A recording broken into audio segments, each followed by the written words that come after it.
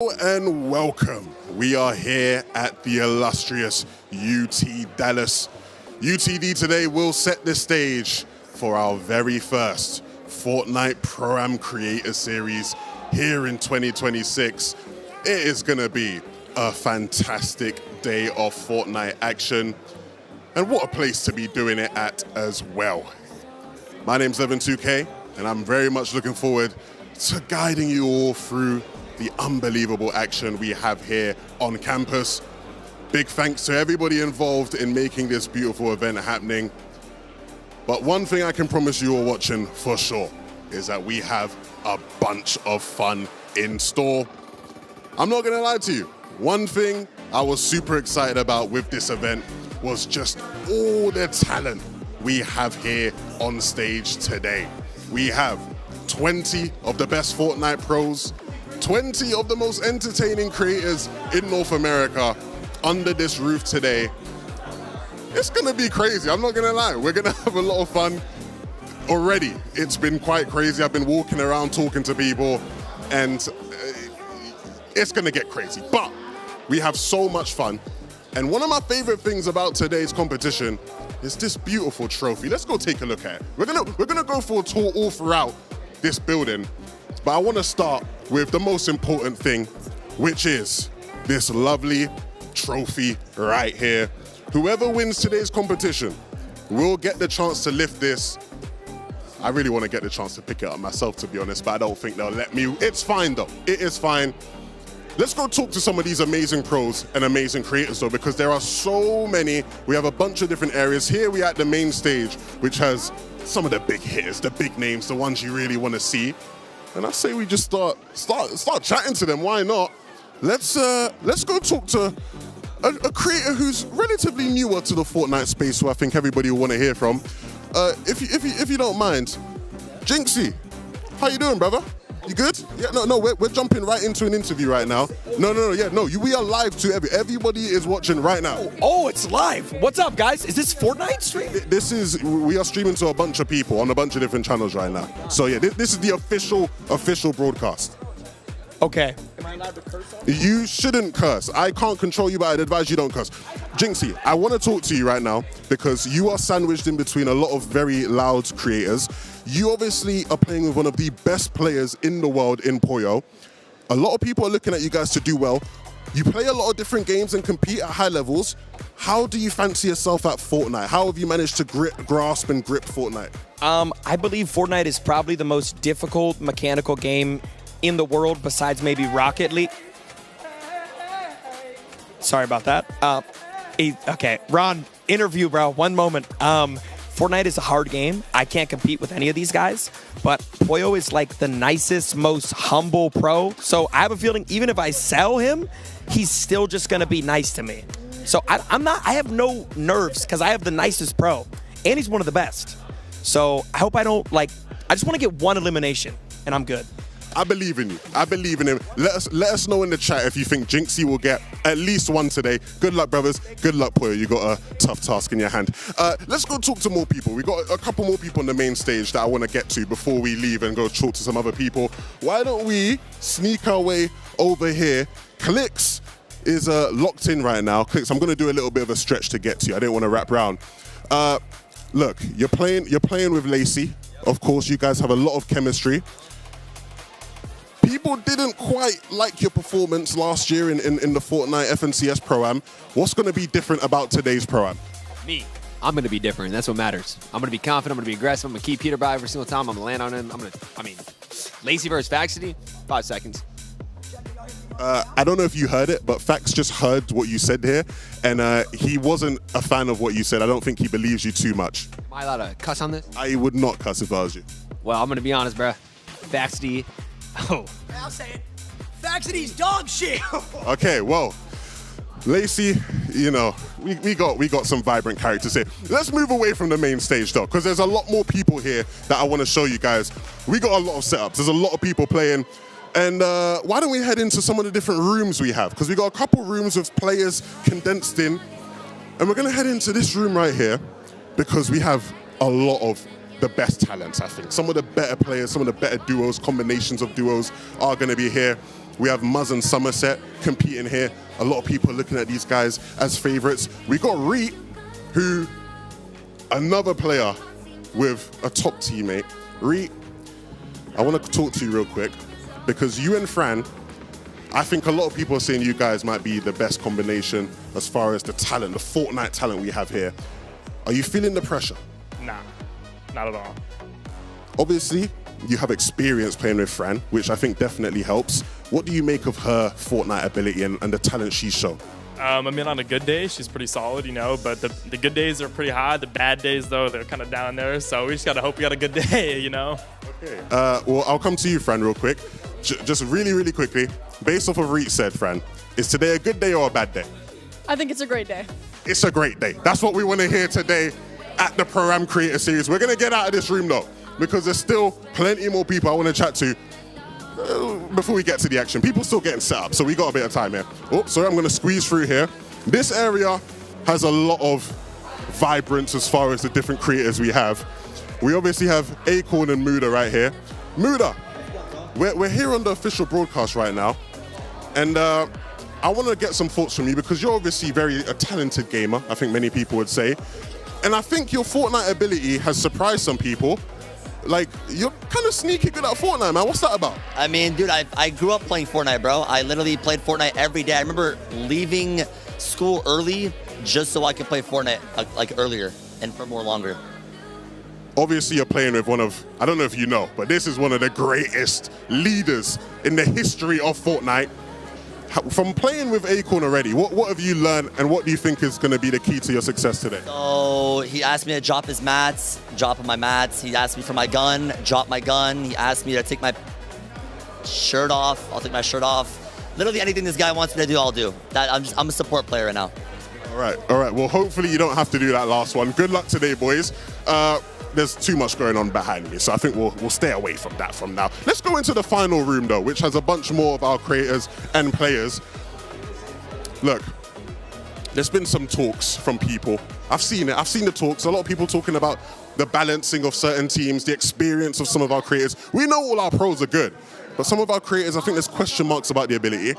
I think this room has some of those question marks, but we'll get to it. We'll get to it. Somebody who we cannot question as far as greatness goes is the one and only Queasy. Queasy, I want to chat to you here real quick, Queasy.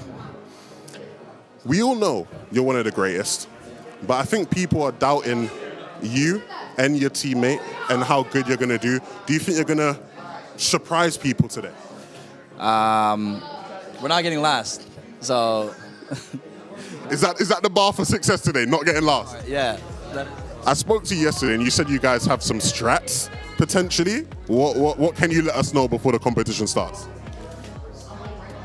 Nothing. We'll see. You'll see. I can't disclose that. All right, man. Look, I think we should talk to at least one creator who, you know, maybe doesn't have the most experience. In fact, you know what? We'll just let these creators do their talking in the game. I think we'll see who's actually prepared for today and who's just been talking.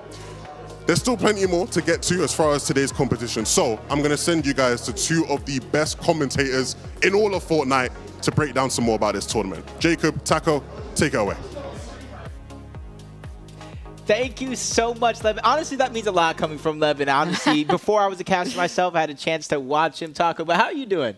Jacob, couldn't be better. I think the energy outside there is kind of unreal. We could tell already from some of the way that those interviews are being handled. We definitely got some very interesting characters, and I think they're really to put on a show today. Yeah, honestly, coming into this one, you know, I was making my own predictions and trying to fill out the vibes. You know, I had, you know, Peterbot, the Faxi. How hard are they going to try? And it feels like a whole different field this time around and how players and some of these creators are approaching the game. I think the main highlight for me is it feels like there's this huge stigma surrounding so many of our Fortnite pros of I just don't want to be last. And when that is the standard that's been set for here today, that tells me that there's a lot of pride riding on the line here because it's basically, it doesn't matter who got who in the duos department because I think in this type of format, anything flies and we're already seeing some of our content creators try to take advantage of that. Yeah, I know going into this, like Muda, when I was doing some of the researches, he even heard it himself with Levin's interview there. He has a lot of familiarity with Fortnite. And I think that's going to be the difference maker with some of these creators that might not have that same familiarity, because this is a 7-game format. It's a marathon. It's not necessarily a race. You got to have that mental stamina. Each one of these duos is going to be comprised of one professional player in Fortnite and a creator from all over the scene. Yeah, but you always have to remember that anything and everything can kind of happen throughout each of these 7 matches. And I think something that's really going to make it very interesting is knowing that there's going to be prizing invested into each of these individual matches. The fact of the matter is there's $1,700 that's going to be up for grab between each of our queues, but there's also a first leaderboard placement of $10,000. That's a lot of money on the line for some of our competitors here today. Yeah, everybody here gets a little bit of share of that prize money. You see 20th place, $200 though, and you can see Queasy say, I don't want to get last. He wants at least maybe 18th, extra $350. Inside of the top 10, you get $900, and then this is where that prize money really starts to matter. If you manage to get into the top 10, it's like, why not? Each and every placing inside of the top 10, it's just more and more prize money. And just like Kako said, the games themselves provide a little bit of a prize pool. This is per game prizing right here. First place in each and every one of these games can take home $1,000. Second place, $500, all the way down to third place for $200. Yeah, so there's always a great way to kind of net some additional cash for a lot of our competitors. I know that our pros are all going to be hunting to find their victory royale because it just feels good to win in any kind of LAN environment. And we know for a fact that all of our players here today, they're not necessarily going to be in the most like established positions. So I think it'll be really interesting once we get into game, we'll get a chance to really witness what the teams are going to be doing, because there's always going to be those guesstimations off of draft maps typically, but I think that this is just playing a little bit more unique than our usual Fortnite competition, because from what I gathered, at least talking to everybody out there, Jacob, is nothing is set in stone right now. Yeah, I can agree with that 100%. I had that common question everybody's kind of looking at. You're in second place, 20 points difference. Do you land on first? It was almost unanimous, 100% of both the pros and creators that I asked say, you know what, I'm dropping on him. I'm going for first. And then you had a couple of those mix-ups, you know, here and Ron, here and Lacey, you know, what are the vibes? Ron seems a little bit more trolly. Lacey seems to be taking it a little bit more serious. And then I asked Venno himself, like, what do you think? You know, what are your chances? How are you playing? What are the vibes? Venno looked at me with a straight face, said, I'm here to win. And that to me was one of the first times talking to a lot of these players that somebody confidently came in with a serious face and said, I'm here to win. I don't like to throw personal favorites into the ringer, but I think it's so hard for me not to take a look over at the likes of Victor V and Crackley, or even Cooper and Zemi. You have to remember Cooper and Zemi in last year's Pro-Am, where it was arguably a very tight-knit competition in terms of how much experience everybody had that was involved. Cooper Zemi came second. So if they can do that there, what's stopping them from bringing it home here today? And, well, what's stopping them might just be Rapid, Typical Gamer, Muzz, Somerset, even last-minute additions of, like, Nina and Ritual. Some of these duos that have come together, maybe that little bit of overlapping synergy could be the difference maker. Yeah, just kind of looking at this one, you mentioned Muzz and Somerset. You know, we all know who Muzz is. Multi-region FNCS champion above NA, OCE, making sure to put that region on the map. And then you look at Somerset. She's been in the heat stages for FNCS. She actually won a Reload Clicks Icon series with arguably better players in the lobby. I say that loosely. She was playing with all of her OG herself. Clicks was also in the game. So she has that experience in Reload against some of the best players in the world. It's just looking at it all over, we can kind of agree the same thing. There's just too many threats in the mix. You mentioned Ritual and Nina as well. A late addition. Nina coming in, filling in for Richie. I was calling this duo the Richie Rich team, and they might stay the Richie Rich team if they get first place and take home all that money. Yeah, you have to remember every single little bit of prizing that's going in between that's also up for grabs. And then Reet Frantic, another duo that I think has a ton of familiarity playing with each other. They do a lot of creatives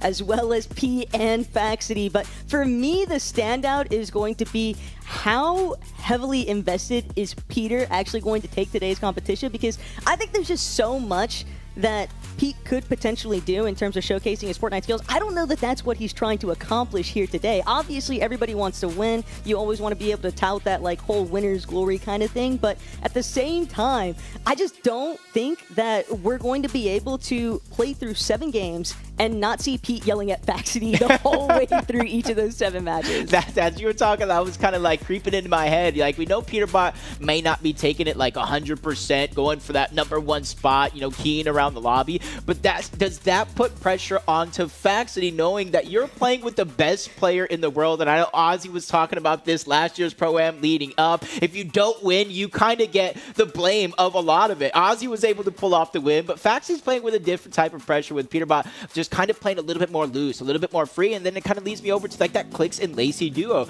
Last year, I kind of had them in my top 5, maybe even top 6, but they fell short. This time around, I'm looking at him a little different, because this time, Lacey is actually playing in the game. He is playing with one of the best players on the NA West region with Arc. They already qualified for the first divisional finals that they actually played in, and now he's playing with Click. So looking at this team, you can kind of go both ways, playing for content, playing for fun, or does Lacey now want to use this as practice for the FNCS that's leading up? Lacey's got to run the redemption tour, I think, for this year. Last year, he spent a little bit too much time botting overnight, things like that, and made his competition day a little bit more difficult of last year's Pro-Am. So here today, he's looking locked in. He's been scooting around the venue, kind of letting everybody know that his presence will be felt both in and out of the lobby. And I'm just really excited to see what he gets up to with Clicks. Yeah, and I was over here talking about, you know, we all know the familiar faces when it comes to Fortnite, the pros, the creators. But, you know, I was asking some of the creators that come in that don't necessarily have that Fortnite background, who do they think their biggest competition is? I was asking Arky himself. He's like confident in his skills, but he's very, very realistic. I let him know the history with Kanata. The last time we seen him play with a creator of this caliber, it was Jason, and they did pull off victory royales in Fortnite OG, but now that kind of boosted up his confidence. But when he was looking at players, most of the people I talked to was talking about Muda in terms of creators. You hear his history, but he was actually looking at Hammy, and I know Agers, we know what he could do in the field, and so if he can get somebody that can kind of catch fire, momentum, I think him and Hammy can perform well. I don't know. I just think that when it comes to the sleeper pick teams, I feel like Poyo and Jinxie, Acorn, and Muda are going to be like the two standouts for me, because Jinxie seems like he's really been trying to do his best effort coming into this competition, leading up to it over the past 10 days or so. He claimed that he's been trying to get a little bit more practice in. I do believe that he is on simple edit, and so it could be a little bit hit or miss when you're utilizing that feature as opposed to like your own natural builds. But he's got Poyo right next to him, and how many times have we seen Poyo run down endgame lobbies 1 versus 2? So I think if anything, having a hype man like Jinxie behind him, regardless of what happens in those endgames, is going to be that little extra bit of motivation for Poyo. But I really do have to give note to Acorn and Muda, because at least from the streams that we got a chance to witness leading up to this event, Muda was looking like he was definitely trying to get his reps in. He was looking like somebody that's played a decent bit of Fortnite before too, and that could be a real standout feature here today. Just continue looking around, just trying to figure out. I feel like there's just so many great faces, you know, but where are they actually going to be landing? We're going to figure that out soon. But another team I want to kind of look at real quick is like Bolts and Primate Page. You know, Bolts coming into this one, he has an FNCS win on West. He's playing with Acorn. He won a solo land championship. So again, very, very similar to Poyo. He could take over a game by himself, but he's playing with somebody like Primate Page. She's chill, she's fun, she likes to have fun and has the vibes, but is that enough to topple over some of the other competition we were talking about? I almost hate to say this, because I really don't mean it as a stray, but I think the big thing for me has just been a lot of our creators thinking about, I don't want to be the Ali A of today's competition. And that's where things get a little bit tough, because I think for that fact of the matter, they're kind of at the mercy of the pros here.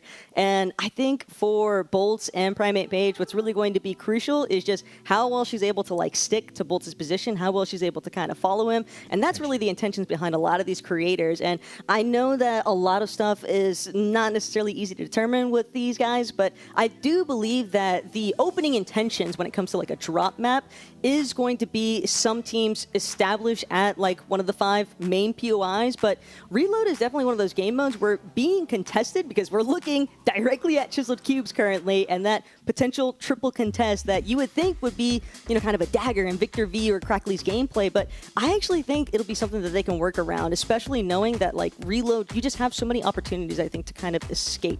Yeah, and just look at that contested drop, you know, in almost everyday situations, I would be a little afraid from it, but there is a lot of different buildings around the outskirts of Chisel Cubes. You don't necessarily have to go in, so I see a situation, maybe Rise, Victor V, Ages, the professionals of their groups actually go in, try to fight it out, leaving their teammates on the outskirts just to survive. It is 12 seconds from when you get eliminated to having to get that reboot and get back into the game. Obviously, with downs and eliminations and team wipes, that timer does get cut down, and And this time around, from what we've seen last year in the Pro-Am, you do kind of spawn depending on what stage in the game with a little bit of a pseudo loadout. But I have a look at the bottom side of the map. I see Acorn and Muda versus Sphinx and RD Moon.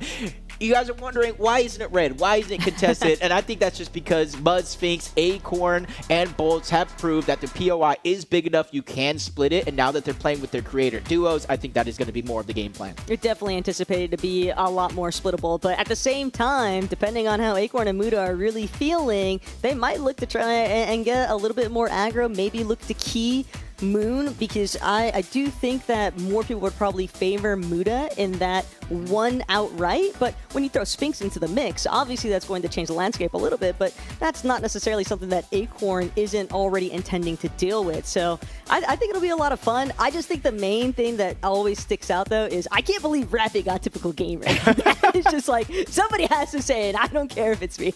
I mean, that's a very, very good pick. Is it typical gamer, though, or is it Oatly? I'm still confused after that face reveal yesterday.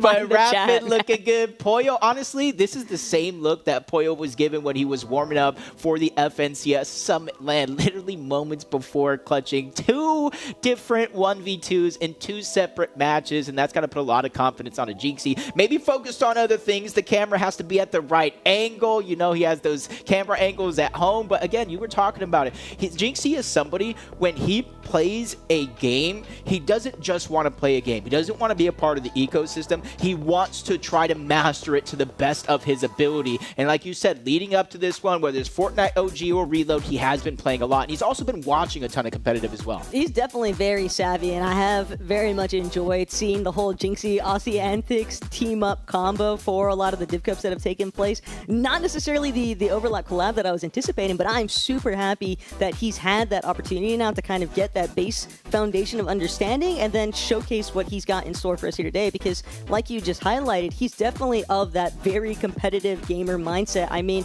the main thing that stems out, or that sticks out to me for Jinxie, is just when I think about his participation and just like his representation from like the Siege community. He is cracked at the game on console, and so that's always been something where I think there is some transferable components in terms of just being able to kind of have a little bit more game sense. If you play any game at a high level, usually that game sense is going to transfer over somewhat well, and I think when you've got Poyo next to you, surely they can make something happen. Yeah, and I think if Jinxie was able to quickly learn some of the simple edit tricks, there's a lot of tricks to the trade, I think he could pull off some decent moves, you know. And just one thing, kind of looking at Ron there a moment ago, playing with Veno and just kind of thinking of the drop map, there might be a situation because Clicks and Lacey, hostile holds, they're going contested against Higgs and Braden. Is there a world where Ron contests just Lacey? Like, not even duo on duo, but just Ron just trying to go ahead and take Lacey out of the sky, take him down first just for the simple content vibes? Nah, I don't think it makes sense to go for friendly fire like that. I think if anything, I did find it funny that we saw that brief instance of Ron being like, hey,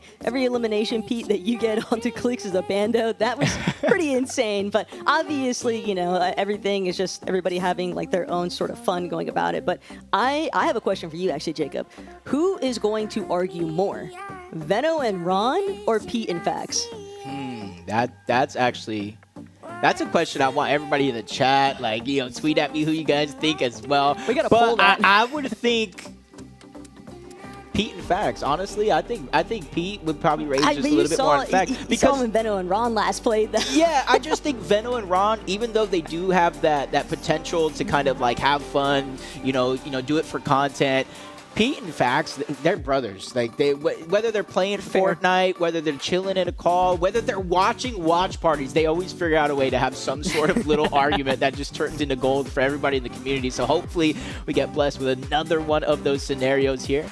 And then, you know, coming into this one, you know, Pete was warming up. You know, I was trying to pull him aside, bro. Let me ask you some interview questions, get some content out of this. And he was just kind of locked in. Even though he's saying, you know, I don't know how serious I'm going to take it. At the end of the day, one thing everybody in the community should know by now is Peterbot does not like to lose. Whether if it's for 50 cents, a pack of gum and some V-Bucks, or $50,000, I feel like he's going to put it on the line.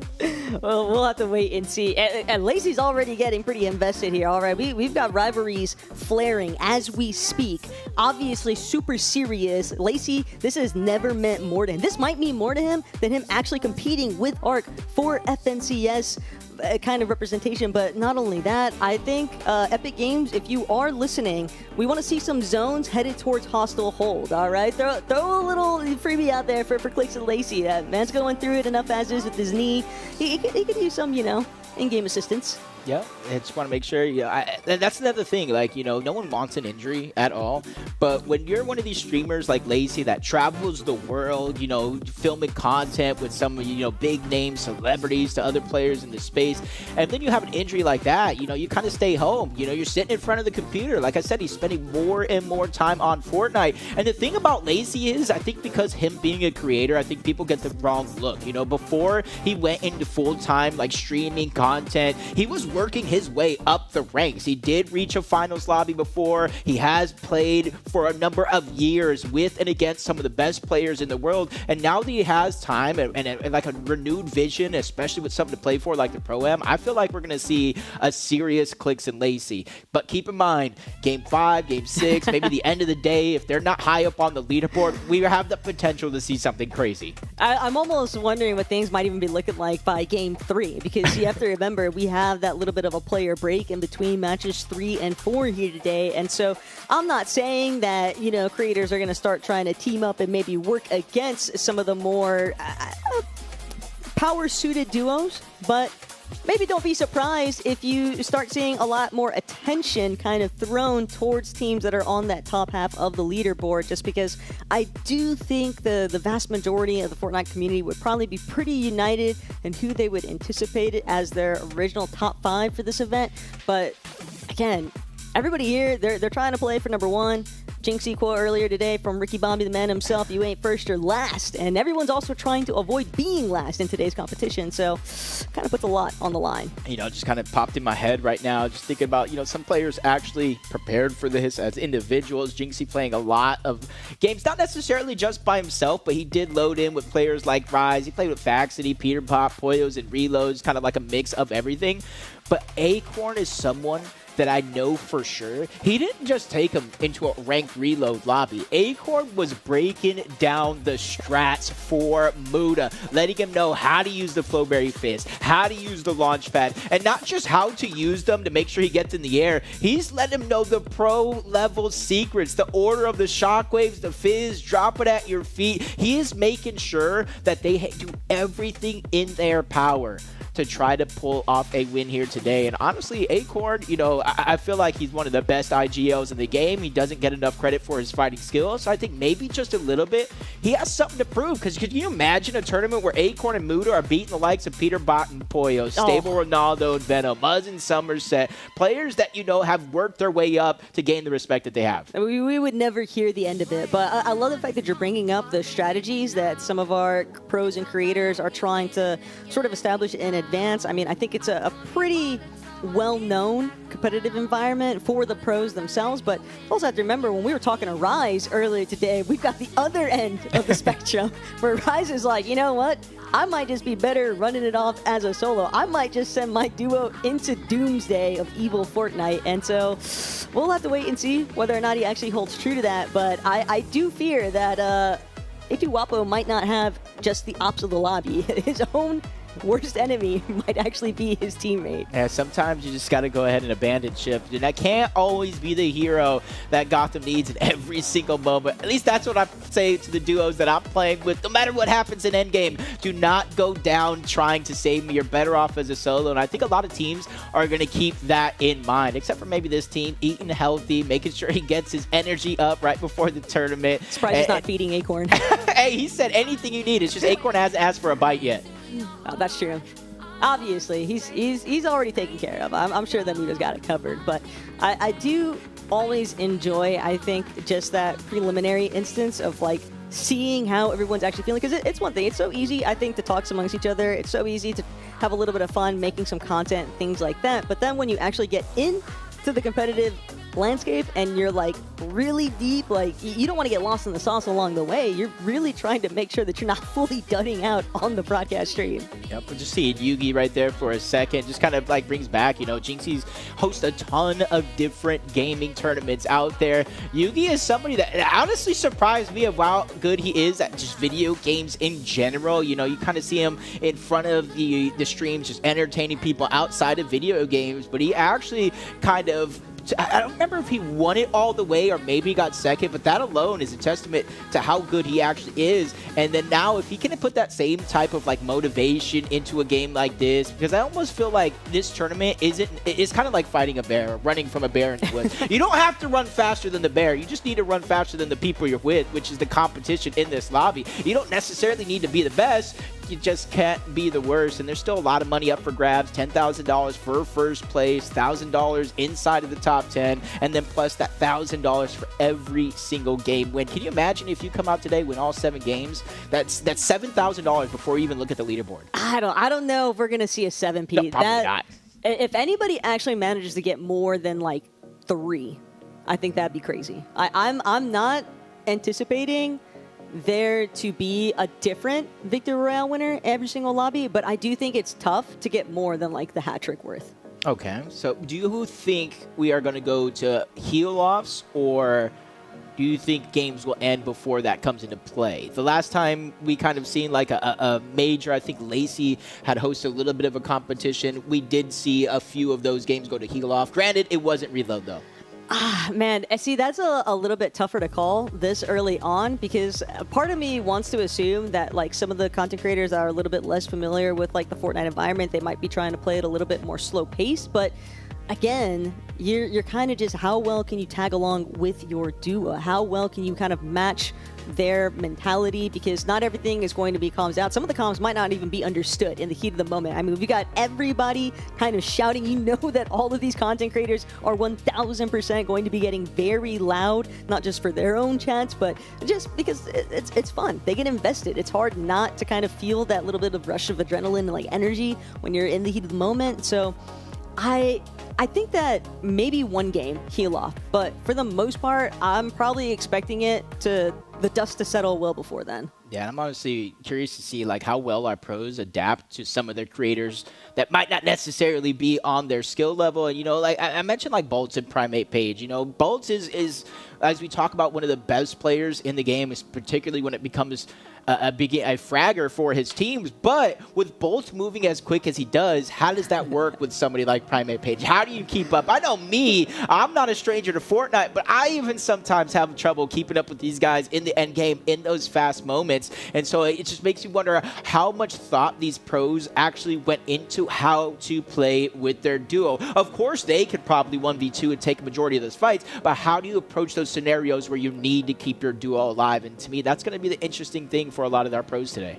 All I'm saying is, as long as we don't get any hold my wall circumstances, I think we'll be okay. I think everybody in today's competition has at least gone, one step ahead of where that was at for whenever Lacey was running his Fun Stakes competition and whatnot. But got some team bonding right there between a little bit. Snakes and RD Moon right there. Just got to go ahead and do whatever it takes to make sure that they're close together. You see them kind of playing in the same lobby, and you see like the different approaches to the game. Some players are just mentally getting ready. Some are just getting ready inside of the game. You see Queasy just kind of warming up here, just trying to show the ropes on the other side. And that's something that I think is very, very important, is just how your attitude is. You know what I mean? Don't put too much pressure going into the, game number 1. You want to make sure you kind of feel out the competition and just, think to yourself, like, not every game is going to go perfect.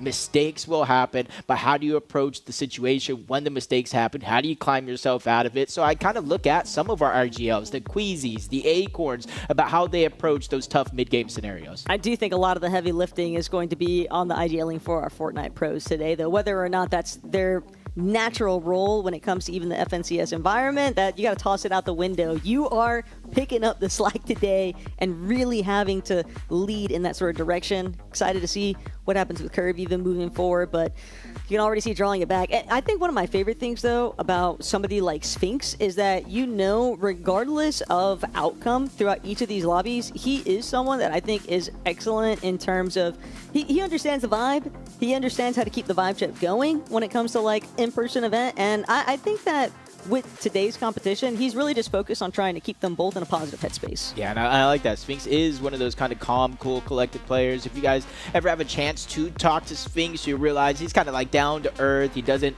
get overly excited for no reason, so I do like that. Muzz is kind of someone very, very similar. You don't see very moments. Even when it's well-deserved, Muzz popping it off, talking his talk. He kind of lets his gameplay do a lot of that talking. And, coming in, just talking to him, what do you think about your duo Somerset? How confident are you actually going into this? And Muzz, honestly, is just full confidence, especially learning that Somerset did win that Reload Clicks Icon Series tournament. You'll never see the Muzz crash outs unless he's playing solos. That's the only time. That's like his one exception. But I think that would apply to just about everybody that's participating here today, whether they're a Fortnite pro or not. I think that everybody kind of just feels a different type of way whenever you're running the game in solo competition, but definitely looking forward to seeing what Cooper and Zemi actually manage to get up to. I mean, the fact that they're both just like free building, really letting it fly. Crackly and Victor V, though, I cannot believe that we have set these two next to each other. Just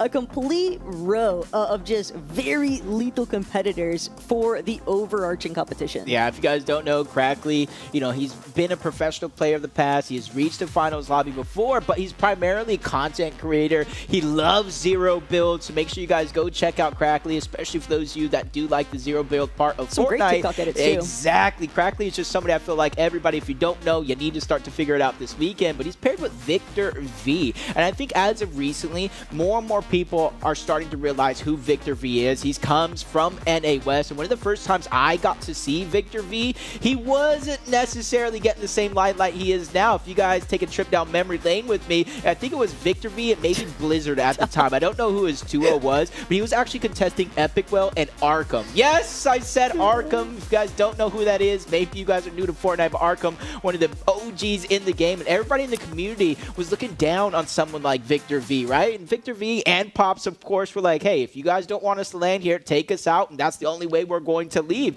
And they stayed there, and Victor V is somebody that's not afraid to contest some of the best in the world. And right now, I think he is the next up in terms of players ready to take that spotlight. If anybody in the pro, like the upper echelon, the tier ones, if they start to slip up and their teammates are looking for a duo, you expect Victor V now getting a chance to play with Queasy in actual FNCS here. But in this Pro-Am, playing with Crackly, I think they're on everybody's top 5. Yeah, you got a lot of hungry competitors, though, when it comes to the NAC scene. And I know he's here at the venue. He's not actually playing in today's competition. Did get a chance to see Liam, though. And so you're going on this spiel about Victor V and the pop-offs for the future. But I think that there's definitely a good amount of players that we've got to keep our eyes on for actual FNCS competition. But scaling it back here today, I still can't believe we just witnessed Lacey in 4K. He's flying on that scooter. I don't know who allowed him to get one that like maxes out in top speed.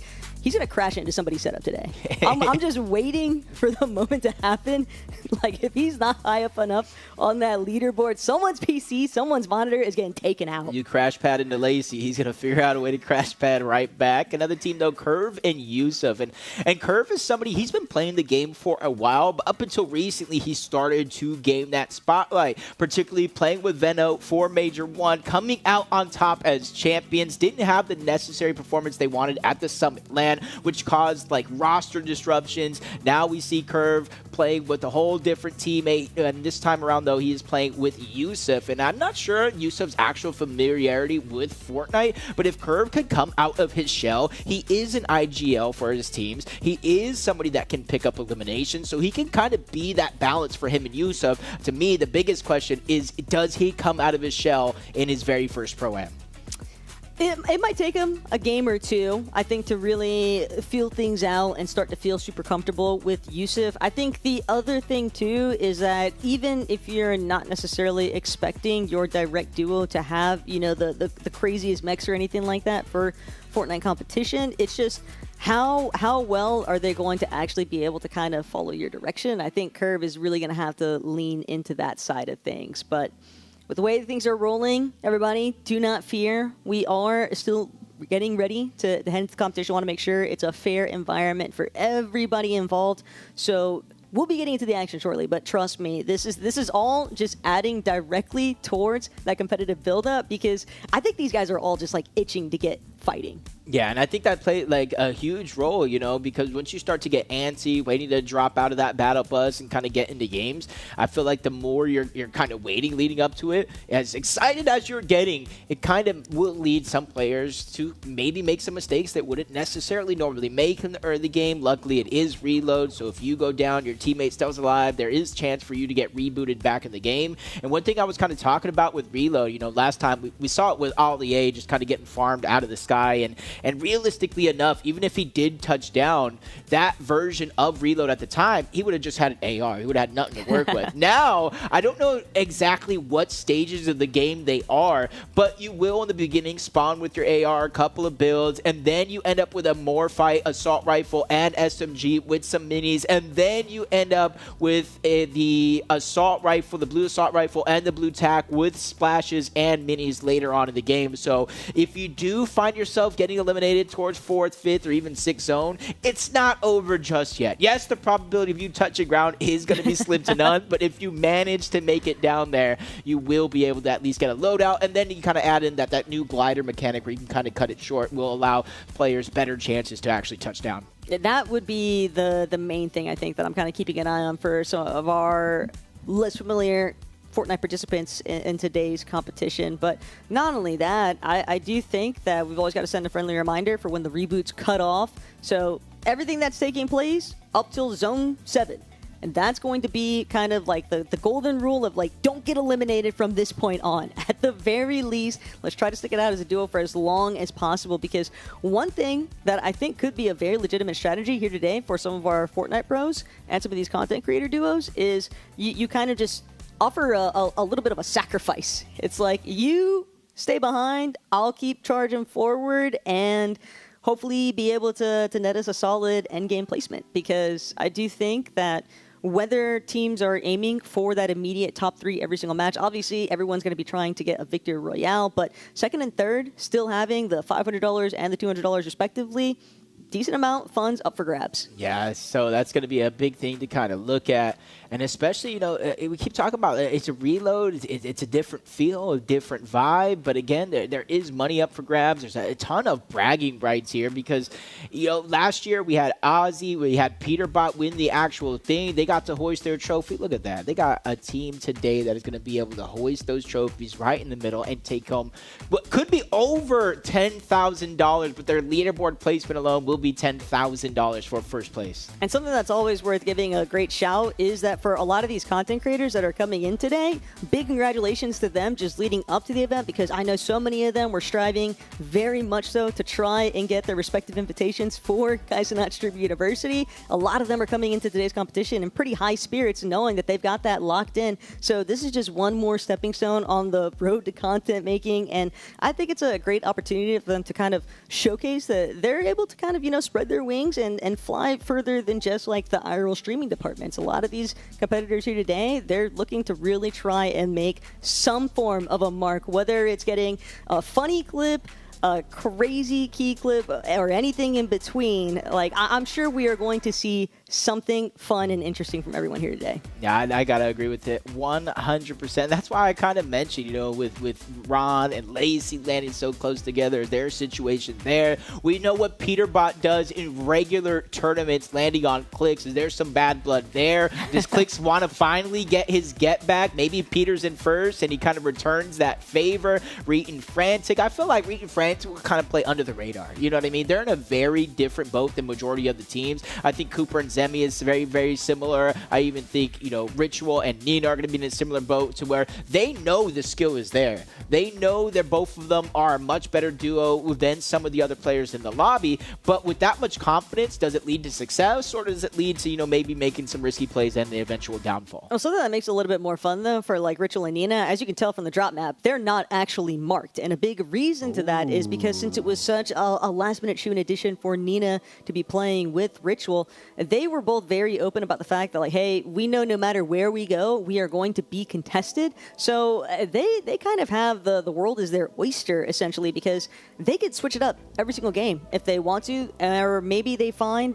some of the opening drops just working out extremely well for them, so they decide, let's just commit to contesting this. We're getting the better end of the spiel anyway, so, like, why not? But I also just kind of have to draw a note to teams like Clix and Lacey, for example, going up against the likes of Higgs and Brayden.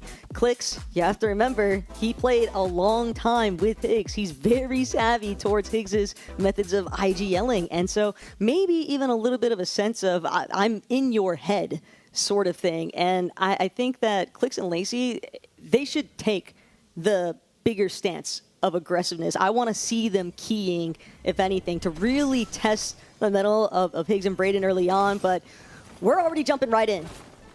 Pete, Faxity, they're ready to get the show started. Yeah, enough talking about the walk, and let's get to stepping right now. We saw it on the drop map coming into this. Peterbot Faxity uncontested, and we asked the questions about how serious is Pete going to take it. It looks like game number one, a little bit of an early start, but I see Poyo and Jinxie. I'm not sure if it was out of the sky, but they are our first team eliminated out of this year's Pro-Am. It just comes so quickly when you least expect it. Jinxie just, I feel a little bit bad because, like, we're gassing him. We're ready to see exactly what he has in store, but unfortunately we are just going to have to sit and wait a little bit longer before we get an opportunity to see how they're planning on advancing. Still, for everyone else that's still participating, Jacob, a lot at stake already. Kind of teams trying to see how much they can really settle with each other, and for Rise, just going for the Classico, just lurking. Got me scratching our head, because I'm thinking, Rise, A2 Guapo, Elite Armory, something about this just doesn't look right. And yes, because in the drop map, A2 Guapo and Rise were saying, yo, we're landing Chisel Cube, but maybe they didn't want to triple contest that drop. They said Elite Armory might be better off. There is a little bit more space, and there's not that underground divot that you could hide into. So already, our first switch up from what we typically see in the drop map is going to come from Rise and A2 Guapo. Is that a Rise call? Is that a Guapo call? We'll definitely figure that one out soon. I feel like that's just Rise trying to have some fun with it. He seemed like he was just a man on a mission to go demon mode, but Clix shutting down Rapid, the newly formed duo, but they've got to be enemies in today's competition. Better be careful there, Clix. Rapid might take that one a little bit personal, but like you said, first elimination on the board. Clix starting to feel a little bit more confident here in this game. We saw Lacey moments ago. You can kind of see him in the outskirts, still over at Hostile Hole, just trying to loot up, trying to farm, and I think that's going to be a viable strategy here. While Clix and some of our pro players start to get a little bit aggressive, get the early game eliminations, you're going to have your Creator farming up as much of the material as possible, as Curve and Queasy seem to be going head-to-head here, but there's another player trying to interrupt this fight. That's Yusuf on the side, and that's going to scare Queasy away. He's trying to create distance, run. There's a lot of builds being placed, but Curve doesn't look like to be slowing down just yet. Queasy is just trying to see whether or not if he can take a stab at picking up some elimination points.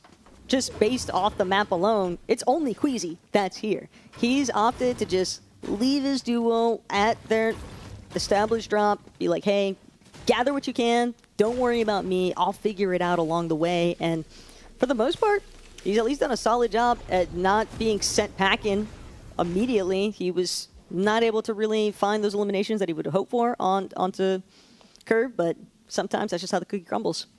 And I liked how A2 Guapo, or not A2 Guapo, but Yusuf was attacking from the side. Curve was going underneath. Yusuf was trying to attack from the side, which is actually perfect. Rise does go down to Sphinx. It's Crackling Victor V.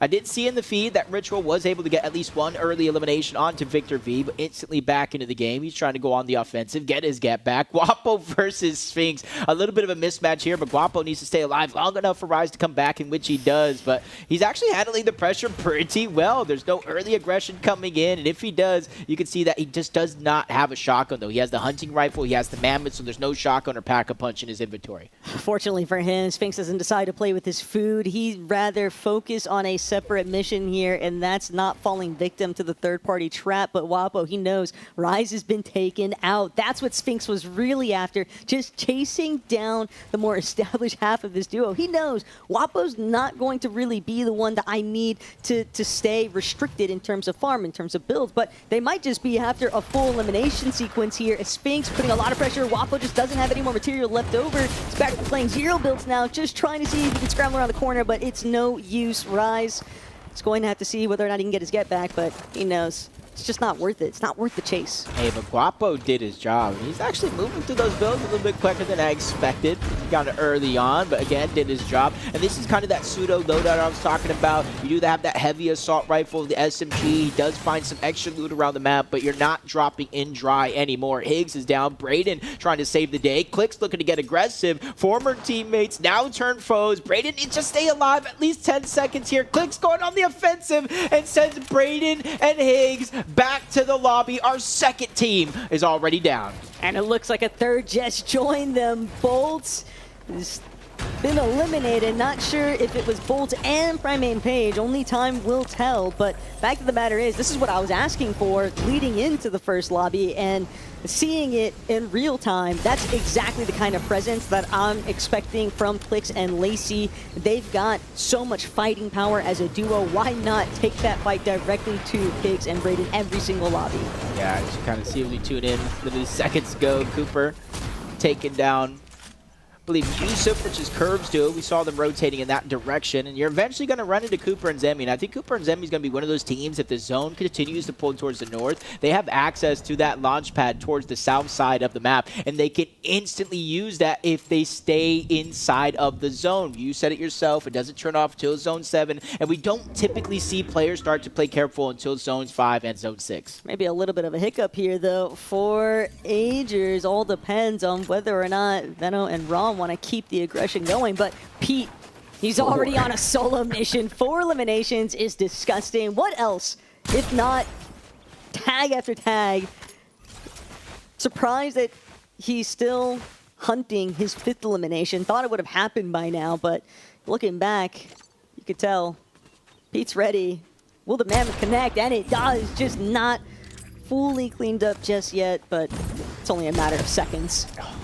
Just unfortunate. Honestly, we've seen the best of the best and the last Reload Elite Series qualifier go through this exact same thing from Peterbot. I bet you all the A's at home watching with a bucket of popcorn, just laughing at every. See how it feels, just pointing at everybody. Rise finally using that launch pad. The bigger, the faster launch pad gets you higher and further. That's going to allow them to kind of get a little bit more distance and try to escape. You can kind of see the struggles a lot of the teams here. Victor V and Crackley seems to be the only one left at Chiseled Cube. I use that loosely because Victor V seems to be going on the hunt for Rise here. Sneaking up, getting the shield cracked, about 20 HP left, and he's immediately going to use that as a green light to send himself flying on over and getting the knock on the Rise.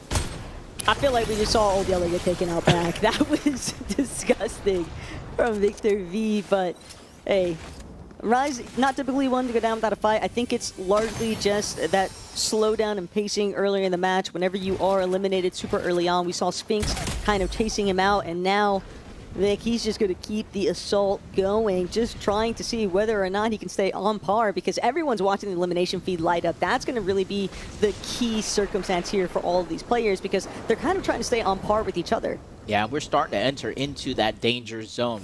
Reboots don't turn off till zone 7, but we're already in zone 5. It's already closing, moving into zone 6, and you can see over in the distance, I don't know if that's ashed out, but they're just getting farmed out of the sky over and over and over. And the thing is, your teammate can be deep in the zone surviving in a situation like this, right? When you reboot in the safe portion of the zone, so you reboot so far away as Venom's looking to get aggressive onto Agers here, misses that perfect opportunity, almost had him full boxed up. pressure coming out. They're trying to alleviate it. That's Hammy on the other side trying to get Agers out safely.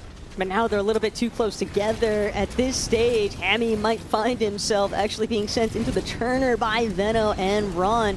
All depends on whether or not Veno's actually willing to keep trying to press the gas on the pedal here, but Agers has separated enough distance. Storm Sickness isn't often something that we see become an issue for players in these matches, but at the same time, it all depends on Veno and Ron because they just love committing. Veno especially loves committing inside of Storm, but Agers just immediately punished for not getting the immediate knock. Those are those little opportunities there you kind of mess up on, and just now look at the loadout. Mythic he drum. is leaving a gold gatekeeper. His loadout is that good. You said the mythic drum gun. Veno right now with his loadout is somebody I do not want to fight against. You see Rise getting the revive onto Guaco. Muda and Acorn rotating in from the top side of the map. Positioned a little bit too closely for my liking against Victor V and Crackley, but you see all of these teams essentially in the center of the zone. And again, that was my initial concern when we saw Agers running back towards his duo. Thought that Hammy for a moment was just going to be extended an invitation like, oh, they found us, bro. Like, it's just hard to escape sometimes. But Sphinx, RD Moon, just waiting it out. They know better, Sphinx especially. You never want to be the first one to get lobby focused, but sometimes it's kind of inevitable, especially because it depends on whether or not RD Moon is actually holding on to a little bit of overdrive grenades. The mobility is really going to be the crucial element here, and how well some of these creators are able to actually keep up with the pro players on their movement senses. Yeah, I would say I saw RD Moon start to leave outside of the box. I'm like, no. It's less than 60 seconds before reboots turn off. You're already in the center of the map. You have no reason to start to venture out. Peterbot Faxity taking that strategy not too far away from their current POY. They're going to use that long launch pad to try to make it in. They want to dodge a lot of the chaos here, but usually you have some sort of med kits or HP that you can gain that is more than bandages. It's going to take 3 seconds for 15 HP, and it only maxes you out at 75 overall. But why is Pete about to hit 10 eliminations? Jacob, like, he is just unstoppable. And I almost feel bad for everybody else in this lobby right now, but then I remember that they're playing for a really solid prize pool. So at the end of the day, everybody gets a little bit of something, depending on their placement. You just might start at $200, or you might start at 10K, but there is also ample opportunity to try and hit inside that top 3 threshold. But for right now, things are definitely starting to heat up. Clicks, Lacey, prime positioning, a little bit of overhead, a little bit of height. Aware of the fact, though, they're about to get landed on. They might opt to even drop a layer. They don't want to go in too soon, but they recognize, actually, this is just an incredibly weak player. We might as well just completely take advantage of that. Yeah, respawns have officially turned off, but that was a player rebooting at the last possible second, almost moving directly into the box. Clicks and Lacey pick up their 5th elimination of this game.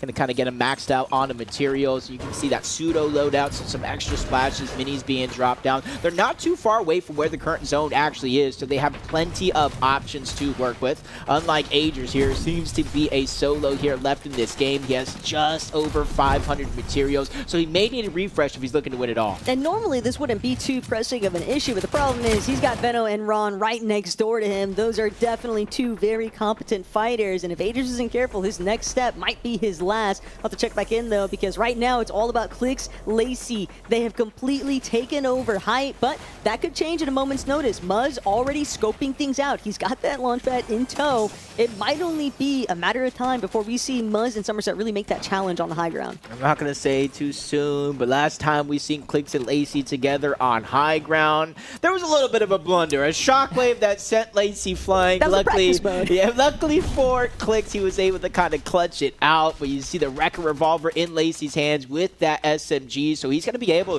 to deal a ton of damage from far away. A couple of the extra builds being set in his inventory, and then the med kits just in case this does come to a heal off. You've really got to be super aware, though, when you're trying to hold down height in this type of reload meta, just knowing that at any point somebody could look to challenge you, and Veno playing through that low ground, just completely collapsing on Arky, just left that edit open a little bit too long, and that's the wiggle room that Veno needed. It's just insane how rapidly that Mythic Drum Gun will just deplete the HP bar. Yeah, luckily for Arky, though, they did deal some damage onto Venno, so he had to pause and heal instead of jumping over on this rotation as Clicks Lacey.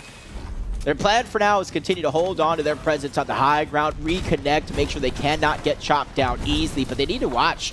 Make sure that second high isn't trying to lurk on up, especially the base that they've already abandoned. And you know in the back of a lot of these players' minds, they have the launch pads and the fizz, so high ground can get tested at any moment. They've still got a great amount of hard materials to work with, though. I like that they're committing very early on, because if they're able to stay established and maintain high ground, that might just be the secret to bringing home the first victory royale. But right now, it's all about whether or not Acorn can try and bring this one back. He's really going to have to go the distance here. Muda has been knocked. He won't be able to reboot since those have been disabled, and Acorn just kind of left to try and find his rhythm, but it's going to be tough. He's likely going to have to opt to just playing super low side, and not only that, but backside of zone, which is just going to leave him very susceptible to getting cut off by a more established duo. I feel so bad for our creators. This is game one, and they got a Chiseled Cube zone going inside of Chiseled Cubes, and now it's moving outside, up the side of that mountain. So if you're not prepared, good luck to you. You know Venno is, Clicks Lacey, they continue to maintain their presence.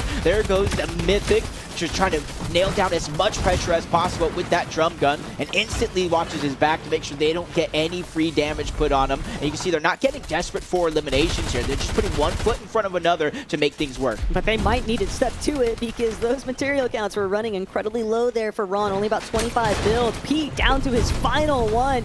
Fax already eliminated. Peterbot, though, when you talk about a clutch machine, he's usually the man to get the job done, but in this type of scenario, he's having a build break through so many pre-existing builds.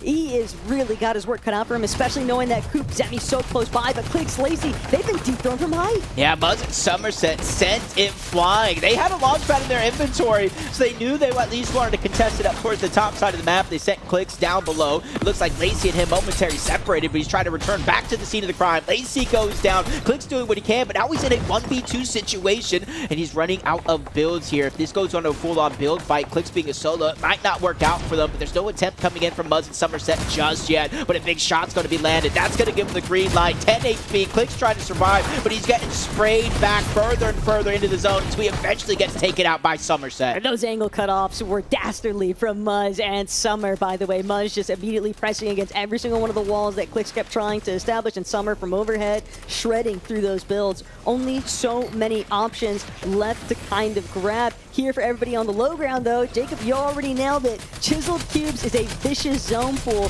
but this established elevation right now for Somerset and Muzz, that's seeming to be the real difference maker. Kanata's still doing his best, though, in the underbelly of the lobby. Yeah, I just feel bad for him. He's in a 2v1, Top no three. HP. He goes down. Somerset and Muzz versus Typical Gamer and Rapid. 2v2 to close out game number one. Just the interesting decision here is you look at how many old builds, since we teeter-tottered back and forth through Chiseled Cube, there are so much builds already placed down, so it's not going to be easy for high ground to spray through. But Rapid looked like he's going to try to play Disruptor. With 6 shockwaves, he could instantly try to take the 2v1 on high ground. Not only that, but because they were getting so fraggy in the low ground, they've also got a little bit more materials to work with in comparison to Muzz and Somerset. Well, they were able to apply pressure from overhead, but now when you got to get up close and personal, it all depends on whether or not they'll actually be able to continue trying to block those lines of sight. And Muzz already experiencing a lot of that pressure, opting to even try and fall back for a moment's notice here. He needs to get that Flowberry Fizz online, throws out the Overdrive Grenade. Great way to send Typical Gamer back, but now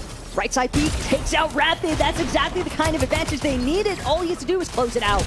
Oh, and he does so instantly. Muzz and Somerset not only contested Clicks and Lacey on the high ground, but closing out game number one. Interesting 2v2 to say the least, but they were in the driver's seat for the majority of that end game, and they drove it past the finish line and cashed in on $1,000 for that game win. Hey, you say interesting, but I think if you were to ask the chat, guys, would you believe that Muzz and Somerset were up against Rapid and Typical Gamer in an end game 4-2 today's competition, not too many people would be that surprised. Yeah, Rapid, typical gamer on the low ground. Honestly, they went through a lot of chaos. That Chisel Cubes end zone was not easy or fun for anybody to play through, going in and around the actual POI that we saw it at one point go towards the north, up the side of the mountain. And I think Muzz in Somerset, I don't know if they were watching it, but we know Muzz likes to play for high ground when that opportunity does present itself, and they perfectly went up when Clicks and Lacey least expected it. Hey, they've definitely showcased what they are capable of. We knew that they would have a lot of fighting caliber behind them. We knew that they were going to be methodical in their gameplay because both of them really savvy competitors, but we want to hear directly from Somerset and Muzz. So, Levin, what have you got for us?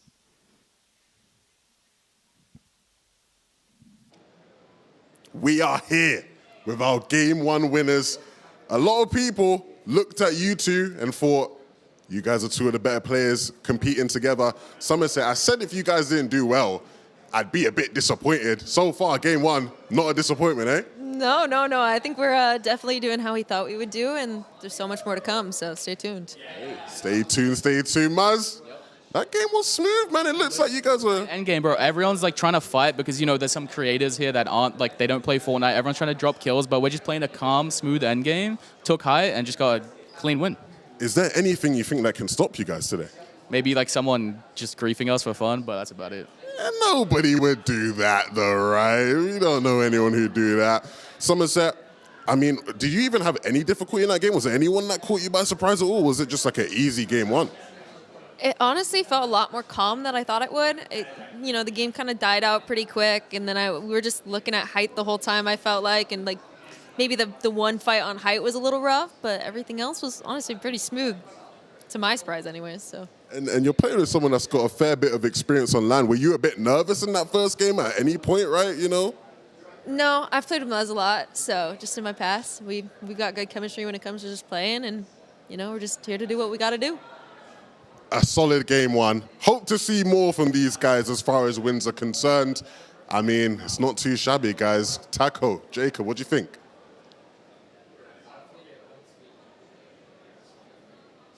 Game number 1, and a real way to set the pace, because now a lot of our pros got that first game out of the way. They know how their duo actually is, the kind of pacing that they need to play. And then on the flip side of a lot of our pros, specifically Muzz, Somerset, Rapid, even though typical gamer inside of the mix as well, they've warmed up and ready to go. Even Cooper and Zemi making it far. What's been nagging in the back of my mind, though, is what is going to happen with Jinxie in Game 2? Because we didn't get to see anything from Game 1. I'm really sad to even have to utter those words, but it's just the reality of it is that the competition, it can be pretty cutthroat, and I think that they definitely experience it firsthand. Yeah, and I think we've seen so many moments for those that are a little bit more familiar with Fortnite competitive, but the gliding process, especially in a map like Reload, where there is hills, there is mountains, there's buildings where you can instantly land, get either a floor loot or a chest, get one of those ARs out of the spawn, and instantly start to look off into the distance. So I think the bus path definitely did not play a good role in Poyo and Jinxie going down early, but honestly, I think even for Poyo, for Jinxie, they're going to come back. They're going to probably try to switch something up in terms of their drop, because that glider mechanic where you can cut the glider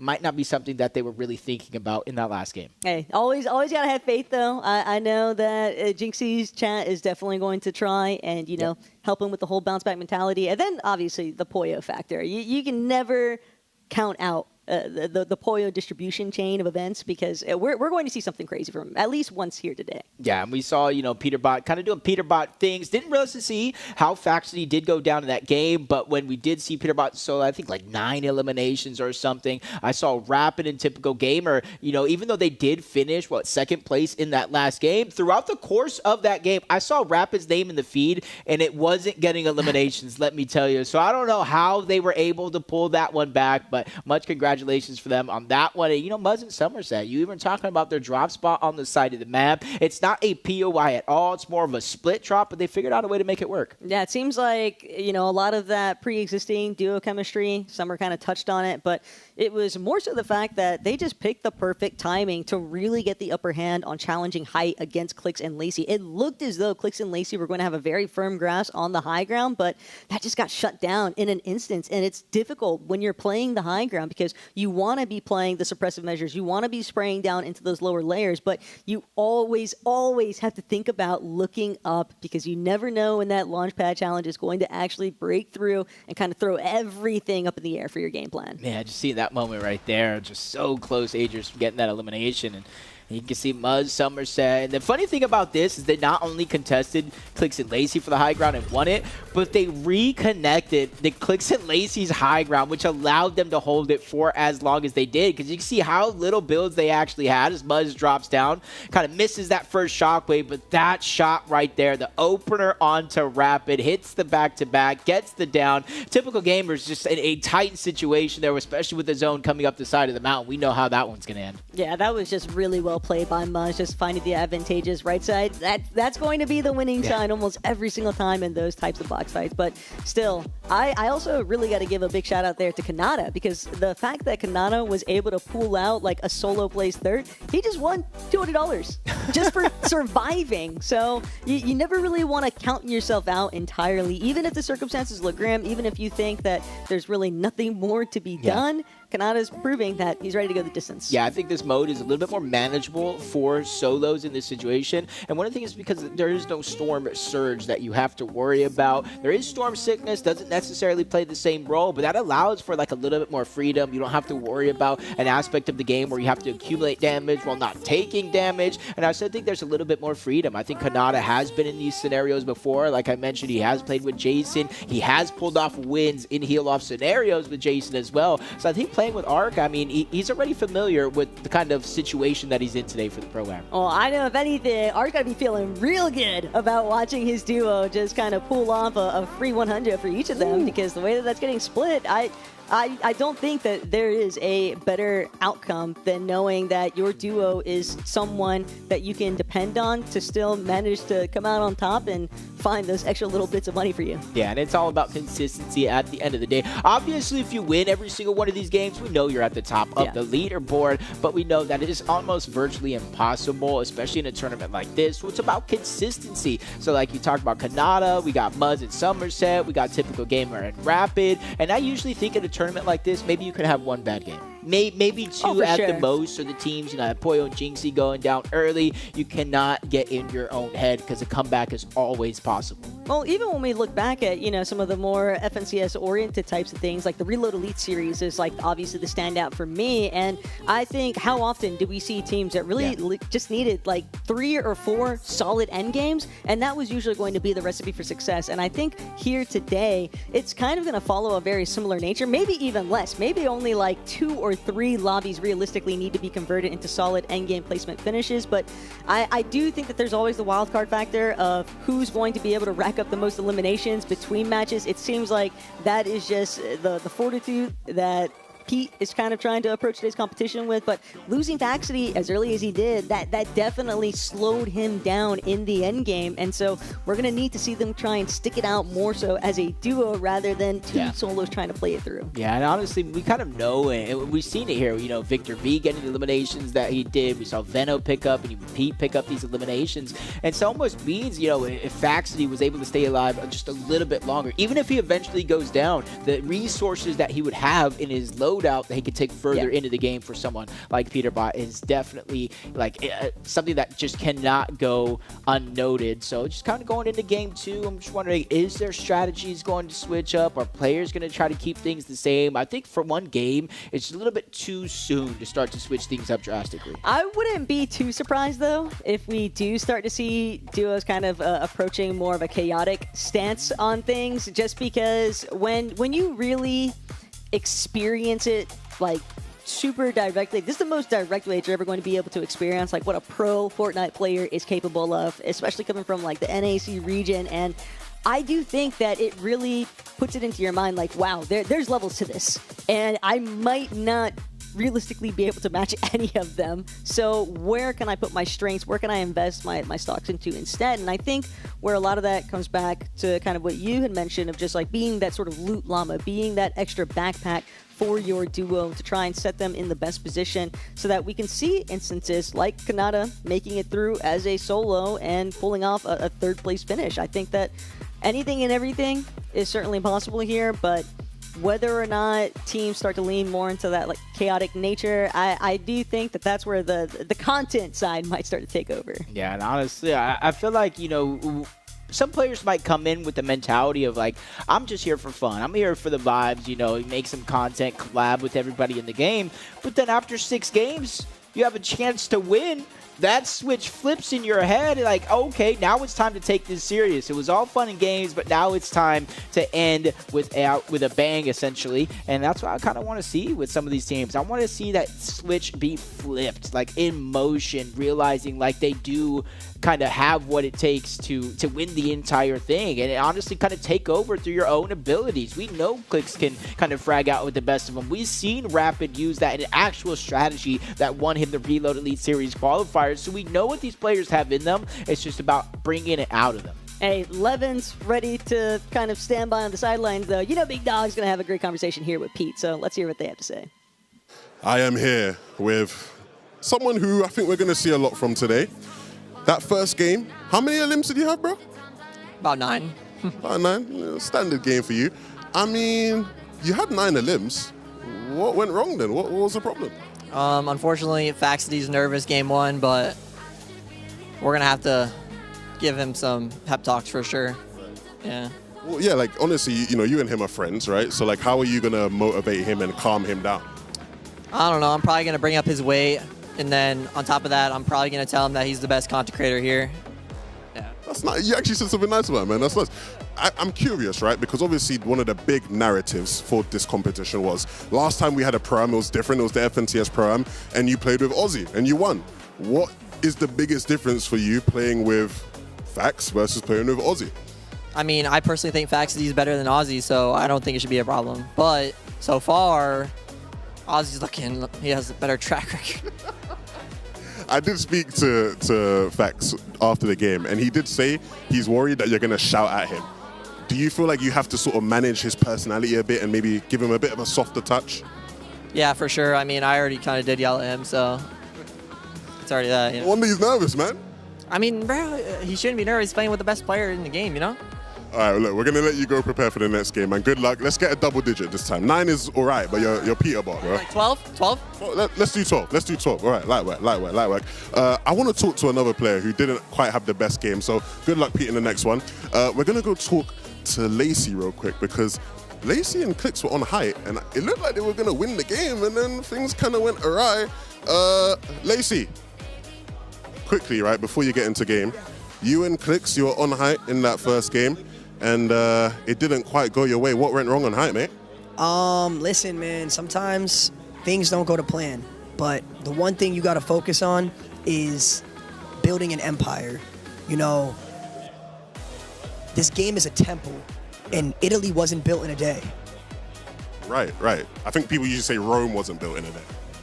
Where's Italy at? Ooh. In Rome. Italy's in... Okay. All right, guys. Look, UTD, I'm sure they teach better geography at this university than what we got going on over here.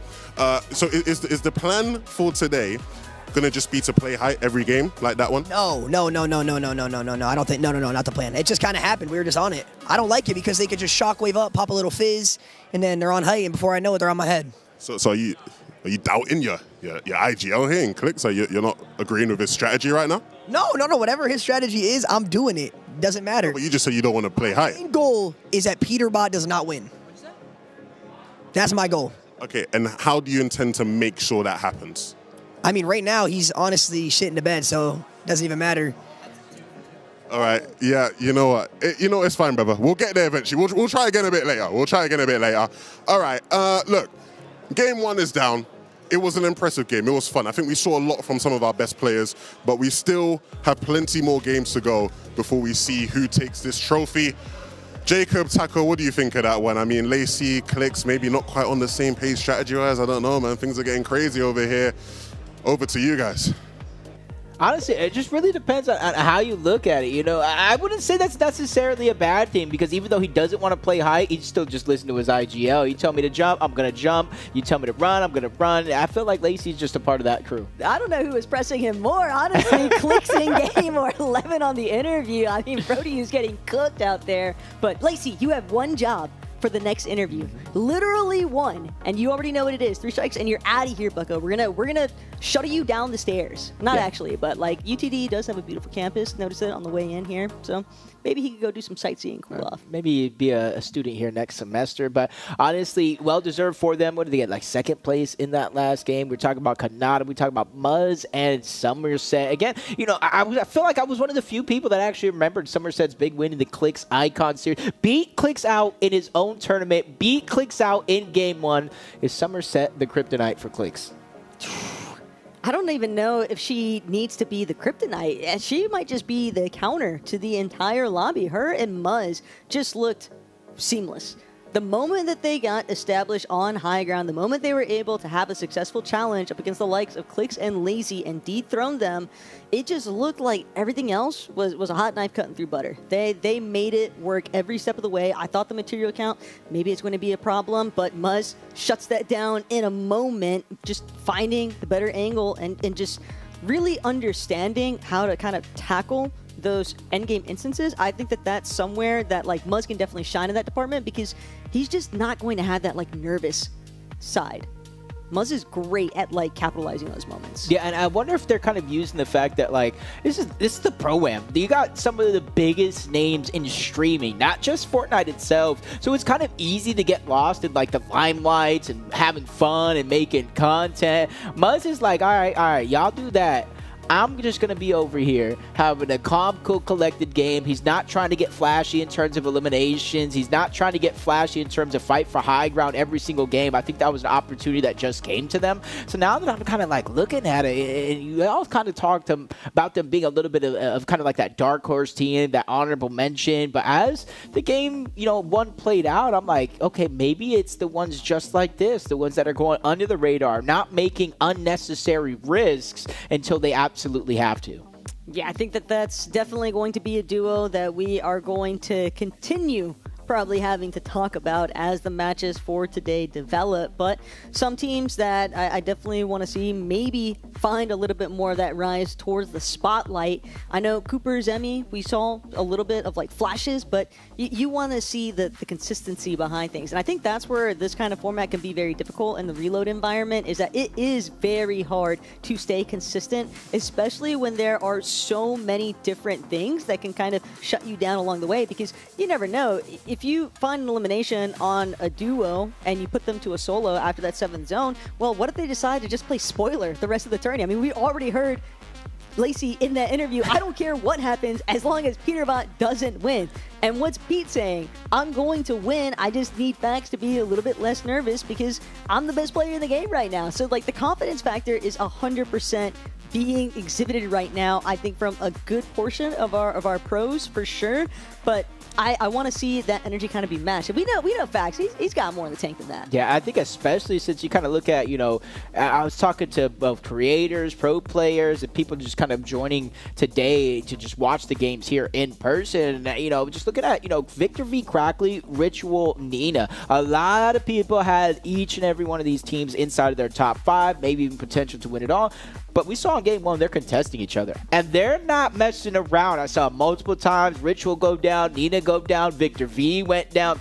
Each of them took their turn getting rebooted out of the sky. So it just goes to show, like, hey, even if I go down, I'm coming back. I'm going right back up where I left off. And you're just going to have to fight me again and again and again until the zone clears us out. And that's a contested chiseled cube. The game ended there in game 1. So Victor V and Crackley probably fighting off Ritual and Nina all game long. So we'll kind of see how that switches up depending on where the zone goes if they continue to butt heads at that POI. And it does make things difficult because you're already looking at a triple contested POI, and then when you see the end zone kind of just like closing in on that position, you know that there's just so many pre-existing builds that you're going to have to try and work your way through. I do think that that became a problem in those final moments for Rapid at one point, even when he was initially trying to break through to even look for that initial final challenge onto Muzz and Somerset. But again, we don't know where the zones are going to pool.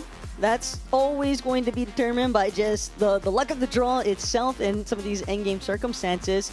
I do think that Queasy presented a pretty smart strategy. It's one that we're very familiar with even when it comes to the reload environment of just you drop isolated, you stay separate from your duo, you hope that they're able to gather the materials, gather the loot that you need just in case things go south. But Queasy taking a bet on himself of, hey, where can I try and cause a little bit of disruption? Where can I maybe try and find some eliminations and just really be a problem for another duo to set myself up in the best position to finish ahead. Yeah, especially since you sometimes got to realize, like, you can't always be the hero in Reboot. You know, if Ash Alk or any of the players in the game go down, right, you're going to get rebooted right above your teammate. So that's a ton of information in its own. You know, you get a free elimination in the sky, or should, and then you know somebody is around that actual spot. The only time you don't spawn right above your teammate is if they're in the zone itself, and then you just spawn right there outside of it, kind of in that direction. So if you don't find anybody, maybe they reboot over open land, you know somebody is deep in that zone trying to stay alive, and it's only 12 seconds,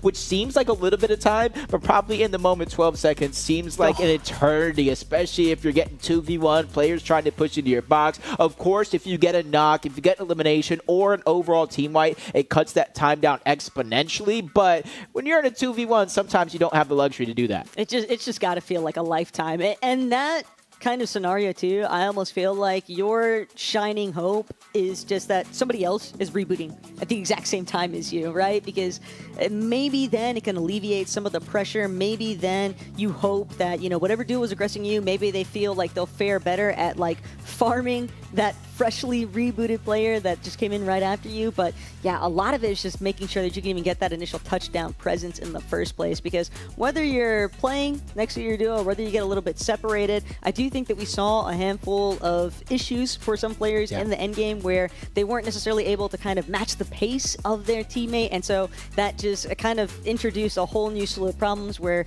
you're trying to stay next to them. You want to go with the hit-by-hit mentality, but if you get separated, they can't exactly look back to get you. Yeah, especially since a lot of the rotation that comes in is in the form of these Shockwave overdrive grenades.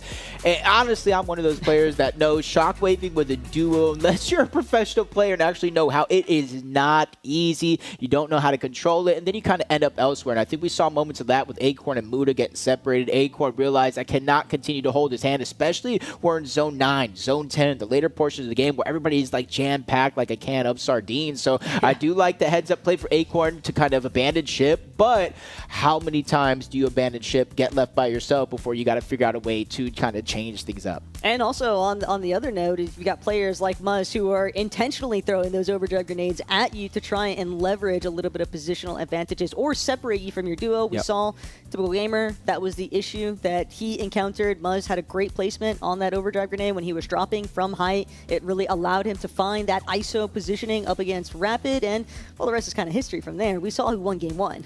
Yeah, Muzz throwing that shock grenade. Essentially, you know, one of two things the player has to build to protect themselves, or they just get shockwave somewhere while trying to land a shot, and it forced and put Muzz in a good position there to end the game. You're seeing most of our players kind of loaded up, ready to go, just kind of getting that last bit of conversation in, and it almost makes me wonder, like, you know, you see two different sides right here. Peterbot, Clicks, Lacey, probably Faxity off screen, all chatting, talking to each other, and then you kind of see like the top side of the screen where like Veno is just chilling in his own corner. You got Ron talking to Jinxie, Poyo, Rapid are sitting next to each other, so you know Veno is locked in. You know, Rapid for the most part locked in, and Poyo just locked in. I think Poyo is someone I think in game number 2 is going to come out with a chip in his shoulder, especially with how early he went down. Hey, look, Jinxie and Poyo, they technically still have the element of surprise factor going for them. We didn't really get a chance to witness a lot of what they've kind of been practicing and putting it into actual application, but that could all change at a moment's notice. It's a very good reality check, though. It's a very good awareness check, even. And I think, if anything, it makes this competition feel all that more real for somebody like Jinxie, who we know that he's been taking this competition pretty seriously. He's been trying to condition himself and put himself in the best sort of, you know, practice to actually pull it all out here today. Make sure all the, you know, stops and tricks are polished and ready to fire off. But he's competitive. At the end of the day, he's extremely competitive, and he's not going to be happy with being the first eliminated. In terms of like a lot of our non-familiar creator Fortnite faces. I think Jinxie has been putting in the most time out of everyone. And it's not just him, playing with other pro players. I mentioned, the likes of Faxity, Peterbot, Rise. He's played with Poyo. But he also plays solos. He plays with other streamers as well. So he just makes sure to get as many reps as possible. And you're in a big streamer like Jinxie sometimes, it's not necessarily the same game that everybody else is playing. You go through a ton more trials and tribulations than the random gamer, especially when you're having hundreds of thousands of people watching him. That kind of helps him in a way deal with the pressure. But I think playing in a tournament versus streaming is just a whole different amount of pressure. Honestly, when you think about it, everybody in this lobby, everybody in today's competition, Peterbot included, they are so lucky that we're not on OG. Because Jinxie would be flying, okay? He would be the dominating factor. But today's competition is all about our standard reload taking place on the Elite Stronghold map here at UTD, and we're heading straight into Game 2 with Clicks immediately trying to aggress Higgs. Yeah, you already see in the feed, Cooper down, Mud's down, Winners up game 1, Hammy in the feed, early damage from Clicks, which is going to give him a bit of confidence, try to push over. He does have a decent loadout, just no actual shields. He's trying to lurk, cut the audio visuals, the sound cues to try to get the jump onto Higgs. But the longer he takes in this situation, the higher probability of Higgs not only being healed up, but having a full loadout to fight back. And Clicks kind of recognizing that the moment of opportunity has slipped by, so now he's better off just trying to take advantage of the spot. Make sure, get a little bit of materials, open a couple of chests, try and see if he can cut off some positional paths while Lacey, on the other hand, I think that this is smart from Lacey, though, kind of scouting the perimeter, making sure that they're not going to be immediately third-partied. Yeah, information is vital, especially in a tournament like this. It's allowing him to try to reunite back with his teammate. But it's actually jumping on to Lacey. Higgs just going on the full offensive here, but Lacey catching wind of this play.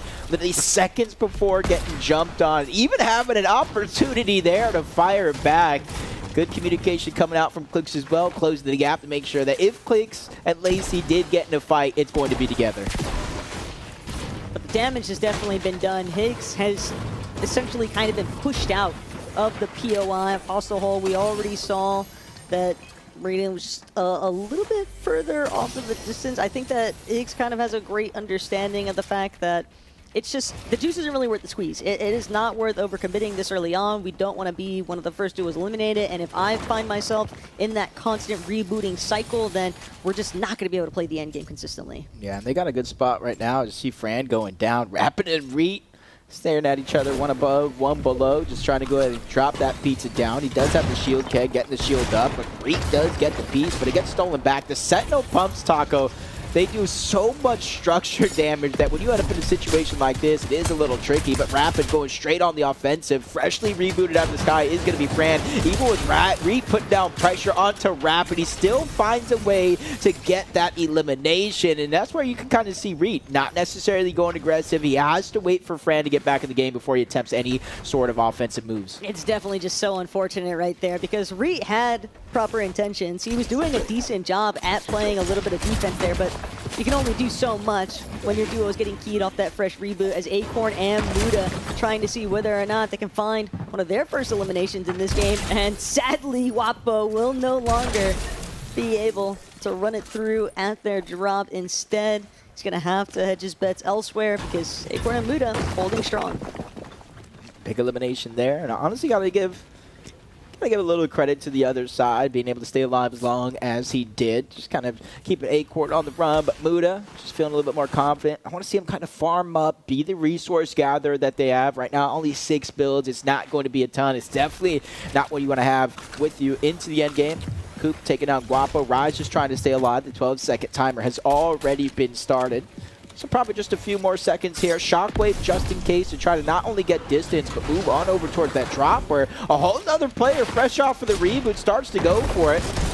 Does end up in the box. That's Rapid. Shots continue to fire. Guapo's there. This could be a big win for them because they not only get the eliminations, but they get that drop of loot. They actually needed this desperately too, and not only that, but they're doing a great job at pushing Coop back. That is until Coop decides to flip the narrative. Wapo has been knocked, so now Rise, recognizing he is the last standing member of his duo, he's got to be a little bit cautious, doesn't want to find himself eliminated before Wapo actually has a chance to get that reboot off, but Coop definitely sending a message here. Probably a little bit unhappy that the supply drop didn't go his way, but at the same time, not losing out on too much here. And this is a wildly different Cooper than we seen in last year's Pro-Am. Cooper and Zemi last year were playing consistent, playing placement, playing their game. This time around, you see like the evolution of Reload in general. You send one of your players looking to get elimination, and Cooper is taking that role for him and Zemi. And honestly, this could be scary because they made it deep into that last game. They got to be decently high up on the leaderboard, so now adding to that total, but Coop goes down. The run finally coming to an end as Rise cuts him short. But 5 eliminations, and we are in Zone 3, Jacob. He is clearly trying to match the pace right now from what we were seeing out of the likes of Peterbot, for example, in Game 1. Victor V, I believe, at one point was even getting quite fraggy with it. So everyone sort of recognizing the fact that, hey, I don't want to depend exclusively on the placements. I can still, you know, pack a little bit of a difference in leaderboard standings as long as I'm able to get some solid eliminations. Yeah, and I don't think anybody was nearby when this kind of all played out. And I think Rise realizes I can't go out and be the hero for Guapo. So in essence, the roles have essentially switched. Usually it's the content creator trying to stay alive, while the pro could get as many reboots and eliminations as possible. But Rise picking up that elimination, he not only got the pile of loot, but allowed him to build him a little base. So no matter what Guapo goes through in this scenario, Rise should be relatively safe. And Zemi, maybe flirting a little bit with disaster here, realizes that he's going to get pressed from 2 separate angles. I believe it's 2 different teams even. It's Queasy while he was trying to take some shots over at Rapid, was successful in landing that initial Mammoth. Granted, when you take that much damage yourself, you realize, I'm just going to have to fall back. I don't think that it's worth risking being eliminated currently, but Zemi, he's just got to be so wary because Queasy and Ash, they might just sneak up at a moment's notice. Yeah, right now you can kind of see not a lot of heavy ammo. Cooper doesn't have a lot of shotgun ammo. In fact, only 1 shot left, and it almost has to be perfect here. Ending up on this in the same box, trying to spray through and place as much control as possible. With that 1 shot, I know it's in the back of his mind. It has to be perfect, but he doesn't even get an attempt. Rapid instantly shutting him down. You can see Typical Gamer so far off into the distance, but Rapid doing his job, picking up eliminations. And honestly, I like what I'm seeing at Rapid. We've seen the same thing in game number 1, just not as much early game success. We saw Rapid going down, but he was able to pick himself back up. And now, with a little bit less pressure off his shoulders, he's looking to kind of just continue to farm out these players that are getting eliminated here. He just wants to keep putting the hurt onto Coop right now, and Cooper doing what he can to see if he could try and maybe fall back. He's got Zemi close by, so maybe that 2 versus 1 could just be the narrative shift that they need, but for right now, got to take a look over what Reed and Fran are getting up to. I know they had a very difficult time from that initial opening, but seems like they've managed to get some form of recovery going for themselves as Rapid and TG now realizing that eventually we're going to have to reunite. It's just how long is it going to take Rapid to actually make it to where Typical Gamer is at? Yeah, how much resources do you use on your way there? But the zone is pulling towards the north.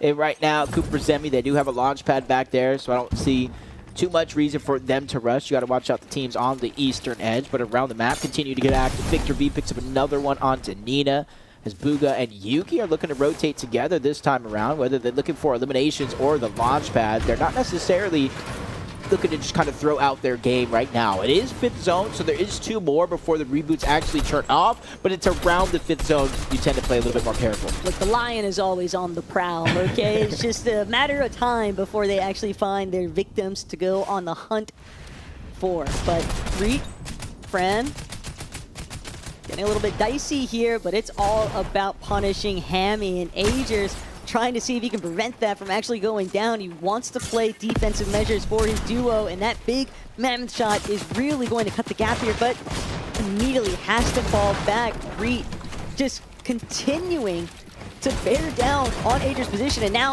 2 versus 1. Will he be able to tango still? Yeah, he went ahead and pulled aggressive. You poked the bear. Now that he's awake, he's looking to kind of start throwing punches right back. But Adrian's using shockwaves, a lot of his builds, try to maneuver in and out, but third-party shots coming in. The annoyance from Frantic as well, trying to put down pressure.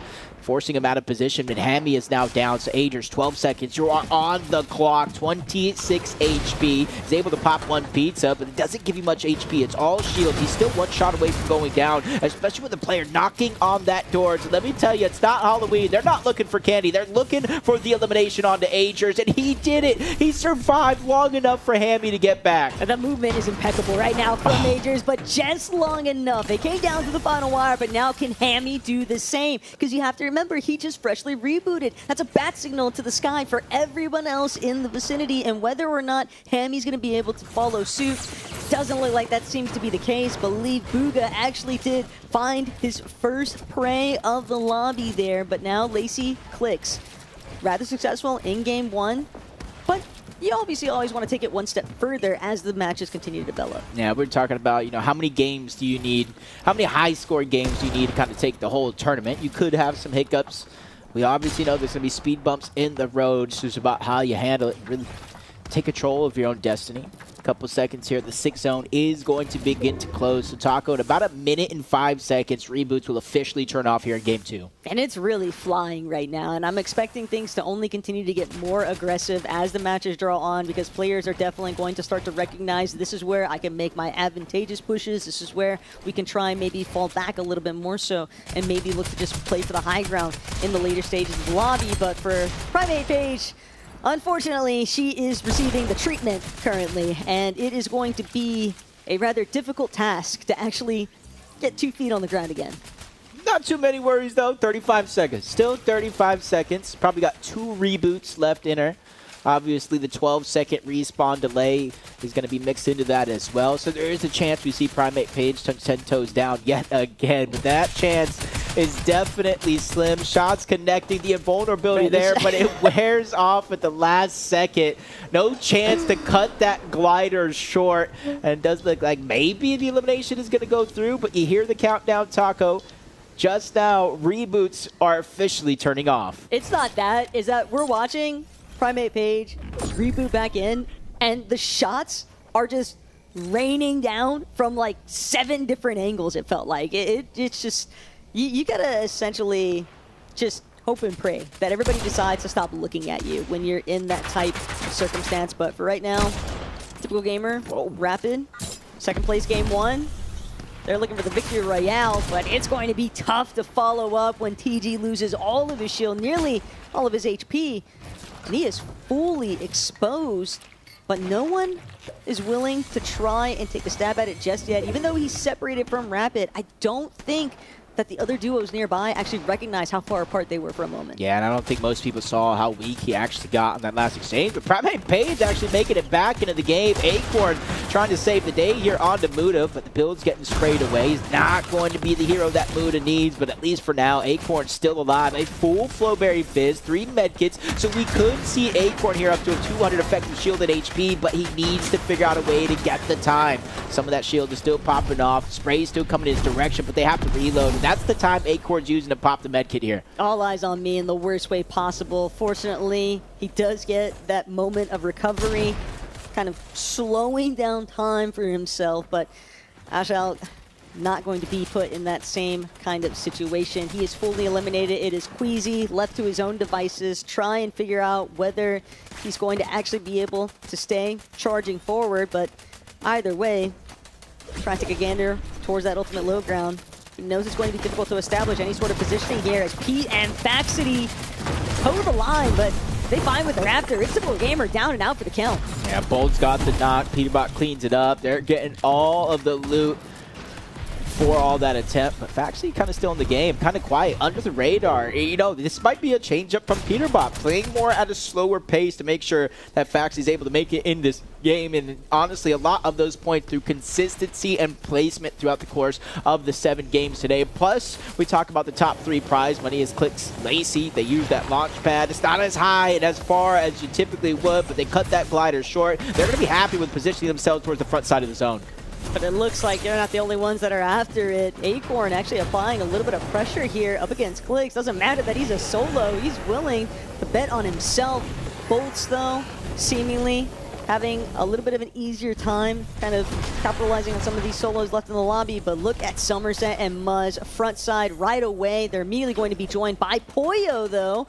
So you always have to factor in who else might be following up. Higgs on the receiving end of some damage here, but doing what he can to try and stay alive just moments longer. Yeah, he has more than enough resources here to get the HP shield up, but what he doesn't have is the actual materials. One build left. Pausing here in a moment in time, he's trying to get the HP up. Doesn't want to take one shot and eventually go down, so he's lurking, trying to figure out if there's anybody in the backside of the zone they can catch off guard. Audio visuals not necessarily there, so he's going to have to dig deep in his pockets. Maybe start his second medkit now.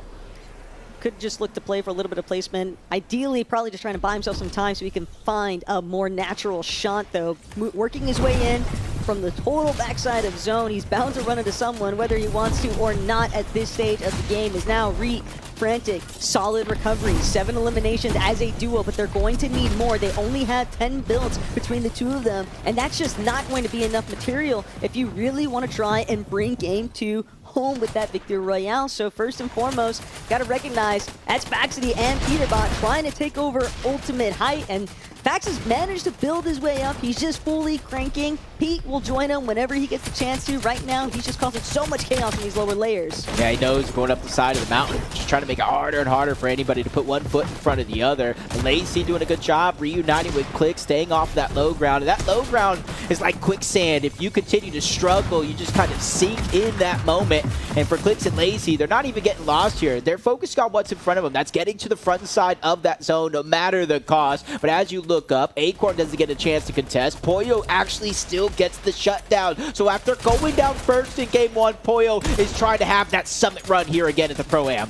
And he might just do it if the lobby's not careful, especially when you got the likes of Peterbot and Faxity from way overhead, just causing so many issues for all of these teams that are trying to see, can I tunnel through some of these mid-ground layers? But Pete, he's just having none of it. Immediately eliminates Reet, just the worst player to have to deal with on the high ground with that Mammoth pistol. Yeah, takes out his teammate Poyo second. Led another big shot onto Veno. And this is where typically in a real game, Veno likes to try to contest the high ground, but he's being pressured not only by Peterbot and Faxi, but so many other teams as well. Another shot just trying to break through the mold. Summer sits down. Muzz is going to be left by himself, and that's one of few solos left in this game. There's going to be 3 overall. Clicks and Lacey, not one of them though. He just constantly sending friendly reminders to everybody underneath, though. You better tarp off your head. You've got to keep a cone overhead or something, because the moment that you're exposed, you are immediately losing like all of your HP with it. As now Fax, Peterbot, Fax largely probably just in control of making sure to tap Fizz, making sure that if they get chopped that they won't go down for it. Clicks and Lacey on the other hand, they can't get the better end of the exchange. That's going to be Clicks eliminated. Lacey following suit. Just too many players looking to cut them off. Yeah, Ron taken down as housemate Lacey, then Veno taking down Bolt. And now we have the 2v2. Veno and Ron versus Faxity and Peterbot. Some people have these as their top 2 in the entire tournament, but they have to figure out a way up. Ron is just sending it, but he gets tagged up by Faxity just a little bit. 38 HP, he cannot fly into the zone. Veno goes up, doesn't find what he's looking for, so he has no choice but to go back down low.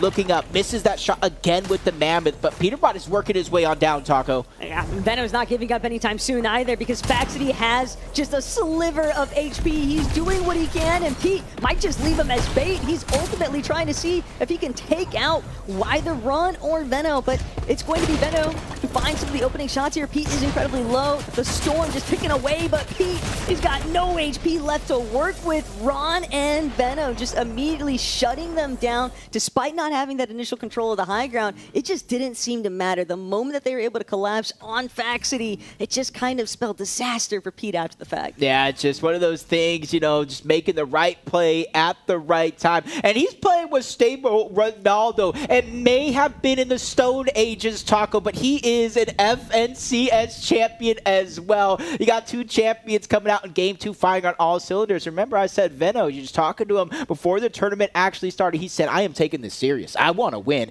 And now he just won $1,000 alone in game 2. And Veno and Ron kind of just remembering who they are along the way in this lobby. And that is why today's competition, you can never really count anything as guaranteed.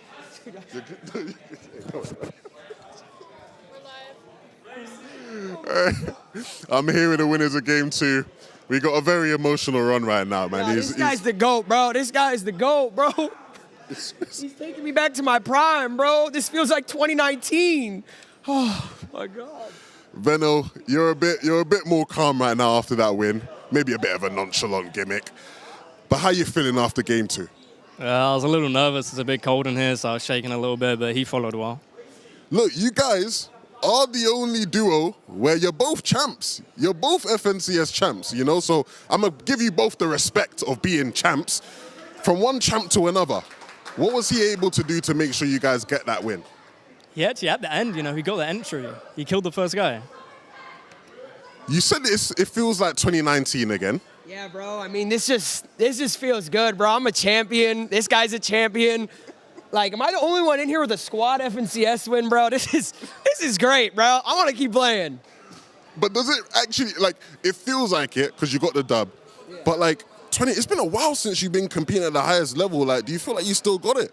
Oh, yeah, of course I got it. I think I'm top 3 here for sure. I think it goes Vino, Peterbot, Ron, Polo, like top 5, I would say. Is there anyone you're missing? Anyone I'm missing? Maybe Booga? Yeah, maybe, yeah. I don't know if you guys realize, but that final 2v2 was against Pete and Fax. Say on God I shit on Peterbot. Nah, that's bad. I saw Fax's skin tonight. That's why I started shaking a little bit. You didn't want to lose to Fax? I didn't want to lose to Peter. Hey, a very, very impressive win there. You can't feed a horse water, but you can water the horse and you can feed it. God bless. I don't think we have to say anything more than that. I mean, that was unbelievable. Veno, get back to it, man. Another great game for you guys. Taco, Jacob, back to you. What a game 2. Oh my God, bro. You don't.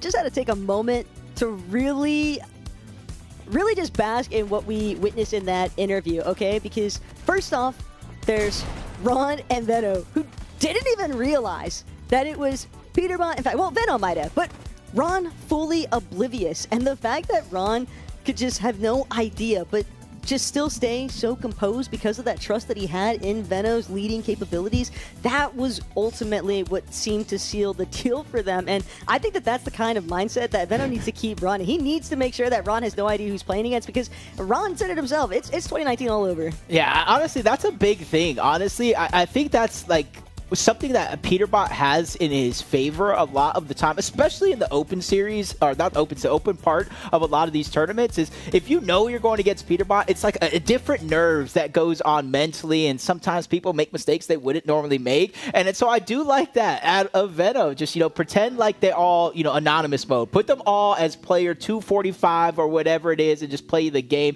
And I do like, you mentioned like he looked a little lost there at the end, but I think it's almost like riding a bike in a sense. You may feel a little lost, but you kind of know what to do. It all starts coming back to you, and I think Ron, we're going to see a better version as the day goes on. He just fully trusted. I think that was the main thing that was really a shining light for him in those final endgame moments. But fortunately for us, we don't have to guess any longer. We actually get a chance to see how this leaderboard is really lining up after these initial 2 matches. And already that win, along with their eliminations that they've built up, Ron and Veno with a decent buffer zone too over 2nd and 3rd place. I'm scared for them. I'm scared for them. And it's not even Peterbot and Faxity. They're in 3rd at 110, literally 1 point shy from Somerset and Muzz, who won game 1. But I don't see Clicks and Lacey there at all. Ron took down Lacey during that game. Maybe he was letting him know between the game. Maybe we see Lacey go after Ron in that one. But overall, man, I'm liking this leaderboard. Kanata had another game. I think he got top 5, maybe 4th in that last one as a solo again. Kanata deserves all the credit in the world today. Yeah, I'm hoping that we can get a pregame interview at some point with Arki and Kanata, because they've definitely been going through the ringer, and to still be in a top 5 position says a lot. lot towards Kanata's actual, I think, player capabilities alongside how well Arky is helping to establish and put him in that position to really close things out. Yeah, I might say his name wrong. Forgive me, but I think Spuds is his name out there making content. He did like a full breakdown. Yeah, he did the full breakdown, and I was actually watching it, and I was using that as a way to learn some of these players. You know, he put Primate Page and Bolts in the lobby filler section, and Bolts is firing off 9th place, 63 points,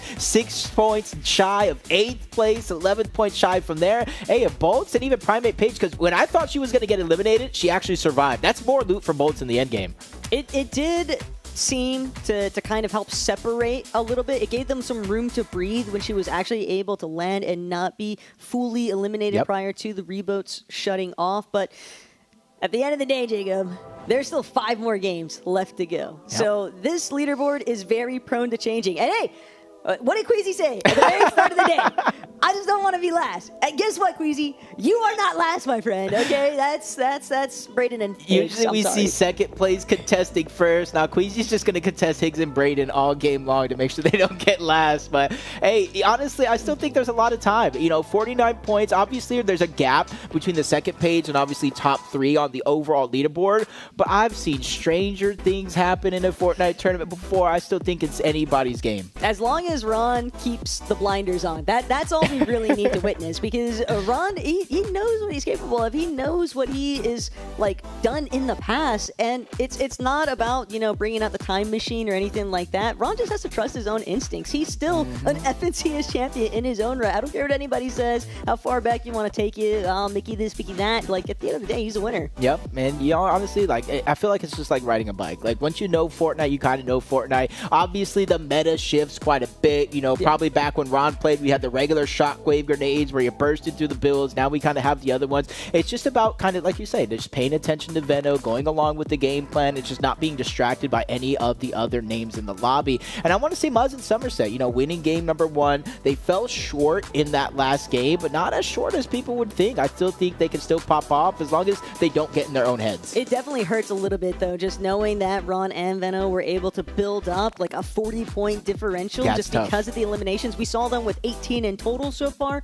between these 2 games, so that is always going to kind of help be a little bit more of a gap separator. I'm curious to see whether or not that might encourage teams like Somerset and Muzz to maybe go on a more aggressive stance, and that's where I think that second page of the leaderboard has really got to keep an open eye out, because their game plan might not even be anything that they get to decide on. They might just become victims if they're not careful, and so I'm hoping that we see a little bit of shift if that does start to take place, that they, you know, maybe contemplate, okay, maybe we just drop elsewhere, maybe we just try to play, you know, a little bit more of a hidden strategy, anything to not funnel points. Yeah, especially at the top end of the leaderboard. You know, coming in, you know, looking at the drop map, from the drop map we saw before game 1 to playing game 1, or at least watching it out, we already had a few teams. You know, Rise and A2 Guapo said they're going Chisel Cubes. They have not landed there at all so far. In fact, a whole other team of Ritual and Nina have been landing there, triple contested. You got Rapid and Typical Gamer. You see them just kind of going on the outskirts, trying to look for eliminations here early on in this game. You got Clicks and Lacey, Higgs and Brayden, who are not afraid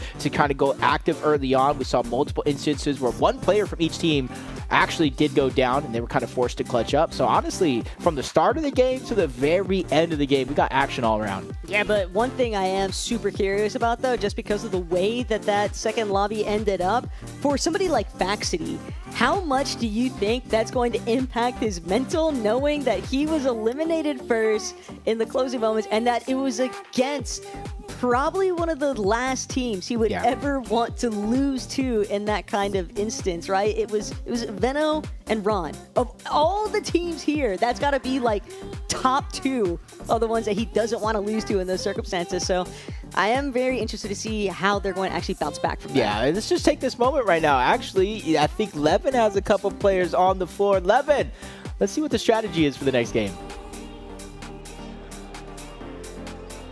I am here with Higgs and Brayden. Boys, it's not been the best start. You're currently in 20th, which is last place. What's going wrong, Higgs? Hey, you know, you know, we aren't trying yet. You know what I'm saying? We're just saving it for the next games. We've had an unlucky, unfortunate cause of events, you know what I'm saying? Off rip, headshot, lucky kill, you know what I'm saying? Clicks will never do that shit in a real fucking game. I mean, in a real game, my bad. In a real game, real flipping game. A lot of it's been the luck, storm, bad placement, bad loot. If we get more mats and we get real loot, we're winning this. Dead. Yeah, okay, yeah. Okay, so clearly you guys feel like you've been a bit unlucky here. Oh, yeah. All in luck. What has to go in your favor to make things work? You know, get some good loot, get some free eliminations. No, we're just going to start keying. I'm sending him off. He's going to kill Peterbot. Is he surprising you with his abilities on Fortnite? Yeah, he surprised me a lot. In Good surprise? Yeah, I'm very surprised. Would you describe Higgs as a good leader so far after these first 2 games? Yeah, so basically the first game, Higgs just told me, yo, just carry this, carry my loot, drop me all your mats. Basically, I was his medic for the first full 2 games. So, yeah, I think he's a really good leader, bro. He teaches me how to follow him, he puts me on a triangle and then opens it so I land on the bounce pad and jump away. So I think he's a really good leader, bro, genuinely. Obviously, after game 2, you're sitting 20th. Yeah. What is the goal after game 7? First place. Good luck, boys. Good luck. I think you're going to need it. Back to you, Jacob and Taco. Hey, sometimes things happen, and you do get a little unlucky in Fortnite. But what did Higgs say? We need loot. We need to send him off. We need to go get eliminations. For some reason, they're going after Peter. But I think you should just work your way up, one placing at a time, Higgs. Honestly, I think they got it. All they need is, like you said, like we start with loot. Maybe another gamer sleeve. You know, Higgs wasn't dually sleeved. I noticed that Brayden had both of them on, so I think he's a little bit more locked with that alone. Not only that, but you know, I think maybe Higgs put a little bit more trust, really add the element of surprise. Maybe you let Brayden make all the shot calls. Yeah, or nobody will ever expect maybe just Higgs. Maybe he pretends he's a solo and just plays. Maybe he pretends like that he's disconnected from the lobby.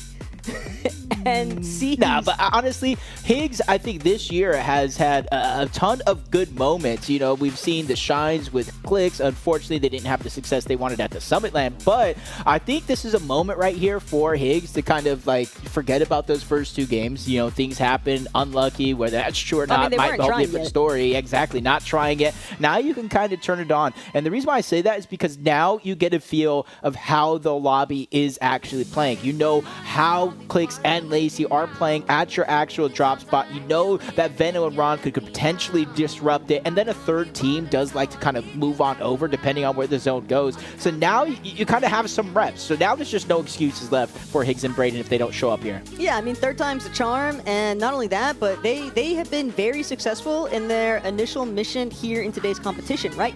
You lull the whole lobby into a false sense of security. They think these guys are in 20th place. They've got like 6 points. They are not a threat. We don't need to worry about them. And then boom, what do you know? Higgs flying. Brayden, not a medic, actually insanely cracked at the game, just immediately dominating the lobby.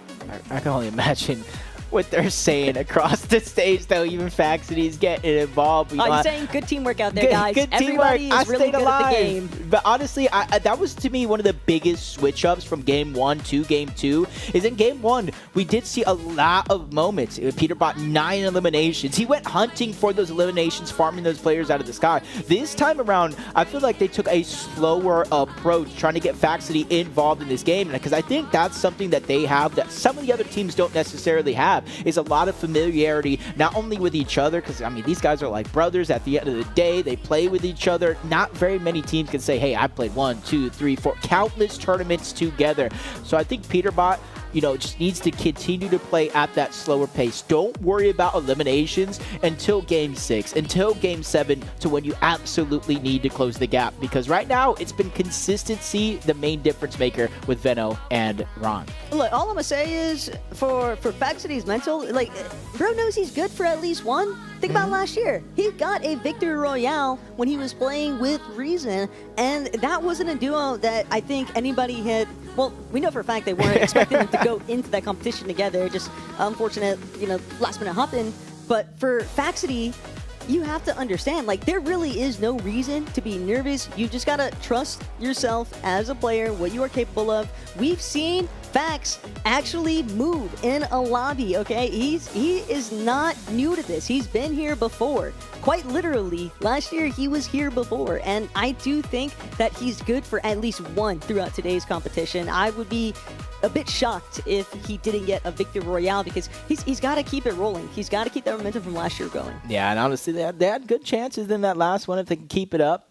They could be them at the end of this whole thing, hosting those trophies there. We saw a typical gamer along with Rapid. And honestly, that's the interesting one, because throughout the portions of these games, if you just simply watch the elimination feed, you're like, man, Rapid's going down. What's going wrong? Typical gamers keeping him alive, keeping him in the game, and making sure that they can have that kind of reboot performance. You might have had some struggles for the first 3 zones. They picked it back up before reboots turned off, and they kind of fired on off all cylinders when it actually mattered. So even though we do have Veno and Ron with about a 30-40 point or so gap over the next best team, it's about consistency at the end of the day. And we sometimes know how Reload plays out. You know, when one of your teammate goes down, they get farmed, and eventually you get found out. And that's just going to be one of the things about Veno and Ron, is just minimizing the amount of early game deaths that they have.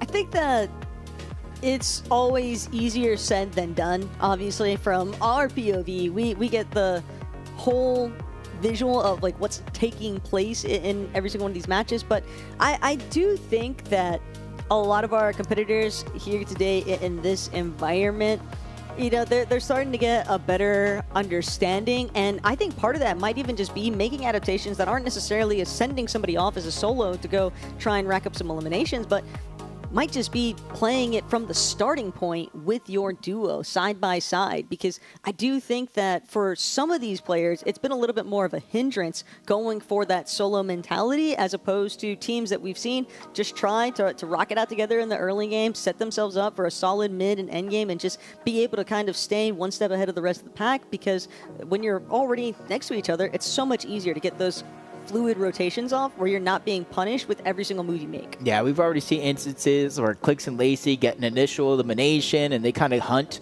for that player to get rebooted, and then a whole nother team comes and crashes in and finds that player that was hiding there in that moment. So there's still plenty of things that could happen. Even saw Buddha a moment ago literally standing behind Clix, Lacey, and Typical Gamer. I wonder if he's asking for like any strategies, any tips. How did you guys do this? What's the plan? So I think that's going to be a fun thing to do as well. Instead of just, you know, having to sit there, if you do get eliminated early, you can kind of get up, watch around, watch some of the other teams that are playing this game, so you can start to kind of develop strategies that you can take from other players like that. If you want to know what Jinxie just said, he just said, we got this, he got this, I got this. Like, I believe. I mean, we saw the highlight moment come out, game 2.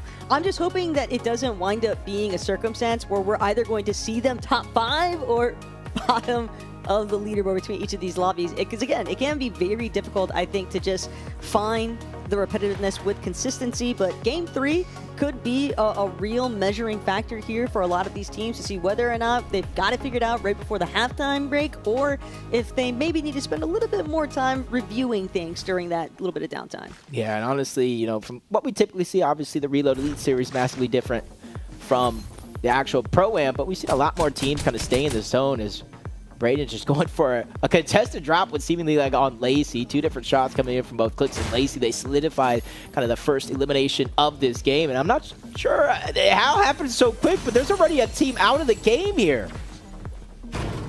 I almost fear it might be Braden and Niggs. It's hard to say, though. It's so difficult to actually gauge because the elimination feed is lighting up. Braden, don't worry. We got your back. You had Lacey. You were going to eliminate him in seconds, but he needed all the help he could get from Clix, finding those last couple of shots here, as Veno really applying a lot of pressure right now to Poyo.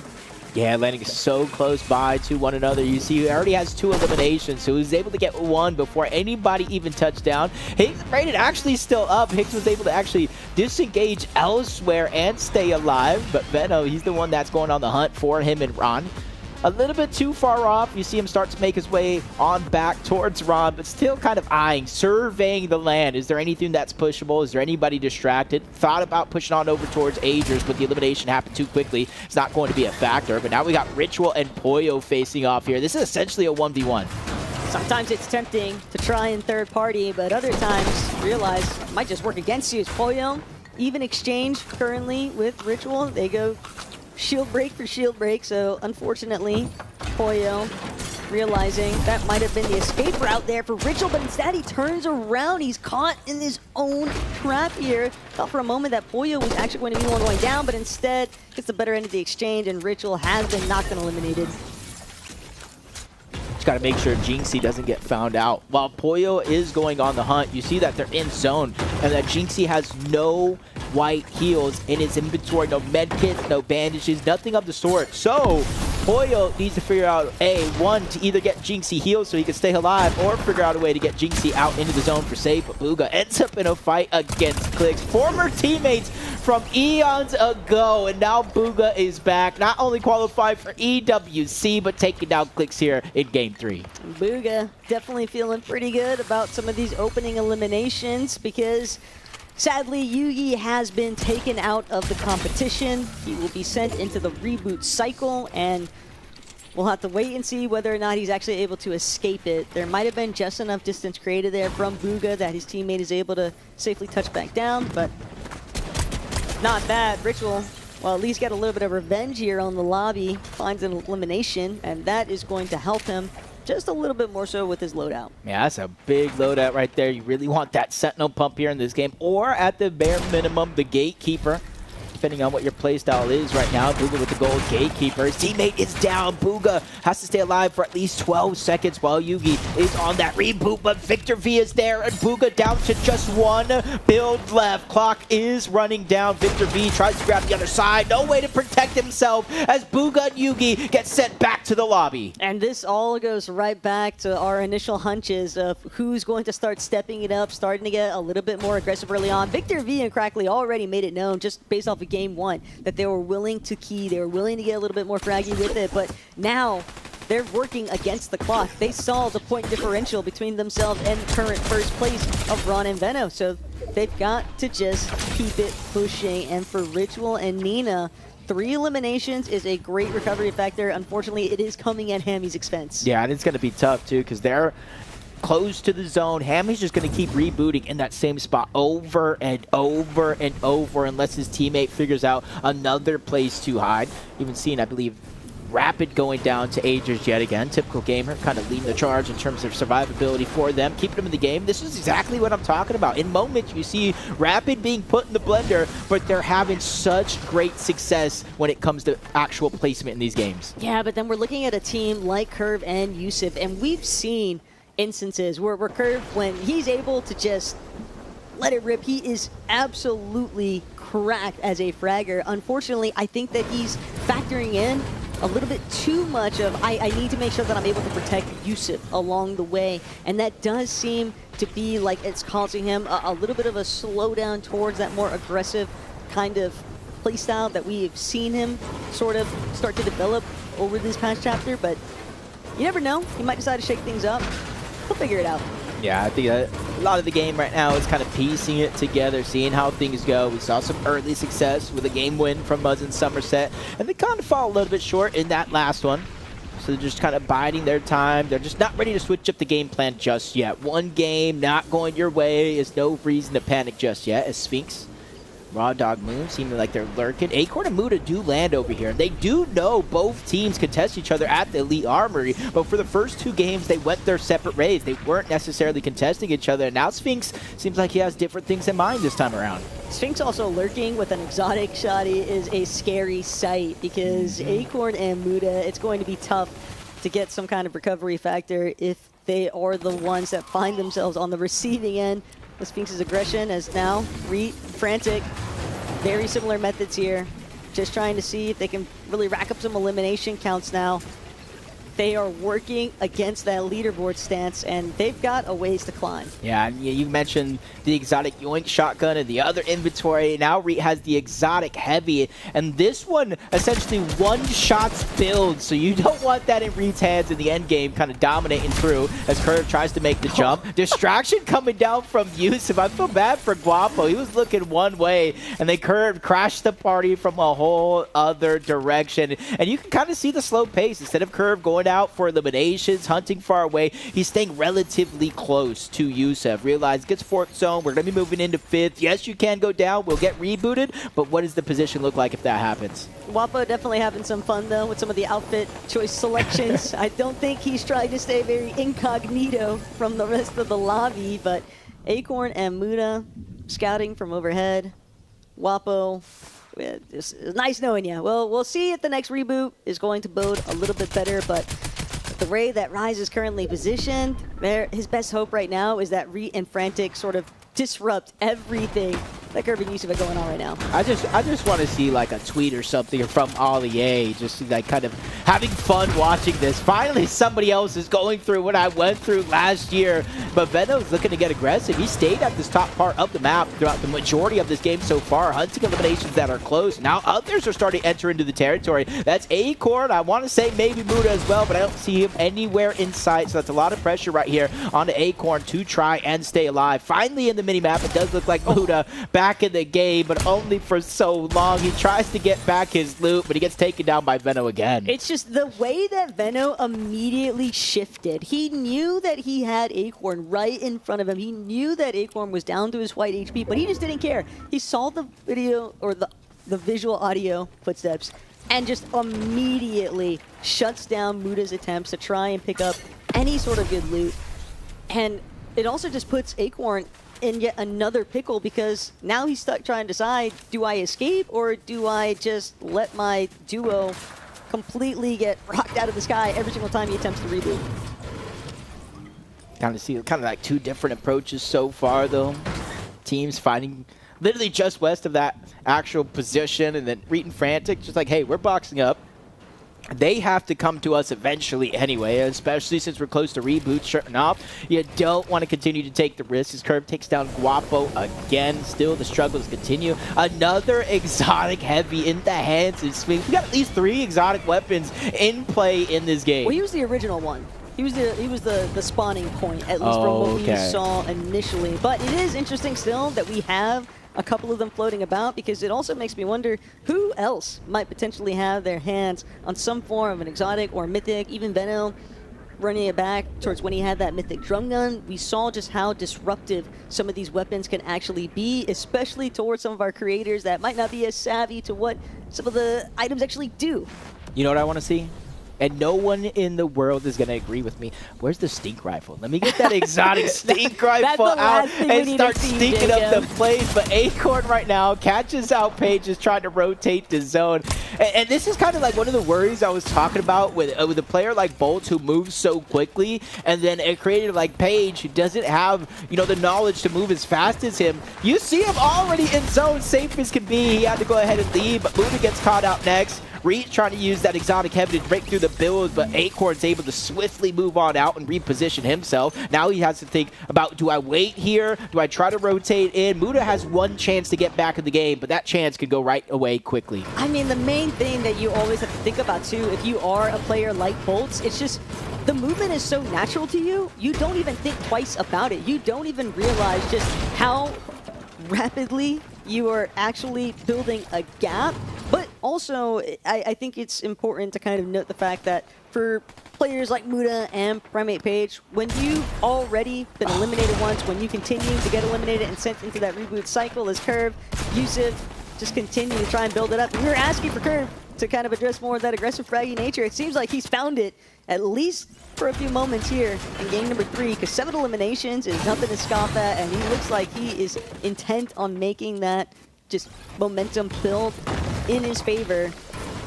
But again, just drawing back to the whole Prime Page Muda thing, you just gotta let your duos do their thing. Acorn Bolt's kind of just recognizing, I've just got a position for myself now. Yeah, especially since, you know, you do have that small chance. It's only going to last 7 more seconds, so if you're down, got to immediately hit that respawn button. He does it just in time, almost 3 seconds short. Hammy's down, Muda's down. Hopefully they're able to get that reboot off in time to give themselves a chance back in the game. Just like Cakes here, he's taking huge chunks of damage, but he's camping by one of those mending machines where he can purchase up the patch up and try to stay as healthy as possible. But it's really going to be a tough task right now for Angers, for Higgs. They are solos in a sea of duos. There's only a couple of teams that have been fully eliminated in this match so far. And Muda trying to not leave Acorn in a solo position, but he won't really have much of a choice. That is just the perfect cliff face to camp out. Ritual and Nina just have an absolute elimination trap set up there. There is nowhere for anybody to kind of cross through their turf without having to deal with those two. Yeah, and it looks like Acorn and Muda officially out of the game completely. Unfortunate things there with a team that honestly was looking so good. Probably rotating a little bit too early in this game here. Struggles to make it up the side of the mountain. Clix and Lacey using their launch pad. And that was something we saw Clix kind of juggle with him. He wanted to keep the 6 crash pads. He knew there was a launch pad there. They could get a lot out of it. And he made sure to just juggle it on his way over. And you're seeing the success of the outside of the box thinking coming out of these two. And hey, I know Levin was having his fun in that interview with Lacey, but Lacey did make a special note of the fact that he is not a fan of just how quickly somebody can just crash that on your noggin. You can't really have a chance to anticipate it. You've just got to be super aware and like head on a swivel type of environment, because the moment that you stop looking up, that's going to be the instance where somebody fizz crash pads or overdrive grenades into the launch pad. Like, there's just multiple ways for a team to ascend towards that ultimate high ground position, and it's just going to make things very difficult for the team that's actually looking to play high. And it seems like I might be reading Fran for this one. Yeah, this is honestly somebody you really don't want to see on height, because we talk about pressure and, you know, spraying builds. He has 3 rockets. I don't think there's much left in Fran. They're very, very hard to find. He has the exotic heavy, which breaks through these builds, and then he has the spray weapon. There's a lot of pressure coming out, and Somerset and Muzz try to get to the front side of zone, hoping and praying it opens up in time, but it does not. They get sent back to the lobby,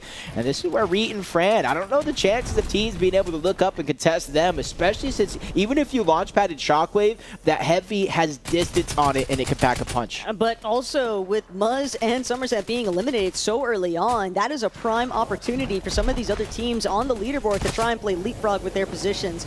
Poyo, as a solo, trying to see if he can replicate some of that Poyo magic that we've seen in the past. It's not going to be easy. He's already having an opportunity to kind of survey the area. He knows that there's other duos in the air with them, but for Clix, Lacey, not yet having their chance to try and go for height, but it could also be a change in strategy.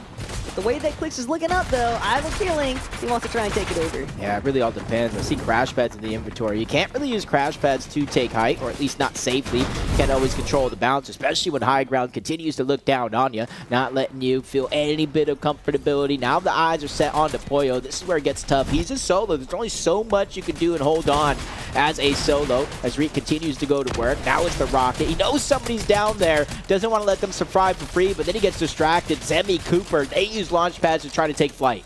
And unfortunately for Reet and Frantic, the one kind of thorn in their side throughout this match has just been their material count. They're going to have to drop eventually, or they're going to have to, they can get eliminations onto Zemi and Coop and take their material count from them, because as it currently stands, holding the high ground with that little bit of builds, it's just not going to be enough. Someone is going to be able to overtake, especially when they see these what builds. But the pullback on the zone, maybe just buying them a little bit more time. Yeah, oh my. They just immediately both look up. Damage on the Cooper. Finishes off with the distance on that exotic heavy. That's exactly what I was saying to watch out for. As Ritual Nina, they start to climb up the side of the mountain. They're met with Curve and Yusuf on the other side. As Angers takes down Typical Gamer. As Nina and Ritual using their quick movement, their ability to get up first to try to look down and fire off on any team, but they're just too quick to pass on by. All those opportunities go right out the window.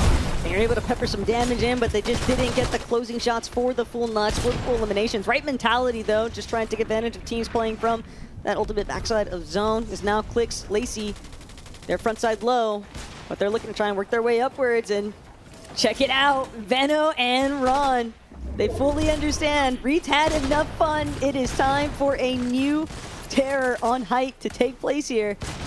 And Veno going to utilize, recycle the launch pad alongside Ron, and they'll just avoid all of the chaos unfolding in the lobby right now. Yeah, that's going to allow them to save a ton of materials on top of that. But Rise gets a crucial elimination. Syphon barely keeping him alive. Luckily, he's a few inches away from the zone itself. 5 eliminations for him is huge, but being a solo, that's when things look tough. Kanata, another game alive inside of the top 6 as a solo. Probably one of the more consistent players, but and then Veno drops down, get the elimination on the Rise, bringing us into our final 4 teams. Veno got so many mats off of that too, especially when you're looking at this kind of endgame circumstance where it's crucial because so many teams have had to burn through a ton of material just working their way up and back down that mountain face. But now Clix, Lacey, immediately ultimate low front side of zone. They're going to have to deal with Sphinx eventually, but first and foremost, it's Kanata challenging from the backside, and unfortunately, he is not going to be able to stand tall in this one, but Lacey and Clix, they still might be able to shake things up. Yeah, they're dropping the shockwaves, they're splitting. It almost looks like they were going to try to go up, but Sphinx down below, causes a distraction, gets the down onto Clix. Now they have their eyes set on the Lacey. Doesn't even get into the top 2 as Veno and Ron drop down, crash the party. 9 eliminations and another victory royale. Look, Veno said he's going to win today, and initially it might have just seemed like he was being overconfident. Maybe people were anticipating, you know, you guys might, we can give you a top 5, sure, but the win, that's obviously not destined for you, and they are just completely in control. I know that it's going to be a little bit before we get to see that overall leaderboard lineup, but they were already like 40-something points ahead. They were 154 entering into that lobby. You add another victory royale on top of 9 eliminations to boot. They are feeling good right now. Ron's feeling fantastic, and I think this is where they start to become very scary because Ron's just got so much confidence. We can see it being emitted from him at every step of the way. So, Levin, I need to know what these guys are saying. Oh my goodness. Once again, the back-to-back. Veno, are we going to see a little bit of a celebration at least or something, man? Back-to-back wins, come on, you're doing good. I've been in this position too many times. Wait till the tournament's done. All right, he's saving his excitement. I need some energy from you, brother. I need some excitement from you. Yo, listen, man. Hey, everybody's waiting for the stable Ronaldo icon skin, man. Let's make it happen, bro. Come on, please. I mean, at this rate, man, they might just have to give it to you because you guys are going crazy. Talk me through that win. What was going through your mind when you're on height in that endgame there? A lot of just listening, a lot of just being on him, maintaining my mentality, being calm, cool, I'm collective. You know what I'm saying? This guy's goated, man. This guy's goated. When you guys were paired together, there was question marks about the chemistry. You know, there was question marks about whether... Boo you! Who's booing? I don't think they're booing you, or hopefully not. Well, they shouldn't be, because you guys are playing so good. There was question marks about your chemistry. You know, you guys couldn't quite even communicate with each other. It felt like it's safe to say things have been repaired, they've been mended. Yeah, I thought the whole time he was just gonna make fun of me, just, you know, yeah, just make fun of me the whole time. But it's been going good, bro. It's been going great so far, so yeah. There's a bond growing here. As far as, you know, your teammates go, you've played with a lot of great players. You've played with champions. You're playing with a champion right now. Where does Ron rank amongst some of your best teammates all the time? Because he's clearly rising up the rankings. 4 years, I just realized. Don't speak too soon, yeah. You can fumble it still, don't worry. Okay, but still, you know, how good is he? You just want to say, like, where's Frankie? Because we look like hobbits next year. Okay. That was not the answer to my question. So I need an answer to my question. Just slightly above Clicks, as long as we win. Slightly above Clicks. All right, then. What do you make of that? Hey, listen, man, job's not finished. Probably going to get landed on by Peterbot, probably Clicks. Clicks is free low. Peterbot, I'm worried about. But, yeah, let's give Stable Ronaldo icon skin. All right, enough said. Enough said. The back-to-back win for the boys. Jacob, Taco, what are we saying now? Hey, vibes have to be at an all-time high right now. Hey, I was watching Faction stream when they revealed these duos, and Ron was in that call screaming, no! Anybody but Veno. What are you thinking now, man? He was devastated, and that's why it is even more funny to see that kind of like flip, because I think he's realizing Veno dealing with, you know, some kind of third division. Like, he doesn't want to deal with that. I'm sorry, Ron. You're going to have to get out of the mud yourself. But when it comes to a stakes money line that could be achieved here, well, Ron, was technically right. The back-to-back victory royales, that's already 2K in the bank off of today's competition. And as long as they continue sailing in this direction, I think it's going to be very difficult for anyone to catch up. Yeah, you just made that pop in my head. A duo that couldn't even get out of Division 3 on NA West in first place at the FNCS Pro. And my, has time come a long way already. But hey, you know, Rise picking up some big game eliminations. I think Rise at A2 Guapo, you know, we were talking with Higgs, or 11 was talking about the lack of luck and how unlucky they were. A2 Guapo, man, I feel bad. He is just being put in the blender. And there's really not much you could do in a game mode like Reload, especially if you go down to the 3rd, 4th, or even 5th zone where everybody's in close proximity to one another. You have two choices. Hope and pray you land 10 feet down onto the ground, or you have to just make it and beeline it into zone and sacrifice that HP. Unfortunately, I do think that we are starting to see a lot of the repetitiveness that's coming into the mix with some of the content creators that aren't being as lucky with the off-spawn situations. I think a great way to help them maybe potentially pivot from that is if they are led to a more isolated part of the map. You're going to have a little bit more sticks and stones loot, but if you're constantly being forced into a reboot cycle, you're already playing with sticks and stones loot. You might as well just head super fringe, outskirts, and just try to work your way in. Maybe, you know, out of sight, out of mind could be the winning method for just climbing a little bit higher up on that leaderboard. But I think ultimately, Veno and Ron have got to be feeling fantastic right now. Yeah, and I think Veno is just feeling more and more comfortable playing with Ron, and vice versa, of course. But you're seeing him drop down, get these eliminations, and feel fully confident that Ron is going to be able to hold his position. But oh my gosh, 238 points, a massive lead over second place. Nah, but Arky and Kanata in 3rd? From everything that we've seen taking place so far today, I think Kanata has been top 5 every single endgame so far here today. Whether or not that's going to, you know, stay the same is irrelevant. The fact that he's even in this current position, impressive stuff. I think that team chemistry is certainly locked in, and it's crazy to think about too, because kind of similar to how it started with like Ron in like the prelude to this tournament, where he's like, no, anybody but them, I'm out of here, like I'm not participating. Kanata, I don't think necessarily had all the confidence in the world in his duo, but I think that obviously Arc has figured something out to help get them that extra mile that they needed, because Kanata, we know you are a fierce competitor. You're going to be able to clutch, but you've got to have your duo through some parts of it. Yeah, he's only what, 7 points away from second place. But you had what is it, Crackley and Victor V also with 26 eliminations, matching the pressure of Veno and Ron. It's just the placement, the lack of consistency. As we look on over to page 2, though. Look at that at the bottom. Queasy had 1 goal, and you're 3 points away, buddy. Just not get last, but Higgs and Braden kind of pop it off. And that was the thing, too. Even though Higgs and Braden, like throughout the course of that last game, we saw the struggles that we're getting through, but there was a point in time, like Braden was getting put into the blender for so long, he actually ended up being able to finally touch ground with Higgs, and his loadout was much better than when he started, because he was able to spawn with that assault rifle, the attack shotgun, the minis, and the chug jugs. I just feel like we're witnessing neck-and-neck competitions in different departments, sadly. But, hey, you never know. That halftime break, this little bit of downtime for the players could be, I think, the best kind of mental reset. And especially when you've got seasoned competitors like Queasy to kind of help lead through that department, I think we could maybe see the resurgence, a new, you know, spawning of life out of both Ashok and Braden, and really just see them start to challenge things and, you know, break the mold of being in that 19th to 20th place position. I mean, Booga holding it down just one step above them, but maybe it's time that they bring him down to their level. You never know what can happen after this break. Yeah, and it's kind of like have me questioning right now, you know, Veno and Ron, with how well they're playing, you almost need to contest them in order to slow them down, because you can't expect these guys to make any mistakes with the way they are playing. But we have 3 games already done from the FNCS Pro. We have 4 more to go, but we're going to take a quick break to make sure the action is ready to go.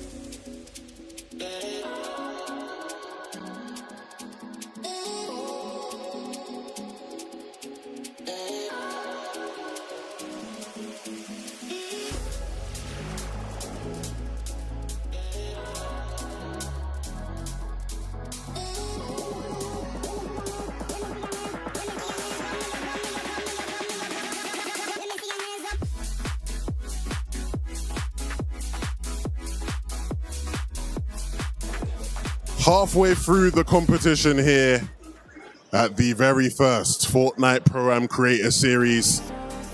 And we have seen 3 exhilarating games. Some surprises, some not so surprises. But so far in the day, it has been Veno and Stable Ronaldo. 2 champs playing together, 2 FNCS champs playing together. And so far, leading the way. I'm looking forward to the next 4 games because we have 4 more to go until we can crown our first victor here. And it's going to be a fun one, of course.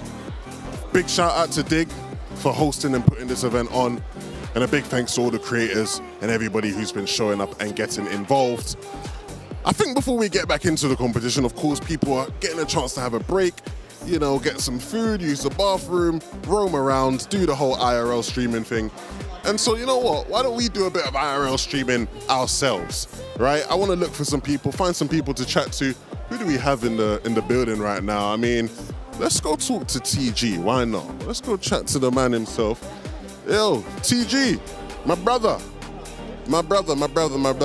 I'm doing good. How are you doing, TG? Great. I'm doing great. You know, we start off hot, got a 2nd place, and then kind of, you know, we got focused 2nd game, a little bit rough, but we got a new plan. We're locking it in. I think we're one of the best teams here for sure, and we're going to show the world.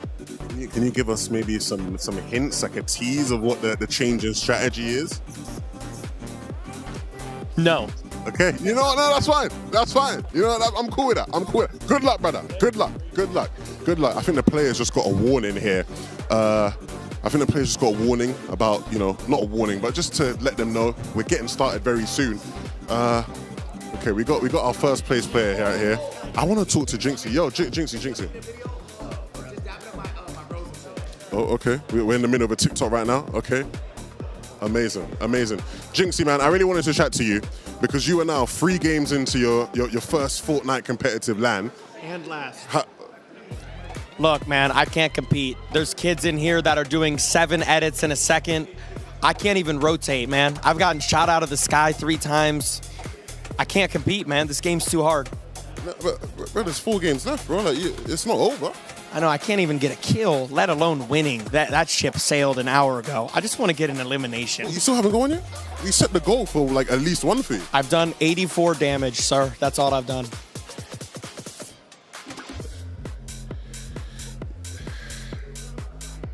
Yes, not again, bro. It's just not looking good, brother. I mean, you know what, man? Good luck, man. Good luck with the rest of the day. Good luck. Good. Yeah. Not looking good. Let's go chat to some more people though, man. We still got more people here. Some people who are doing maybe a little bit better than Jinxie. I'm feeling for Jinxie right now, man. I'm feeling for him because he wants to do good. He's a competitor at heart, but you know, this competing thing ain't for everybody, I guess. You know. Let's go find. Let's go. Oh, I found someone I actually really want to chat to here. We got Bolts over here, right? Bolts, my dog. Let's talk, brother. Let's talk because. I saw some people were doing like rankings of how they thought, you know, duos were going to do before the competition. And I'm not going to lie, a lot of people had you quite low down. You know, they weren't believing in you and Paige. How have things been going? I feel like you guys have surprised people a bit in some of these games. Yeah, the games are going good. I'm keying early and then playing endgame. I'm sorry to Primate Paige because I'm kind of getting her killed, or eliminated. That's because I'm just trying to solo clutch and make it a little bit easier for us. Yeah. I mean, next 4 games, do you think you're going to rock with the same strategy then? Yeah, I think I will because I think if anyone even wants to key me as a duo, I'll just 1v2 them, so it won't really matter. Is there anybody so far you've been given the Bolts treatment to anyone that you've been dominating so far today? So far, I'd say it's been Muzz. He's been doing good, so I feel a little bit bad, but no friends in the industry, you know?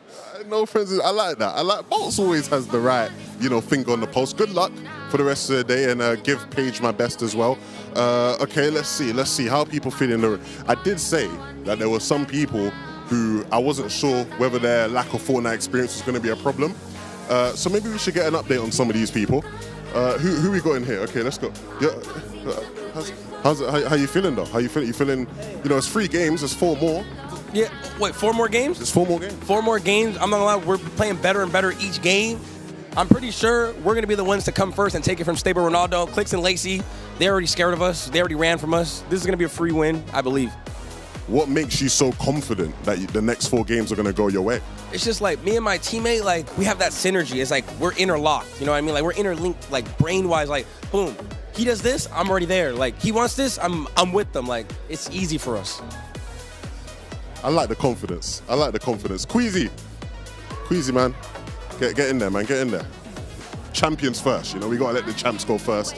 All right, let's check out this room. See how it's going over here.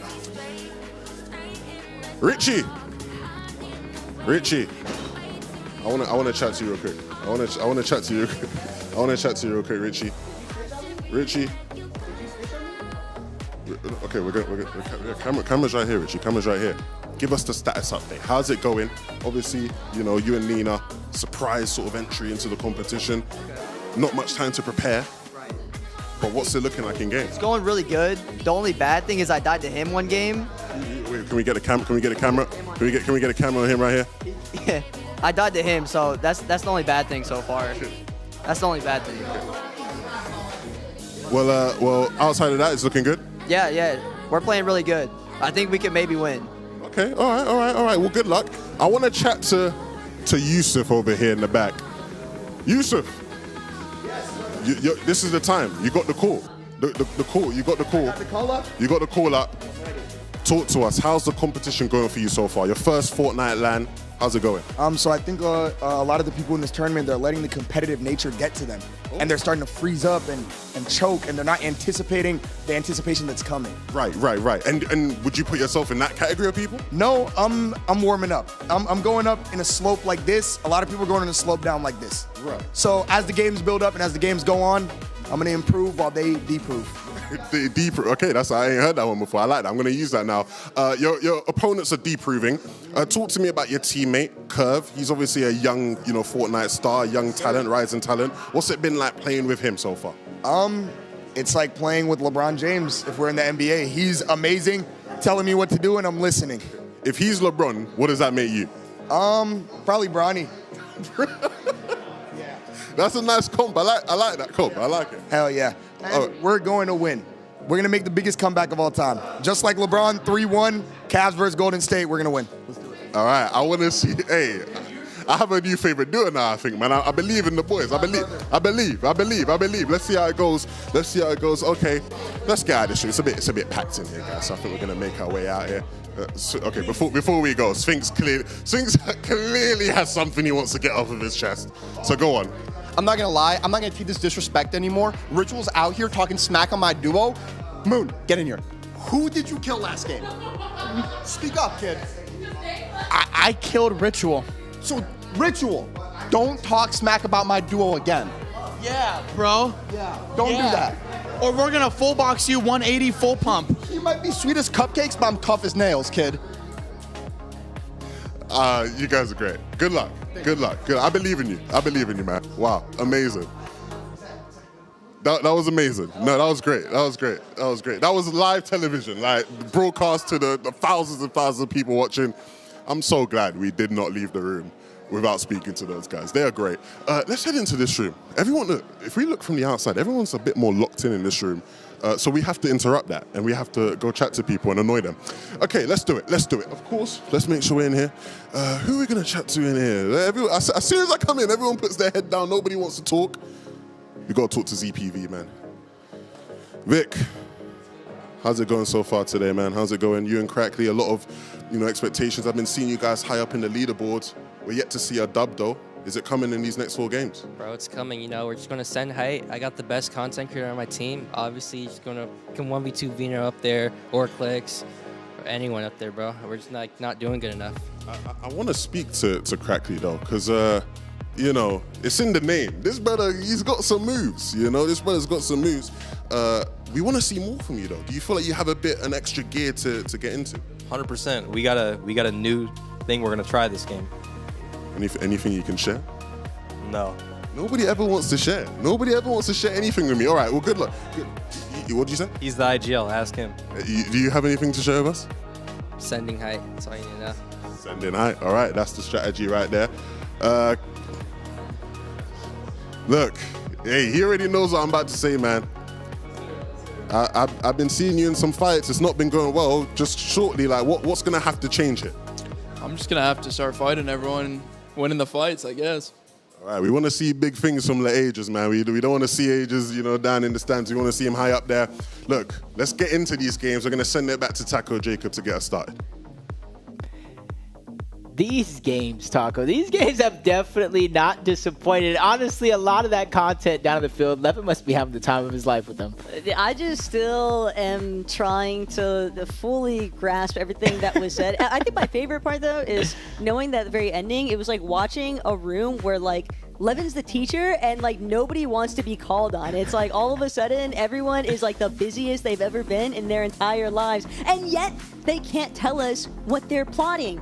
Victor V, we're not going to let you get away with it. Send height, obviously. We know that you're going to want to try and play it off of high ground, but there's a lot more to the recipe than that. Yeah, and I do want to see them find that success, because when we did look at the leaderboard for that moment, 26 eliminations throughout the course of this tournament so far. They have been matching elimination pace of our first place team, Braun and Veno. It's just the consistency. Obviously, they are triple contested for the most part at Chisel Cube, so it's not easy to stay alive, get those eliminations, and then play the rest of the game, but they're at least staying within a stone's throw reach of that top 3. But maybe they need to start taking a page out of Kanata's book, because if there's one thing that Kanata has been accomplishing all day long today, it's ensuring that he is in a top 5 placement position. And when you look at the duality of 3rd and 4th, only 3 points separate them, but 8 eliminations versus 26, you would think that Victor V and Crackley, they would be on par with, again, challenging Ron and Veno at top of the leaderboard, but they're going to have to start mustering up what it takes to find those consistency and the victory royales.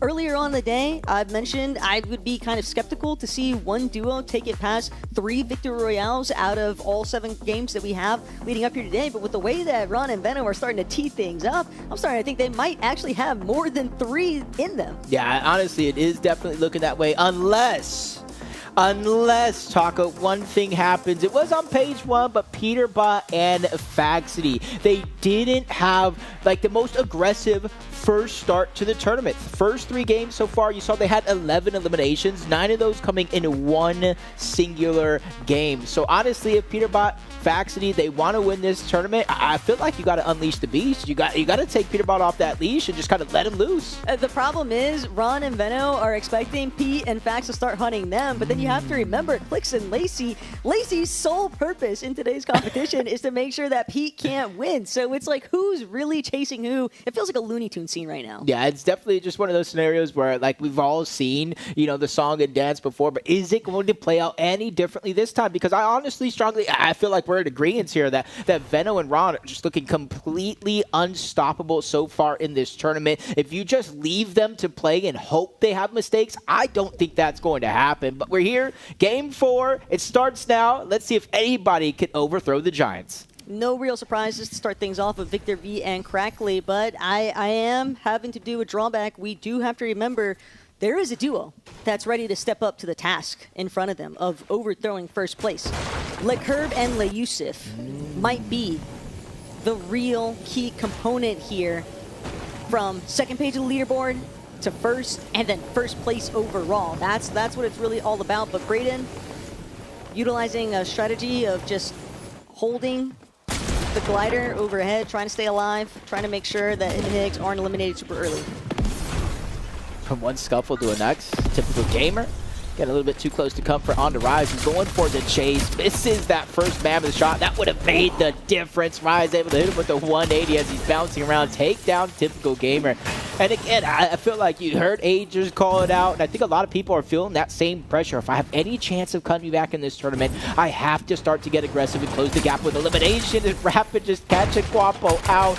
Man, it's just unfortunate circumstances. Even when he's trying to play safe and farm up, they still found him out. Yeah, welcome to Fortnite, Wapo. That's all that's really left to be said, and this is a whole different type of beast to try and tackle. But Ritual, Nina, solid start. 1 elimination already onto Higgs.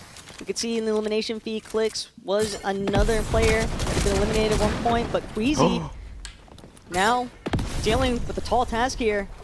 of trying to make sure that he doesn't get Let's go, eliminated Jinxie. by Jinxie. Jinxie's cranking up. Jinxie trying to break. Yes! Quasi's down. He did it! He got his elimination! Jinxie on top, and what an elimination it was! On to Queasy, a global champion. Jinxie just completed probably a bucket list thing off of that one. Cross it off, get that elimination. Could this be a new Jinxie in the second half of the tournament? We have to wait and see, but honestly, Queasy going down earlier on. Sometimes you just drop thinking you're going to get a sneak up on somebody, get a free elimination, but Jinxie definitely turned the tables there and has to be feeling confident. The way that we saw Jinxie tarp upwards, though, cinema.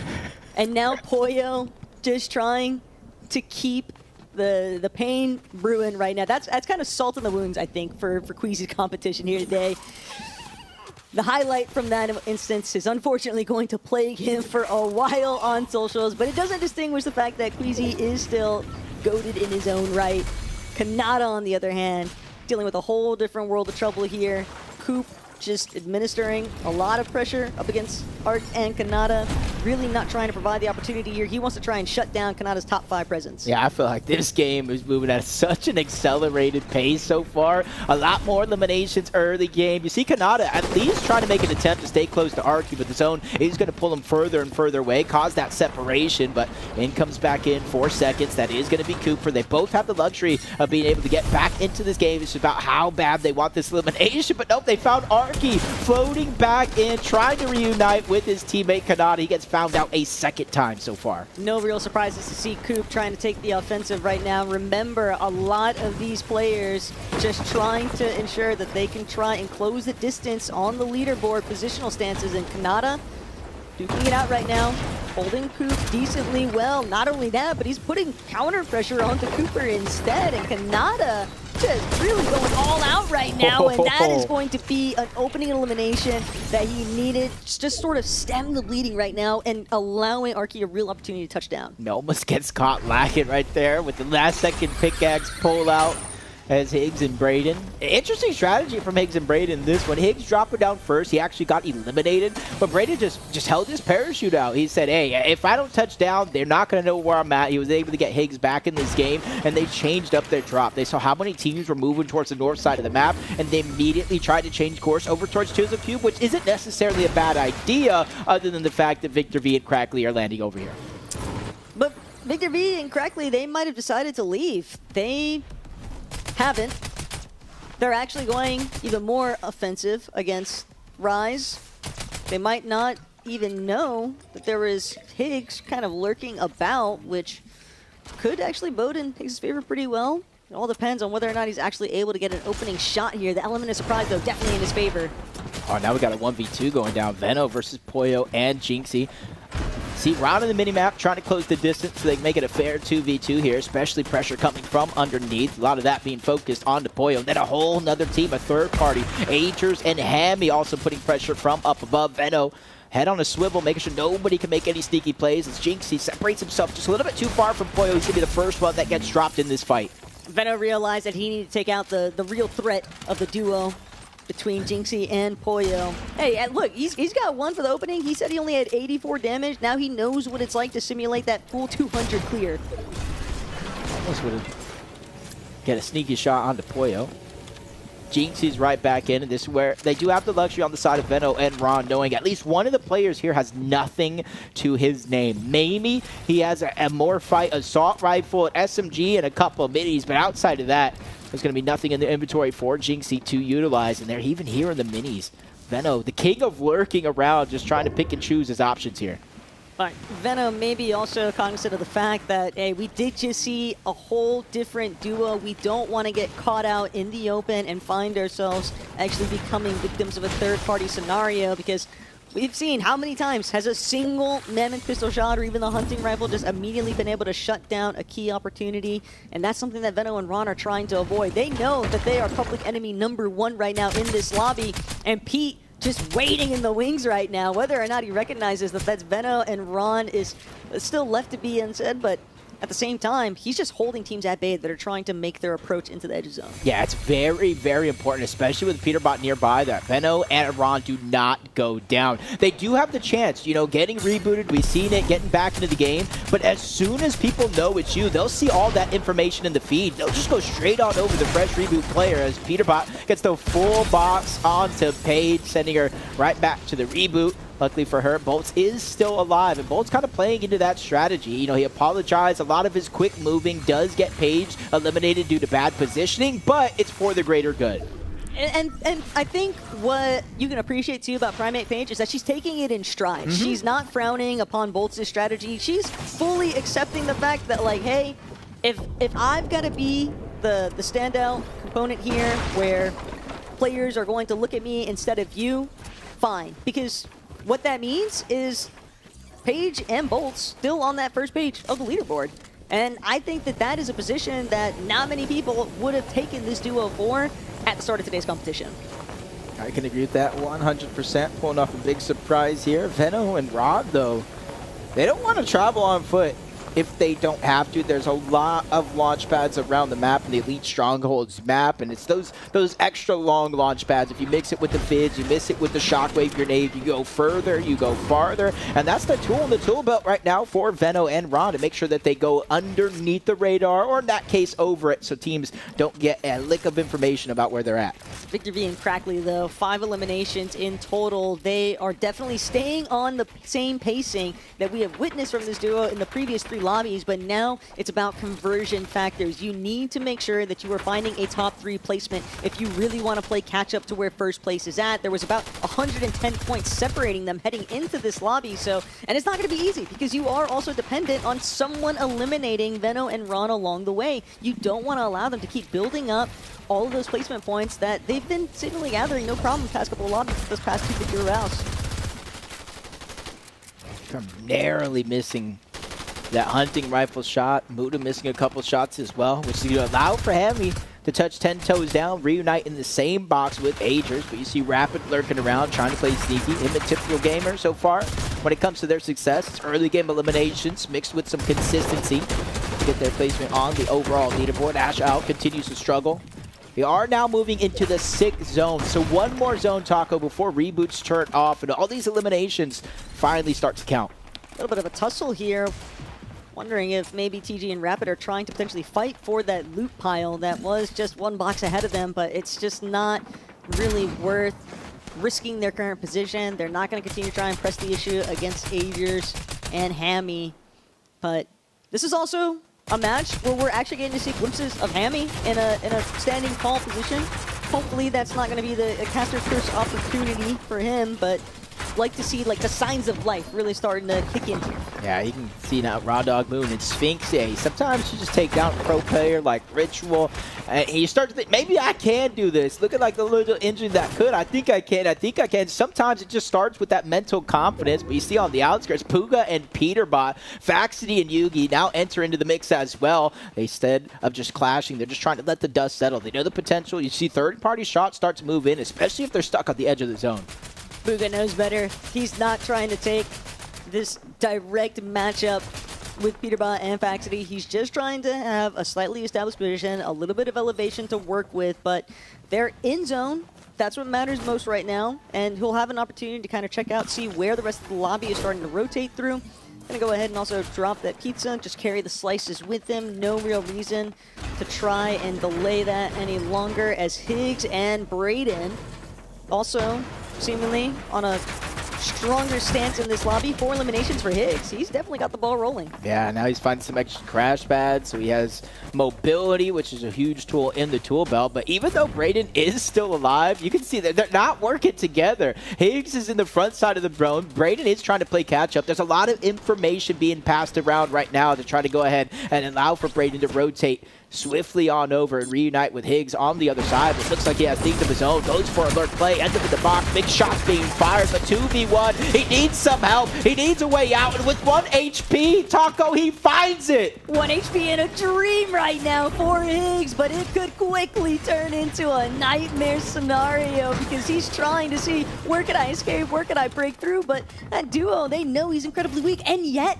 they don't chase him. That says so much about what the focal point is currently for so many of our teams. They're all just so dedicated to not being some of the first out of this competition. They know reboots are disabled. They're trying to hold on for dear life. Yeah, they just don't want to get too greedy when sometimes you might have to, as you see pressure coming in from below. Veno and Ron feeling a little bit of that. That's Booga and Yugi down below trying to catch him off guard, but they have their head 360 degrees watching all around so they cannot get caught off guard. No matter what direction that pressure comes from, they are ready and waiting. And even now you can kind of see, or at least in this view, nobody has really solidified themselves as the high ground team.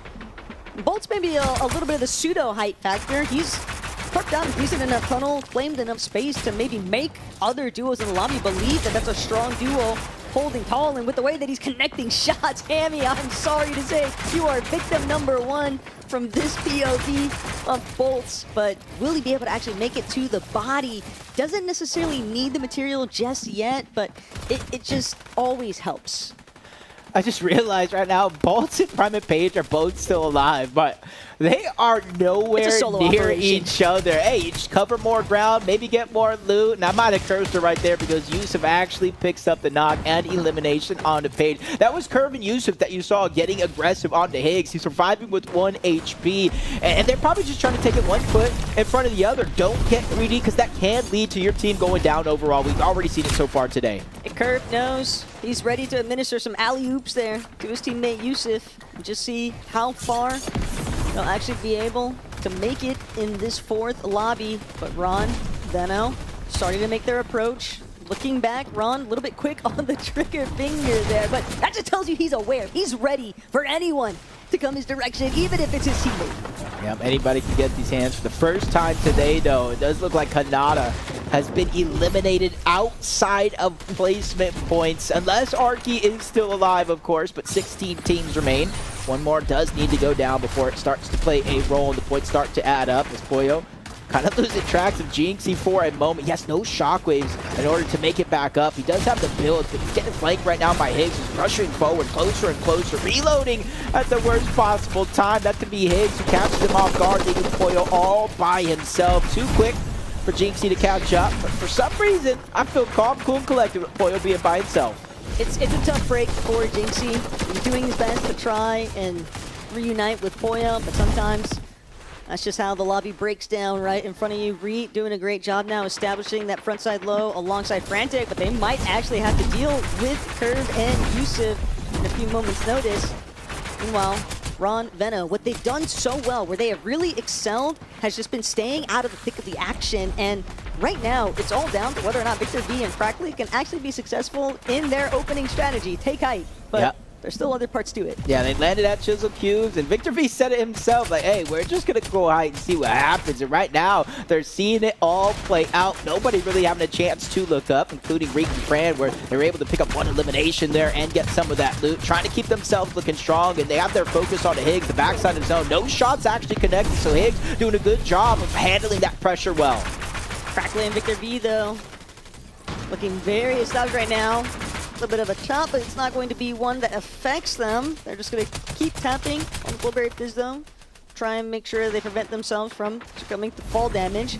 Peterbot and Faxity fully eliminated, though, and the placement points are starting to cause a little bit of an overbearing issue here, but still a few more lobbies left to work with. Right now, it's all about whether or not Spinks can get the job done as a solo. Yeah, Lacey doing exactly what he said he was going to do. He was the one that took down Peterbot, sent him all the way back to the lobby, so we still have first place alive, second place in this game. Higgs is trying to get themselves up the leaderboard, but only 9 builds left. Bandages, Fizz, literally working with the bare minimum in terms of an overall loadout, especially you got to realize there's a team above, below, all around. Clicks and Lacey doing the same thing, but it's Yusuf that is getting a lot of that pressure along with Curve.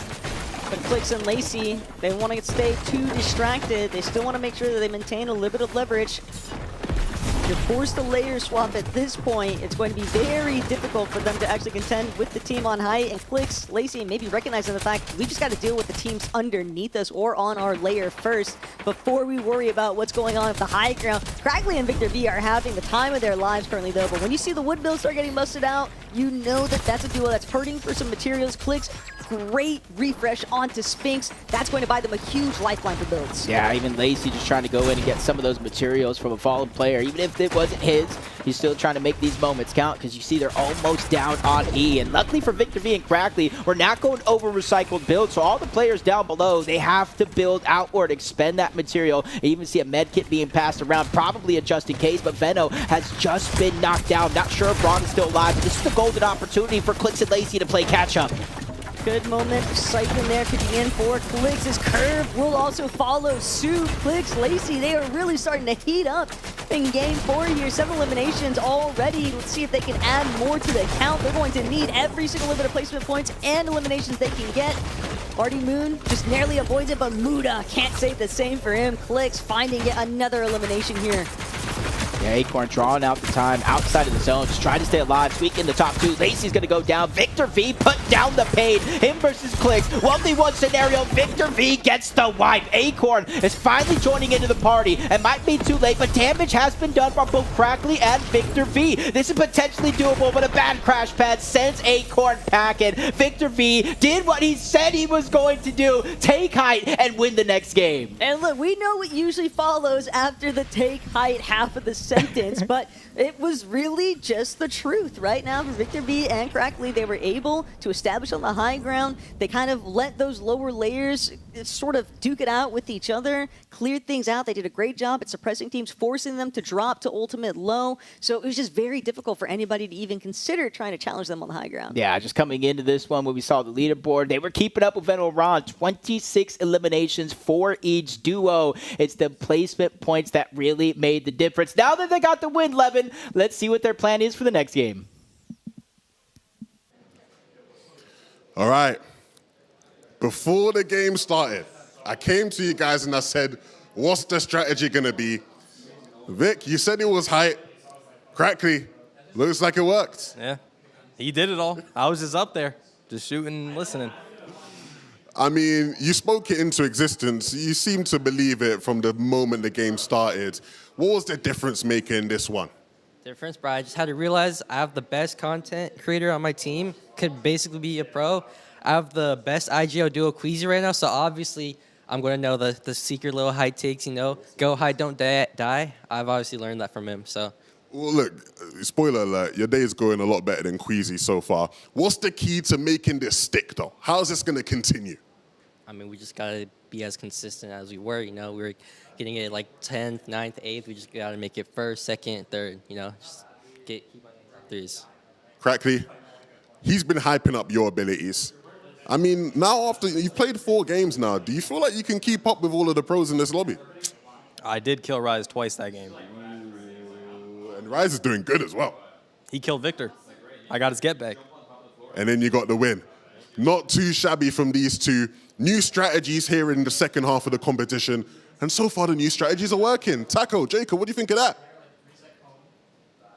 I'm loving it, Taco. Sometimes all you need is that break. We saw it at the Summit Land where Peterbot and Pollo had that resurgence. You just need a moment to just refresh, think about what's going wrong or what's going right, and try to replicate that success. It can definitely be revitalizing, especially towards the mental, and that clearly seems to be the case for Victor V and Crackley because they recognize the fact, look, we're not doing poorly when it comes to getting those eliminations. What we're struggling with is just finding our consistency metrics for the actual placement points. But for that to come into effect, I do think they did just a great job building up on the high ground, not letting anybody else challenge them for it, and then the rest of the lobby also just kind of eating itself alive. Yeah, it just seemed like everybody in this game, for some reason, was a little bit hesitant. I've never cheered on, I'm not biased to anybody other than Jinxie in this tournament. I feel like, hey, it still counts. That's still an elimination on the board for Kanata getting that one on the coop. This is the first game today, though, that Kanata has not placed inside of the top 5. So again, the halfway point of the tournament has officially been here, and you're seeing a lot of teams make those adjustments. And they're going to have to keep following suit with making sure that the adjustments that are actually working out stay in place. And that's going to be the difficult factor because we've seen players, I think Higgs had an incredible run in this fourth lobby. He was definitely able to rack up a few points for himself and Breeden. Not only that, but he's just so wiggly with the movement. Sliding in and out of these covers to stay alive. 1 HP in a dream. Those points definitely start to have to add up. And you got Veno and Ron, another big game for Veno and Ron. So even though you have Victor V and Crackley winning it all, trying to go ahead and take out that point deficit that they're currently facing, and it's a big one with how well Veno and Ron have been playing so far, but somebody needs to start to take them out early. Even if Veno and Ron slow down in the elimination category, they still have that placement point cushion. But if Victor V and Crackley are able to find their second victory royale, you've already experienced, you got a taste. You opened up the doorway to understanding what it's going to take to win a lobby.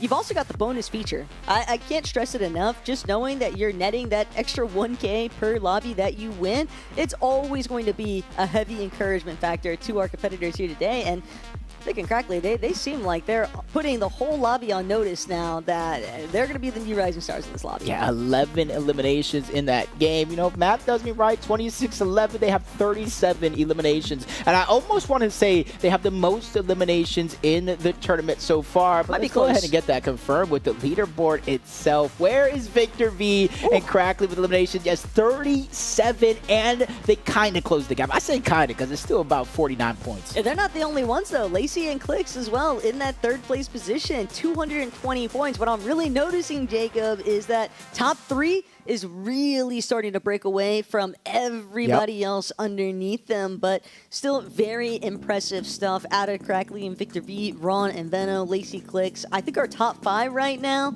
is definitely about to try and throw somebody for a loop. Yeah, there's only 3 games left, and I'm just trying to think, what do you need to do? And I can kind of see it right now. Crackley, Victor V, Lazy Clicks, they're so close to each other on the leaderboard. Even if they do try to contest to win the entire tournament against a team like Veno and Ron and they go down, they're just going to fall down that leaderboard. So that's the risk versus reward scenario a lot of these teams really have to be cognizant of, and if they're willing to make a move like that. And I think for Victor V and Crackley, maybe potentially we could see it happen, but if they can continue to have pop-up performances, 11 elimination victory rounds, they won't need to. Hey, I feel like Bolts is putting Spudson on the spot right now, though. Not even just him, but I think the entirety of the Fortnite community, when you're talking about a top 8, a top 10 even, Jacob. Yeah.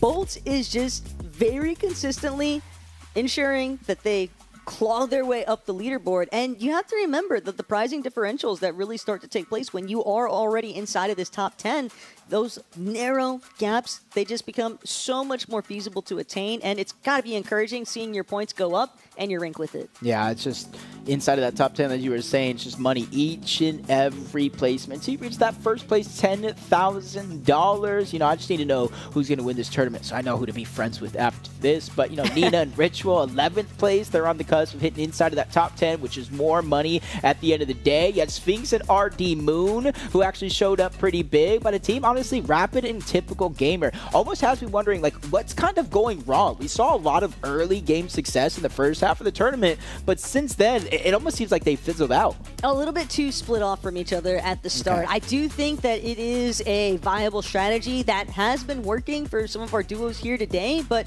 it really looks like when one of them gets too isolated, too pinpointed, I respect the Typical Gamer even try and, dish it out just as much as they're being aggressed on, but at the same time, I want to see them play more in unison with each other because they're both such strong competitors individually. I think one thing that is happening for sure in this lobby is that when a strong player gets eliminated, they are immediately being focused by everybody else. And so it's making the recovery element just that much more difficult. Yeah, I think we're seeing it. Outside of maybe Victor V in the early game, if you look at Veno and Ron, early game they do send Veno to get those eliminations, and then they spend the rest of the game hip to hip. Crackley, Victor V doing the same thing. Clicks and Lacey doing the same thing. At a certain point in the game, because they're so high up on the leaderboard and they built themselves that cushion, they have a little bit more freedom and flexibility over the game plan versus everybody else. And I think you mentioned like top 5, top 6 was that huge point gap. The only way they could close it is with eliminations and like top 3s. And yes, you can go ahead and give that a try, but for a team with like inside of the top 3 that has no pressure, just sit in a box, chill, win your tournament. I do have to make one special note to that, though, because in that post-game interview, we heard Victor V being like, hey, you know, we got to get first, second, third. No, there is no second or third for you, Vic, okay? We know Pops is not going to allow that type of mentality. We are only seeking victory royales from this point on. Yeah, he's already cashed in $1,000 for them after that last game, and a boost of confidence, which is the biggest thing. And there was a moment where Veno and Ron, especially after coming up back-to-back in victory royales, they went down early. But it was early in comparison to winning the game. I think it was still inside of the top 5, maybe top 6. So you have to figure out a way to get them out so that way you don't have to, you know, end the game with 20 eliminations, which we've seen players with 11, but you can see how hard that is in itself. It's just tough when you're trying to keep tabs on everybody and everything that's also kind of shifting around you, because there's that little bit of desperation, I think, that is really going to start flaring up in these next couple of lobbies, because we're reaching the beginning of the end, right? We've got Game 5 on the horizon, and with that in mind, so many of these players are kind of recognizing the fact that if I don't want to be on that second page of the leaderboard, I've got to step into overdrive right now. Just like this right now. You see Muzz, you see Pete, you see Veno and Ron. They are trying to take down first place already. Veno's just trying to disengage out of this. Even Reet is here. So 4 different teams landing here trying to take down first place. Peterbot, not sure where Faxity is at, but he's just trying to fight tooth and nail to make sure he stays alive here in this game. But Veno, I'm not sure where Ron is at, if he's trying to figure out a way to reunite. But right now, they're probably doing a good job at surviving. If Veno could just see what we witnessed, though, Muzz on the other end of things. I think Veno and Ron have the right idea, though. They're just going very aggressive with the approach now. Veno's still under a little bit of pressure here, but the elimination wipe just means siphon a little bit more material to work with, and you can see already how injured Peterbot is, but he'll also take the opportunity to try and heal back up. Veno, just slow approach. Even with the elimination onto Muzz, he cracks the shield onto Peterbot. Get him a drop down to about 20 HP. Box gets stolen. Can't get the wrap in as Peterbot is able to escape out the sidewall. No help coming for either one of these guys. It's going to be a straight 1v1. Ron just making sure to stay alive as the just in case. Peterbot's going to fall, but luckily Faxity knows his job. They are uncontested, so it's going to take no time getting Peterbot back into the game. This is no surprise to Veno. He was completely expecting to be challenged at some point. He knew that as long as him and Ron are in the lead, someone's going to look to threaten that. And all I can think about, too, is just the NAC FNCS. What did Veno do best? He just outsmarted Pete's winning strategy of challenging the team in first. And I think that Veno, he's just no foreigner to this. And that's going to be tough scenes right now for Rapid. He also gets eliminated by Coop. Yeah, Coop just jumping into the box, quickly getting that elimination. Cooper and Zemi, a lot of people looked at them as one of the teams that could take it on. They've been doing good inside of the top 10. They have moments of greatness, but I think now they realize with such few games left, if we want to close the gap, if we want to win, we need to start getting aggressive. And I think that's what Cooper's on the hunt for, trying to get more eliminations, which in turn turns to more points. Try to move up the leaderboard. Nina going down underneath. Poyo's looking like he's going on a hunt, but probably realized the fight has already settled, so it'd be too much of a risk to just run straight into a 1v2. I do think part of the problem that started to unfold for more experienced duos like Cooper and Zemi is that in comparison to last year's FNCS Pro-Am, there's just so many more elements of surprise in this lobby. Jinxie doing what he can, trying to stay alive. Victor V, though, zero intentions of letting that one go. It's a reboot cycle. Whether or not we'll actually be able to wait it out for Poyo. He's trying to create some space, get his duo back up and running. But going back to that initial message there, Jacob, I just think that things aren't as foretold as last FNCS Pro-Am, because you don't know what some of these other creators are going to do. You can't read their minds because they're playing a different kind of Fortnite to you. Yeah, especially if you're with one of the Crick Pro players that are just too fast for, honestly, even their own good at times. It's Reet and Fran just trying to make sure they both get back together. Trying to scare Booga off, who was trying to go for what seemed like a free elimination here, but it might have been the opposite. He might be the free elimination here that Reet and Fran are trying to go after to try to close that gap. They get that first wall, cutting down options, forcing Booga to make more space on the other side. Solid delay, though, right now from Booga's Yugi. He is just booking it. He is trying to get out of town since yesterday, and it's just not going to be enough. Frantic finds him, cuts him off immediately, and now that's just going to leave Booga stuck in a very difficult position because there is another team quickly making their approach to where all of this noise is taking place. And, well, for Booga, he's going to have a tough time working his way out of this one. I feel bad for Yugi because they were putting pressure on Booga, had no choice but to kind of sit there, and he's like, all right, you want to sit there and hide, Booga? We're just going to go after your teammate. They're at the edge of zone. Yugi, you had to have seen that one coming, but at least he got the pressure off of Booga. That's going to be the biggest thing, allowing for him to stay alive. As Reek going after Nina. Again, looking for these free eliminations, trying to catch players off guard. There's only a sliver of HP still on Nina, and I'm not sure if she has anything to get that HP back up other than the hopeful elimination here onto Reek for the Siphon. Oh, but disaster has struck right now for Reek. Even though Nina is not healthy enough to really tackle this exchange, Reek losing Frantic is still going to be a pretty big slowdown because now he's got to play a little bit of that recovery tour for his duo. But it doesn't seem to be deterring Reek's aggression. He is still on the hunt for more eliminations. Literally just the two different sides of this coin in this game. Teams being hunted outside of the zone, just trying to stay alive, hoping the focus gets off of them. And you got Jinxie and Poyo. Did enough up until this point. Boxed up here. The biggest worry for me is not necessarily the material and the loadout onto Poyo, but Jinxie doesn't have much. So he gets caught out and gets sprayed. It'll be so long that he has to protect himself. But at least you know he's not dropping anything phenomenal for the players that are eliminating him. It could be worse. He could have, you know, the exotic hunting rifle, stink rifle. Oh! Problems, but Victor V and yikes! That was nasty. I mean, the one on Nina was like regular, but he really just dropped Ritual off, timing. Man. He said, don't worry about the battle bus. I'll take you home. Send him right back to the lobby. And now they get back at their POI. They got a lot of extra gold because of those eliminations. They got the vending machine they can use for themselves. This is literally a perfect early game for Crackley and Victor V as we see Curve and Yusuf go back to the lobby as well.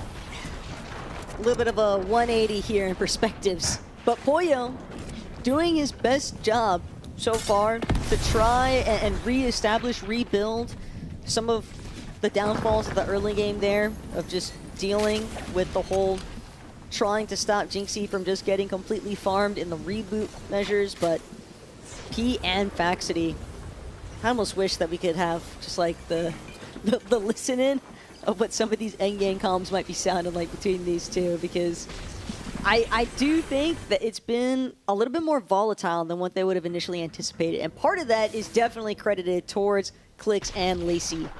Yeah, and I also think, you know, the last year's Pro-Am was, wouldn't call it the very first, but it was very early in Reload's life cycle. You know, I don't think people have figured out the little intricacies at that time, and now I think people have taken it a full mile and like stretched it even further about what they're able to actually do, the elimination hunting, the timing of everything. So I especially since the game mode changed where you can actually get a loadout off of getting dropped.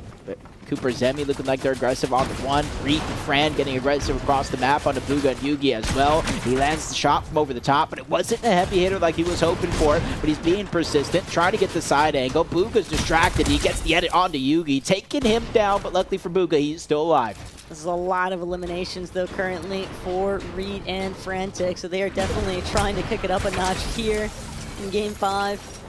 Wait and see whether or not Booga can stay alive long enough for Yugi to be brought back into the action, but still has a couple more zones to work with before reboots are completely disabled, so that is a little bit of a silver lining here for the Lion and his teammate Yugi. But for Frantic and Reed, plenty of medkits to utilize, decent amounts of mobility. They're committed to just getting as many elimination points as they can fathom against the likes of Booga and Yugi. Yeah, they kind of have options here. Put pressure on the Booga or hope Yugi comes back here fresh off the respawn. But right now, they're choosing the first of the two options, trying to put pressure on a Booga. But he does such a good job of fighting back. Not necessarily landing haymakers, but enough damage to scare off Frantic and Reet and make them second-guess this decision. But they got to be careful. They've run into Kanata and Arky just lurking on the end of the Peerless Pier. But now that's put Frantic and Reet into a little bit of a difficult position here. You can see now it's just all about the retreat factor. They don't want to stick around. They realize you don't want to be stuck between two separate teams. Even if Booga is working as a solo primarily, it still makes a big difference. You never know when a solo can just pack a punch and then shut it down when a duo is already third-partying you. Takes this one well-placed shot to really make that difference. It's Kanata. Arky using the launch pad at the pier. Arky actually seeing the toe. Spots him out, misses the shot, but hits a full pump on the second. Arky is down. Good thing for him. Kanata saved the day. That was actually a good spot from Arky to realize that somebody was actually inside. If he would have hit that one pump that he missed, man, that would have just been a full celebration for Arky. And right now it's looking a little bit different than some of the other games where we've seen this team have success from Kanata and being a solo. This time they're doing it together. I was kind of impressed with the tech there from RD Moon, you know? A little bit of crouch spam, just getting the advantageous holds with staying accurate off the assault rifle. That made the difference there. It was the sole reason he was able to find that initial knock. It felt like Kanata was trying to let Arky have one. I can't hide it on that. I respect it though, honestly. That like when you're playing a game and you realize your teammate just has a donut, sometimes you just gotta throw him a bone, man. And I like that, because imagine the hype and the confidence going into the rest of the day if he was actually able to pull that one off. But no loss. Both players still up. Kanata, Arky still trying to rotate in. Sphinx and Raw Dog Moon doing the same thing, but most of their rotation in is going to become without a single player facing them until they reach that line of zone. That's where you have 1, 2 teams already positioned and the potential for more. Sphinx also just trying to see whether or not you don't want to be caught at the base of the mountain face, especially when the zones start to pool. There's more often than not going to have to be some form of commitment towards the high ground, and a lot of times you'll see players, especially ones like Sphinx who are experienced, looking to put themselves halfway up so they can go either way, ultimate high, ultimate low. You know, not everything in the game is farmable. Yeah, and luckily for a lot of these teams, you're talking about like high ground, and especially where the zone was at, where it was literally 50-50, half on the mountain, half underneath. Most of the zone right now is pulling on over to flat land, giving them a little bit of alleviated pressure of having to kind of build up, expend your materials to get up the side of the mountain. You still want to stay away from that ultimate low ground. That's where things can happen in the blink of an eye, and your game can get twist turned upside down. The top 16, one player going down, placement points start to set in. Crucial moments right now, though, for Venno and Ron. The last thing that they want is an early departure in the second half of today's competition. They need every single lobby that they can get, because Victor V and Crackley, they were not joking about the heat up factor. They are looking at 9 eliminations already. And again, Crackley said it. I have Vic as my IGL, but with the way that he's playing, he's basically both. Yeah, right now he's just in the mode. Smile and wave, boys. Just smile and wave. Just let Victor V do his thing, and I'm just kind of here celebrating. And for Victor V, 8 eliminations, like you said. He does have the Morphite gold pump, so he has been just kind of dominating around the lobby. Somerset, this is one of those reboot loadouts I was talking to you about. She gets in before the reboots actually turn off. She gets that assault rifle. She gets the tack, probably using the splashes already along with minis. And if they got elimination, you can see why they're stacked up here, or as stacked as you could be in a situation like this. Rough shotgun to have to get up close and personal with, though. She is really going to have to depend on sort of approaching separate lines of sight with Muzz. We've seen them do it before, though, in Game 1, where they had the premiere of their success debut. I think that Somerset and Muzz are for sure capable of bouncing back from this position and getting some stronger loadouts if they can just find 1 or 2 good eliminations, even if it means playing through those lower layers.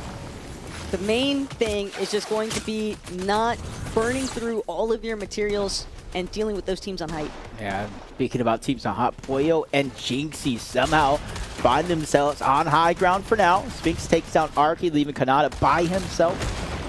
But I feel like sometimes, especially in a tournament like this, being by yourself is a little bit of a blessing. You don't have to worry about your teammate, and you just have the freedom of flexibility knowing as long as I keep myself alive, we are good. As Jinxie, honestly, this scares me just a little bit seeing Jinxie on high ground. It's kosher. Pollo's got it covered. Pollo probably has the fizz. If anything, he's got the overdrive grenades. It's just something to keep them on top of their A game. And Pollo, very likely just telling Jinxie, look up.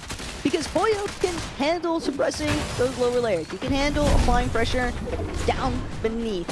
First, he's got to see whether or not somebody is actually going to wind up taking out Bugha. Doesn't have a whole lot left to work with, but everybody just focused on making their way forward to the front side of zone. Yeah, you gotta be careful though. Crackly, Victor V, they're making their way up layer by layer. Now they're even looking at the high ground, attempting a chop at the height. He said, I learned from Queasy. That's his IGL for this FNCS. Take height, don't look back, and right now they've chopped out Jinxie and Pollo. They had the Flowberry Fizz, so no fall damage or scares just yet, but they immediately set their eyes on high ground once again. Pollo starts to build back up, especially now more than ever that Victor V and Crackler have taken the attention from the lobby. And not only that, but Crackly and Victor V, they're going to have to start fighting with the rest of this lobby. For a moment, they were caught on the backside of zone because they committed towards that height chop, so it did put them just a little bit further behind where everybody else was moving towards. Pollo going to drop, though. Big shot just doesn't net him the knock he wanted. Peterbot, though, finds Somerset underneath it all. 5 eliminations now for Vax and Pete, and they have got to really find their momentum in this lobby if they want to try and bounce back on that leaderboard. Yeah, no choice but to use the zone in their favor. It opens up on the other side. Shockwave through, but Peterbot burns through the rest of his materials, and now he's getting focused out, jumping around like a fish out of water, just trying to survive, forced to dig deep into his pocket. Shockwave's up, repositioned, but he is still going through it here. He runs into Acorn on the other side. Solo versus solo. Acorn does go down. Peterbot is able to clean up that elimination, but how far can he stretch it? Not far at all before he's taken down by arch nemesis Clicks and Lacey. You would think that Lacey and Clicks have a homing beacon on Peterbot's head at this stage because they just keep finding him as Victor V eliminating Coop. That is going to be a huge setback, and not only that, but now 10 eliminations. Victor V has actually harnessed double digits as a solo, and he has zero intentions of slowing down. It doesn't matter if they don't have high ground, because from this front side low position, they're gonna force height to drop straight to them. They know that this is their fight to win. Even Jinxie's kind of following suit, and I don't see first place anywhere in this lobby still alive, so Victor V and Crackley, this could be a big game, but Pollo, surprise attack coming from above. Jinxie goes down to get the elimination onto Fred, his second elimination of this tournament. And if he could try to clean that one up, that could be loot for Pollo to use. He has no choice but to drop down low. Click's doing the same thing. Lacey trying to hold their high ground. This is 3 different duos all clashing here for the final game. And not only that, but Pollo looking to take out Victor V, and he's got it! A big knock. This is where you really got to dig deep here, but Pollo, he's not new to this. He's been here before.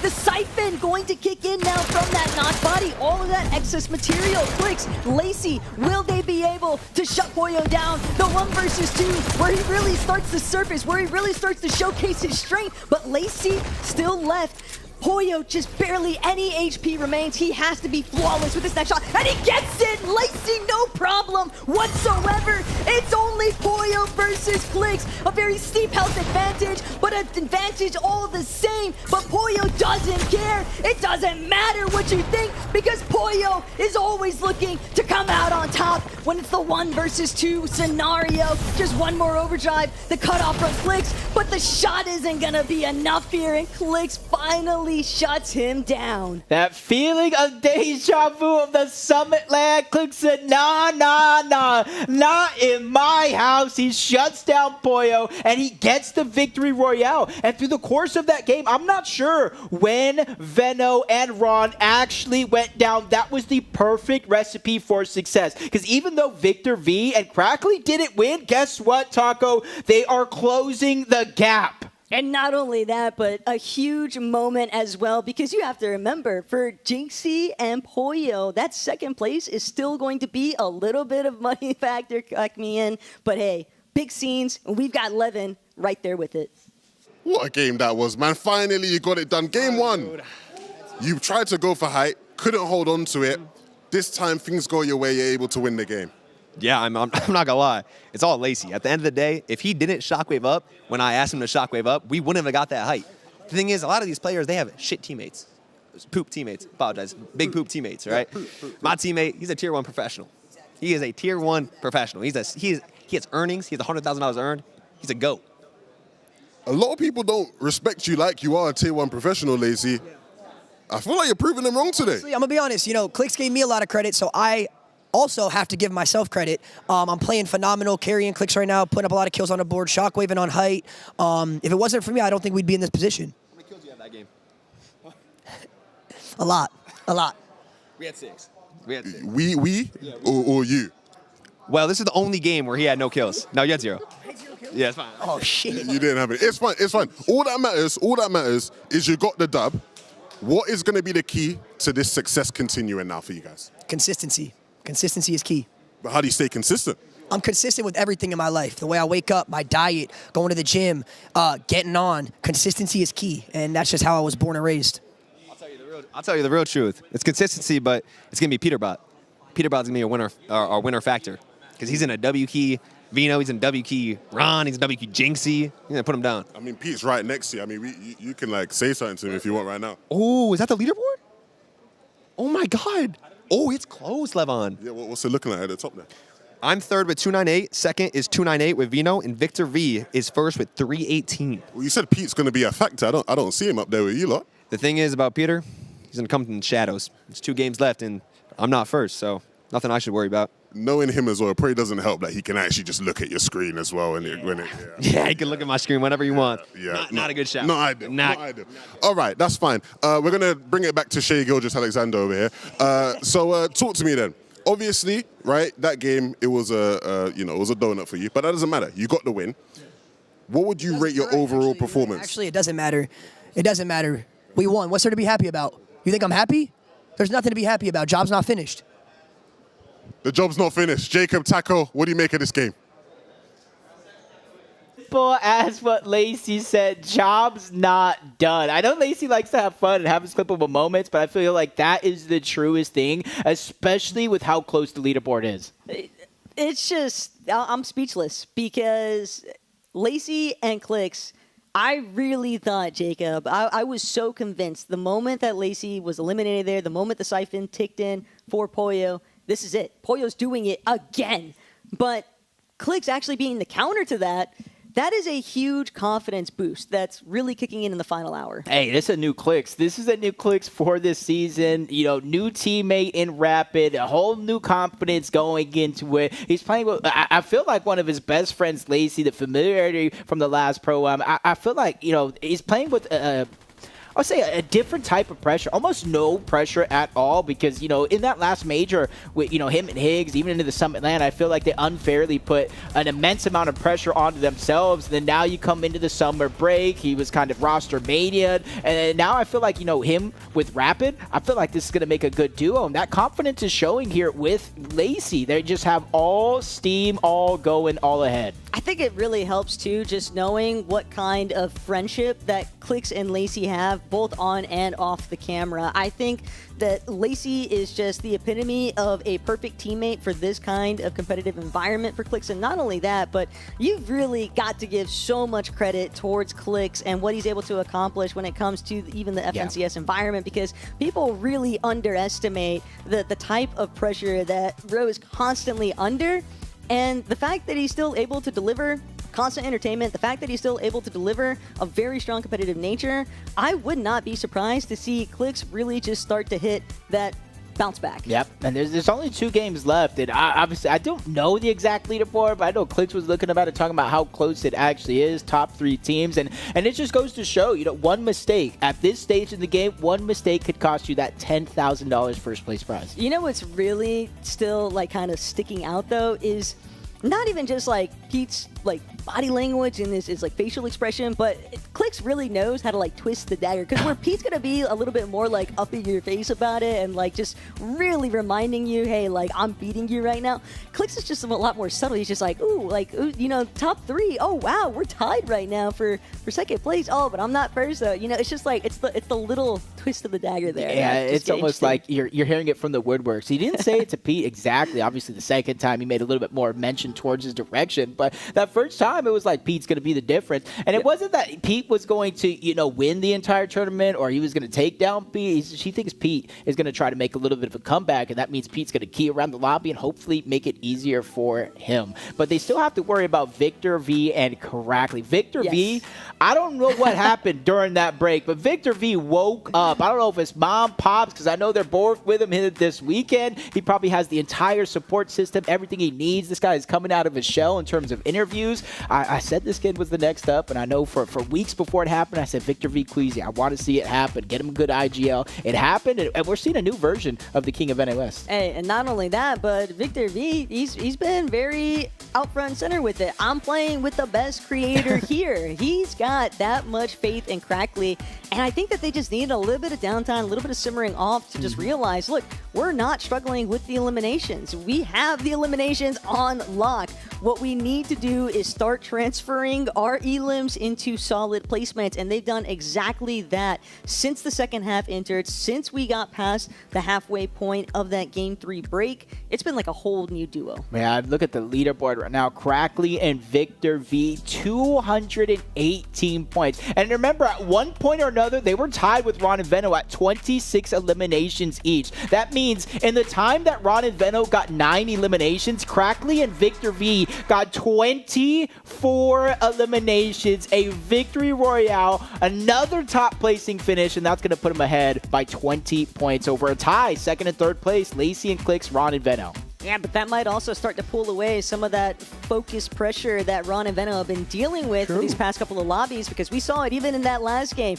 Peterbot, Muzz, both trying to challenge Ron and Veno, play that big disruption factor, not allow them the opportunity. They were going for the full duo elimination. They just couldn't actually find it. Both of them getting pushed out of the POI, but at the same time, it's still enough of a restriction for Ron and Veno because they're not able to follow their initial loot path. They're not able to go for those. We've seen them play aggressive on the outskirts of the map and try to punish players that are in the reboots. Instead, they were having to play defense. Yep, it's kind of seen before that page. Kind of Swift, I think it was like 9th place or so. Jinxie and Poyo. Hey, sometimes the first elimination is the hardest. He got his second one. They made it so far into that end game as well. Jinxie on high. I was a little afraid. Jinxie, you made it work. Glad to see that. But second page here, you see Bolts kind of having a little bit of a slower pace for the second half of the tournament. But this is where it's really actually kind of stacked up in terms of where the points are at. And this is also where you start to see a little bit more of the disparity in terms of the prize pool distribution, because even if you're on this second page, realistically, first place probably out of the question at this stage, but you can still try and work your way into the top 10. And not only that, but there's always the individual lobby prizing. $1,000 for first, $500 for second, $200 for that third place finish. So little tidbits kind of being sprinkled along every single one of these remaining lobbies. Yeah, so a lot to kind of break down. That's what Taka was talking about. $1,000 first place. You kind of looked at that leaderboard, with Victor V and Crackly made a quick 1,000. Veno and Ron got 2 of those. Muzz and Somerset, they got 1 of them. So already you're seeing players lock in some of that money before the tournament is even over.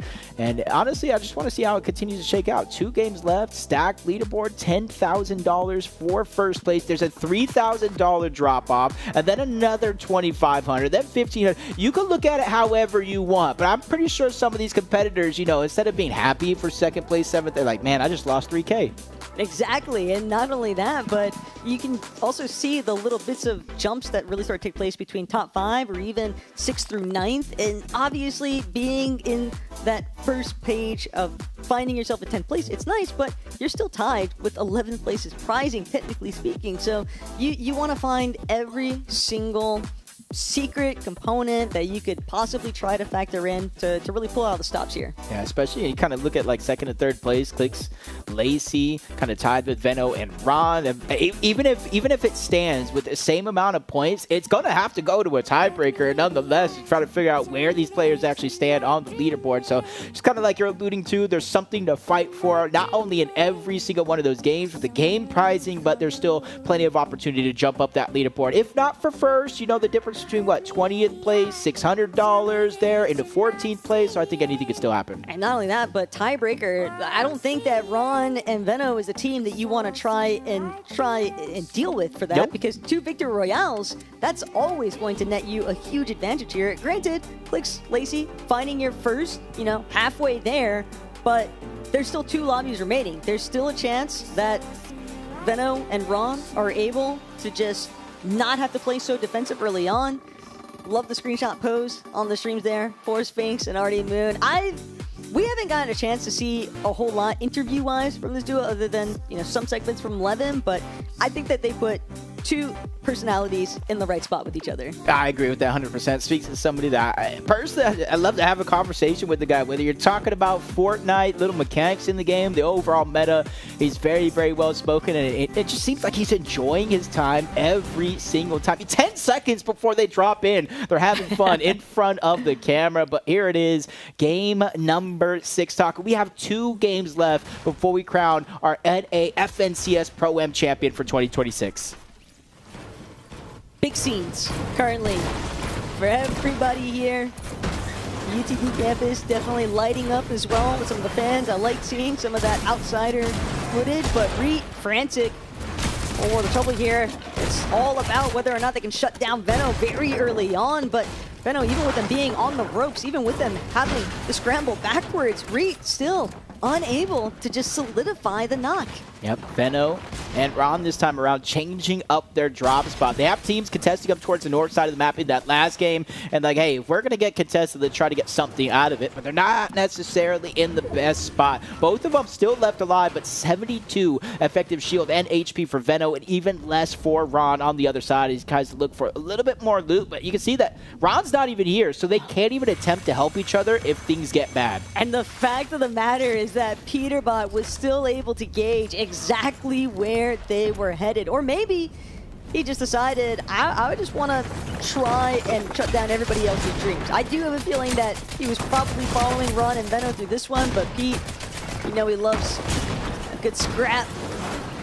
Don't want to bite off more than he can chew, though, as Acorn continuing to fight back, and the collapsed Peterbot is going to be sent packing. I thought it was Muda for a second, but it was Rapid out of nowhere, sidelining that fight. Muzz and Somerset, it's going to say staying away from all the action, but Bolt's probably seeing the mama there, knows what he was going after, used that shockwave, tried to disengage. There's a lot of damage onto Bolt, even a Mammoth connecting out of Somerset and instantly trying to move on over and close the gap, but Bolt's using shockwaves and a lot of the tools in his tool belt, instantly finds a way on out, and there's tunnels underneath there, Taco, so they're not going to be able to catch up to him. Yeah, I'm sorry, Somerset. It was a great shot. It was some good damage application, but unfortunately, Overdrive Grenade is going to beat Grappler every single time for mobility. So, Clicks just picking up the scraps, some leftover pieces. Looks like he was able to get a little fraggy with it. One duo has been fully eliminated. Who's going to be next up?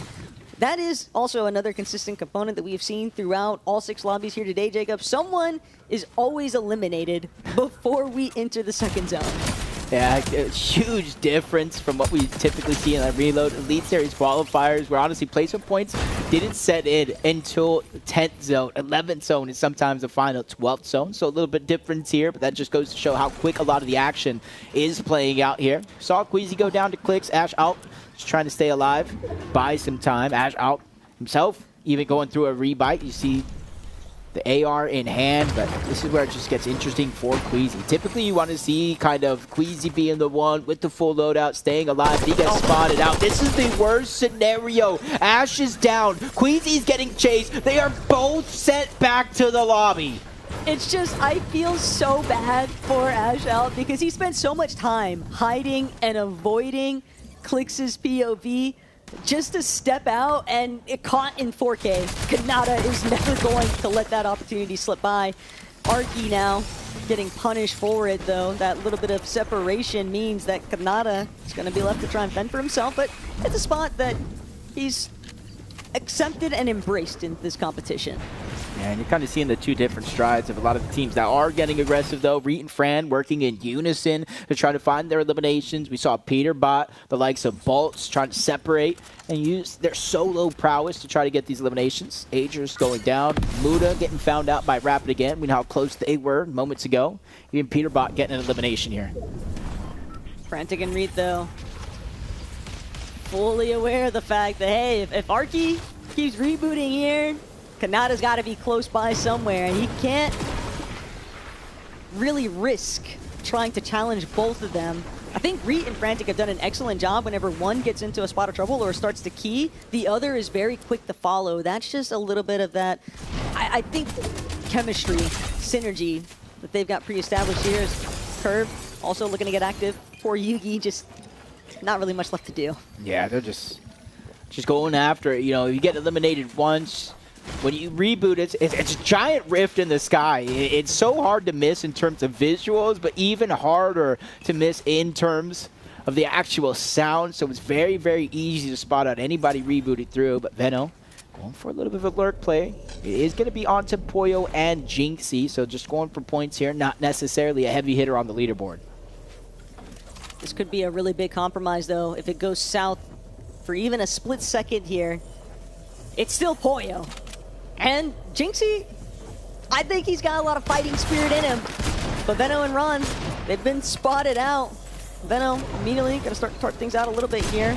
Separate angles of attack, but Veno still looking to get the advantage. Jinxie from overhead.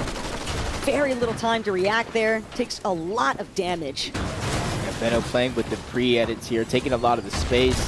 Jinxie gets found out, simply trying to heal. They're into the stone. The early damage from Veno really shifting this fight, really putting him on the back foot. Now Poyo's feeling that same pressure. It's Ron trying to put it down. Veno's just trying to get some of the loot. Probably calling him off here for a moment, but Poyo knows this is one and only opportunity here to really start to get aggressive and take a 1v1 while he can.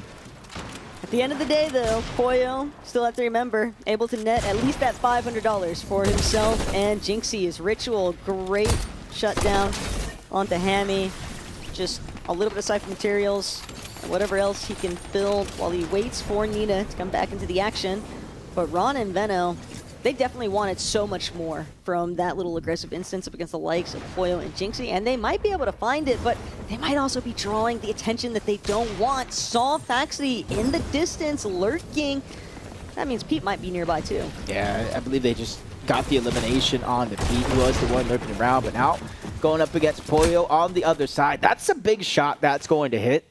I'm not sure if they can clean that one up, but Hammy splats down. That's one of the most unfortunate things that can happen. You splat, you survive with 1 HP, and then you start rolling down the mountain, and Ritual's like, yo, what is that? To be fair, it helped Jinxie in the last lobby. We saw the splat. We didn't get a chance to highlight it because there was a lot more happening in that circumstance, but it actually kept them alive just a little bit longer because no one's looking at the guy that's rolling down alive. the hill. Oh, Poyo's still alive, though. Shockwave's on out. Really leading decision up to Veno and Ron. Do they want to continue to go on a chase here? One well-placed mammoth shot could end that run either way. They're going to let him escape, which means Jinxie is going to have a chance to get back in this game. Agers cleaning up Nina, but not without sacrifice. His teammate was the one who got taken down by Ritual, so it only is going to be a 1-for-1 trade on each side. Kind of ridiculous, though, to think that Agers is operating with 8 eliminations already. This is a very proactive lobby right now in terms of finding aggressive eliminations. Peterbot with the elimination onto Ron. And Veno, this might be the worst position him and Ron have been all series long. And if Veno goes down right now, that might just be the end of it here in Game 5. Veno doing everything he can to try and fight back. The last person he wants to be eliminated by is Peterbot, and he might be able to control his own destiny here. Pete is just so incredibly low. Yeah, and you don't get much HP out of that pizza. It's only getting 10 total. Either way, Veno breaks into the box. Not only surviving long enough for Ron to get back into the game, but cleaning up that elimination onto Peterbot. And that gives Ron a chance. If he goes directly to where Veno's out, he gets a full loadout. From nothing to something, literally in a blink of an eye. It's Agers trying to survive. You can see no shield. Hammy's trying to be a little bit of a distraction, but Nina not letting up off the gas. Agers, though, needs a chance to try and heal, try and rebuild some of his shield. Instead, he'll just go for the outright fight. elimination onto Nina now means number 9 here for Agers, and Hammy just trying to make sure that he can provide whatever backup support Agers needs. He sees what his duo is doing. He's not trying to interrupt. Hey, it's just seeing chase action all around the map. Fifth zone about to fully open here, going to start to close soon. So 2 more zones before reboots officially turn off. And that's what a lot of these teams are using, that advantage. Even getting the knock on the typical gamer, literally on the edge of the zone. I saw it at the last second on the mini-map. One more hop would have got typical gamer all the way there. But Cooper going to get credit for that one, and now it's going to get a huge signal when he reboots back into the sky about where he wants to go next. Was definitely brave, though, from Cooper and Zemi, because they're playing as solos. They are both separated, looking for separate engagements, trying to rack up whatever eliminations they can find. But while we're not in danger of the reboots being disabled just yet, if you go down, even with that little bit of assistance to the reloads, reformat change, it's still a bit of a compromised position because you still have to refarm a lot of your material. It's never easy at all. Page going down. Faxity actually dropping yet again. Hopefully he was able to give some of that loot on over to Peterbot before that became a possibility. But either way, you can see the aggression turning the table for some. Putting the brakes on others as Muzz accidentally jumping, but seemingly almost his demise there for a moment. I believe that's Agers and Hammy on the other side. Down below is going to be Somerset. Could be an opportunity to put pressure, catch him off guard, even deny a healing opportunity onto Agers. And this is where she starts knocking on the door. Hammy just a little bit too slow. He gets cracked, but he lands a big shot himself to try to slow down the aggression from Somerset and Muzz. That was definitely enough, though, because Somerset and Muzz, they're going to have to fall back. It's just not really worth compromising their current position on the leaderboard. If they can find the elimination, awesome, but if not, might just need to let that one fizzle out on its own way. It's Frantic, Reet, starting to see a little bit of an overhead. Small cliff face just to elevate ever so slightly, but the pacing, it's just non-stop back and forth currently for some of these duos, and I think Frantic and Reet, well, they've got 5 eliminations. They're clearly seeking out more, but they also need way better loadouts. Yeah, this is where them included along with everybody else has to start to take a different approach in terms of how they're approaching some of these fights. Reboots are disabled, so no chance to get back into this game. If you did reboot in this last zone, though, before they turned off, you have a little bit of a loadout being granted. Especially, I think the most important thing is the minis and the chug jugs that you are going to be able to grant. It's Fran Reed trying to rotate through. Almost gets taken the shield off from Victor V and Crackly. Another zone here, Taco, where Victor V and Crackly, it's at their POI, essentially.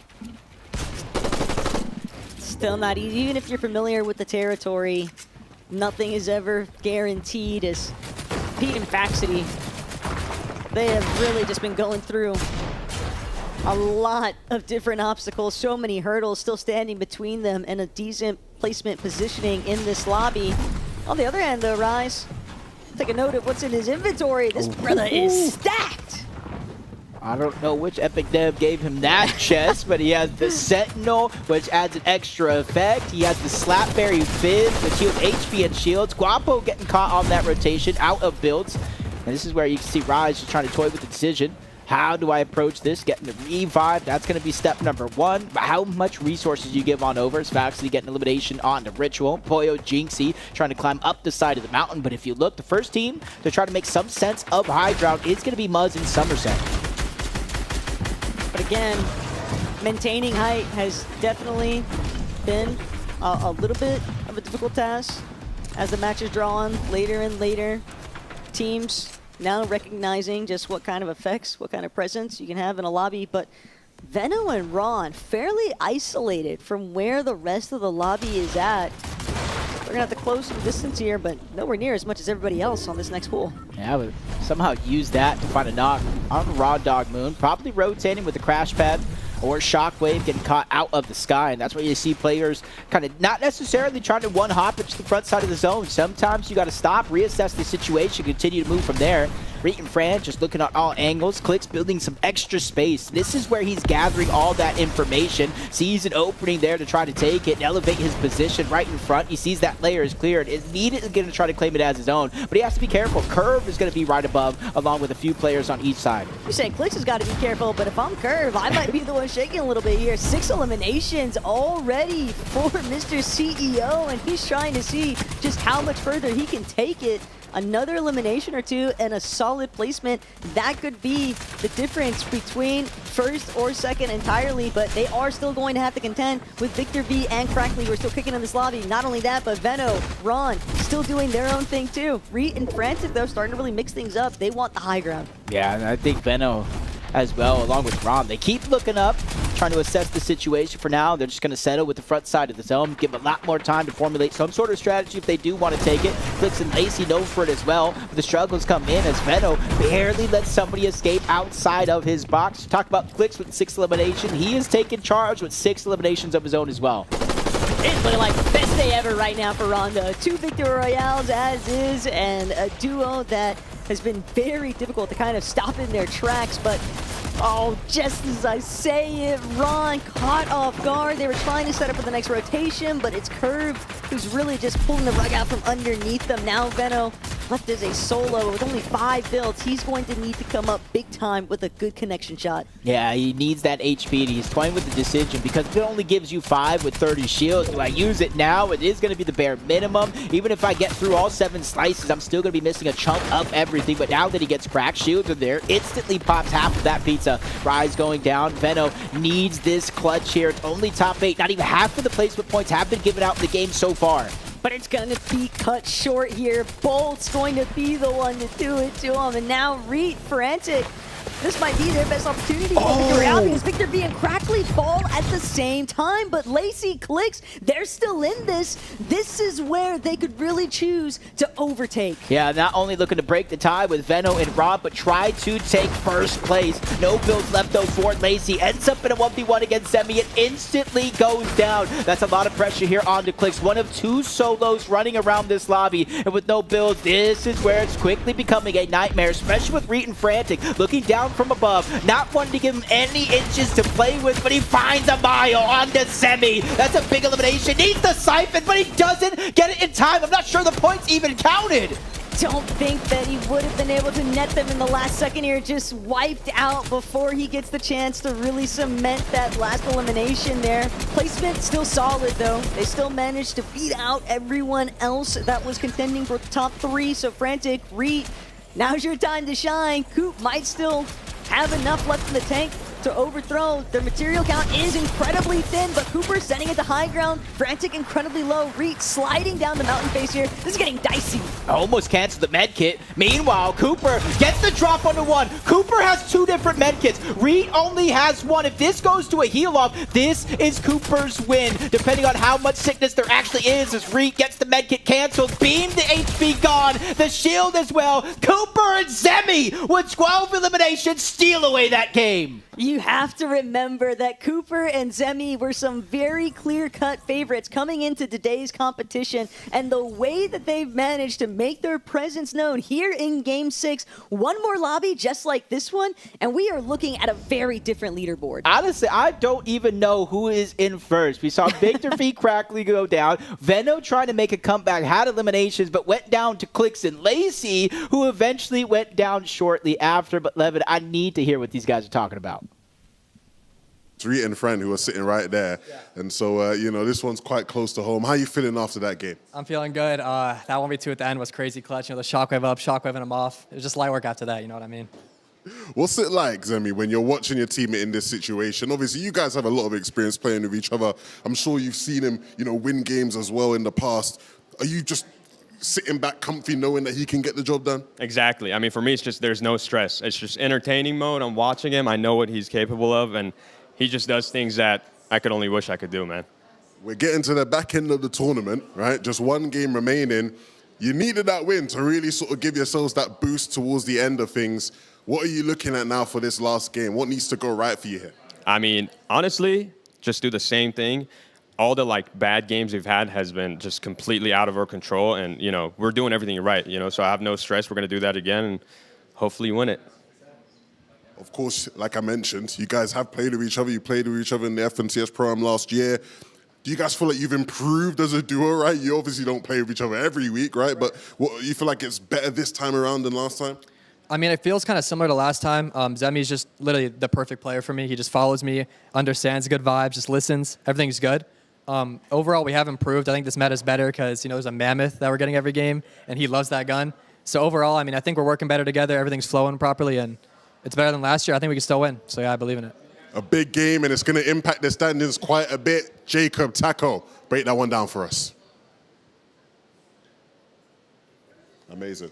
Amazing. Like, these guys were not joking in the slightest. Cooper and Zemi have really hit the nail on the head because one more big game, just like this one, another 12 eliminations and a Victor Royale, and they are staring down the face of potentially being the ones in that first place position, challenging everyone else. It's been all eyes on Lacey Clicks, Crackley and Victor V, Veno and Ron, and yet, just when you least expect it, Coop and Zemi have just found a whole new fire lit underneath them, and they are really doing everything in their power to try and just ensure that they put themselves in the best position possible to win it all. I just don't think that you can count anybody out at this stage. It is so fair to say that we are looking at a lot of teams on level standings here currently because we've seen all the victory royales that have been gathered, and if anything, it's always just such a huge boost in how you're feeling overall when you know I've already netted $1,000 just off of this victory royale. So Cooper, Zemi, ready to see what you got in the last lobby. Hey, sometimes that $1,000 in itself, I know if I won a game that got dead last after the tournament, at least I cashed in on something. But honestly, I feel like, even talking to Booga, it's just one of those situations where you don't want to leave your teammate out to dry, but you also don't want to play the game out as a solo. So I feel like a lot of these players are playing with that same mind games. It is interesting, though, because you do have that mentality from, I think, the majority of our pros, but then you've also got the other side of the coin where Bolts, for example, and then Primate Page have established it from the get-go. Bolts is like, look, you're going to be left out there. Like, good luck to you. I'll send you back in with a little bit of materials. Here's the loadout. Here's where you can try to go next. But if we aren't next to each other, it's fine. I still got you. And he's delivering, and he's not the only one. I think that Kanata, this was such a standout moment from Cooper. He really could not have played this better. It's just so unfortunate for Frantic and Reet that they ran out of all their builds. Yeah, it's just one of those moments there, but like just seeing it from a different point of view. You literally said it. You could not have played that any more perfect than Cooper just did, kind of solidifying 10 eliminations by himself, 12 for the overall team. And we have a new first place team going into the last game of the day. Oh, it's going to be absolute mayhem in this last lobby. There is a 0% chance that we are not going to see teams inside of this top 5 just deciding to land all over the place. It is going to be musical POI, so no one is going to be at their established drop. At least, I don't think that they can safely do so, because someone's going to look to throw their name into the hat and cause some problems here. I know Peterbot has definitely been an agent of chaos for the lobby so far, but you never know. 197 points, 4th place currently, maybe a little bit out of reach, but how many times have we seen Pete really dig deep in his bag and pull out like a 20 elimination win? I'm not gonna throw it out the window just yet for him and Fax. My mom always taught me, just kind of watch what you say in certain moments, right? Read the room, watch what you say. And Lacey said something. He said a lot of stuff, actually. But he said something, right? Lacey said, my only goal is to make sure Peterbot doesn't win. Clicks was like, yo, we got nothing to worry about because we're not in first place. Game 7. Lacey, hopefully your words don't turn to be delicious and you have to eat them at the end of the day, because Peterbot now has the chance to ruin Lacey's tournament and Clix's tournament, and basically in the same throw as well. You just know that Pete's facial expression would just be, he'd be beaming. He'd be cheesing so hard to know that he would be the one to potentially stop Clix and Lacey in their tracks from having this celebratory instance of winning the Fortnite Pro Creator Series. But I do want to give Lacey his flowers in comparison to last year, where he went a little bit too ham on the VOD reviewing overnight leading into the competition. He's done a great job of staying dialed in for today. Yep. Just got to see him kind of, we might see him in the FNCS Major 2 finals if he can make it through the gauntlet that is NA West. But continue looking down this leaderboard, man. There's some surprises. I didn't expect to really see them on a page 2.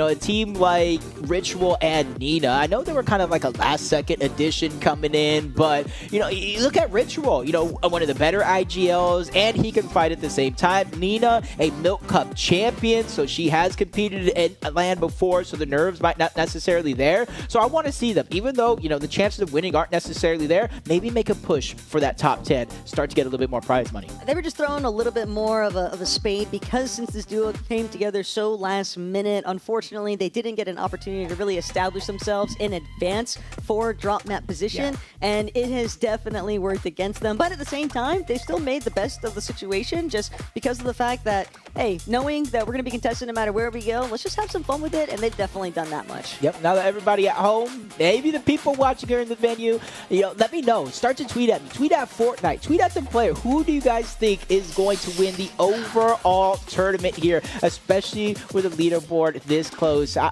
kind of want to see, maybe just everybody just land in the center map. All 40 teams, chiseled cube, just end the game there. But could you imagine how much fun socials would be if Clix and Lacey actually get the job done, bring it home, overcome everyone that was doubting? And you have to remember, Clix, he's used to being doubted. He's been doubted his entire career, and he still just takes it in stride and is just doing the best that he can in today's competition to find that overall victory with Lacey. Yeah, honestly, just looking through, already my predictions were kind of thrown into a mix. I know I started off thinking Peterbot and Faxi were going to win the entire thing, but as I started to hear, Peterbot himself talk, I'm like, I'm not going to take it as serious. And then coming into this one, Faxi's like, yeah, maybe he's not. So he kind of threw that out the window. And then I was looking at teams like Reet and Fran, who are making a second half surgence to the top of the leaderboard. I put Victor V and Crackley in my top 5. I even had Muzz and Somerset there, but most of my predictions got thrown out the window early on in the first half.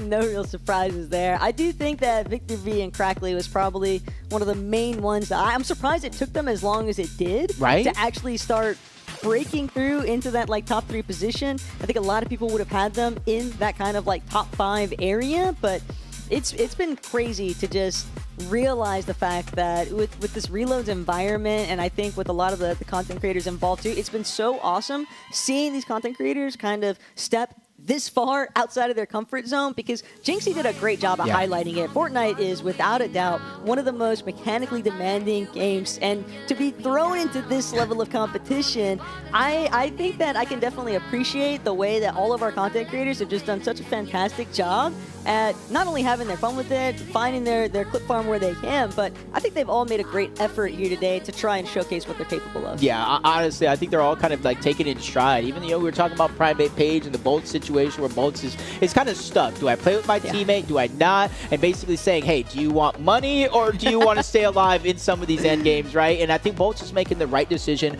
for them as a team. But on that other side, though, Private Page, she kind of understood her role in a lot of this situation. And honestly, her being left out the way she is, she's actually staying alive in certain situations long enough to potentially, we obviously haven't seen every instance, but give Bolts just a little bit more loot. I talked about you could spawn back with minis, potentially some chug jugs as well. And so that's extra heals you give a player like Bolts, where you give them an inch, they stretch it to a mile.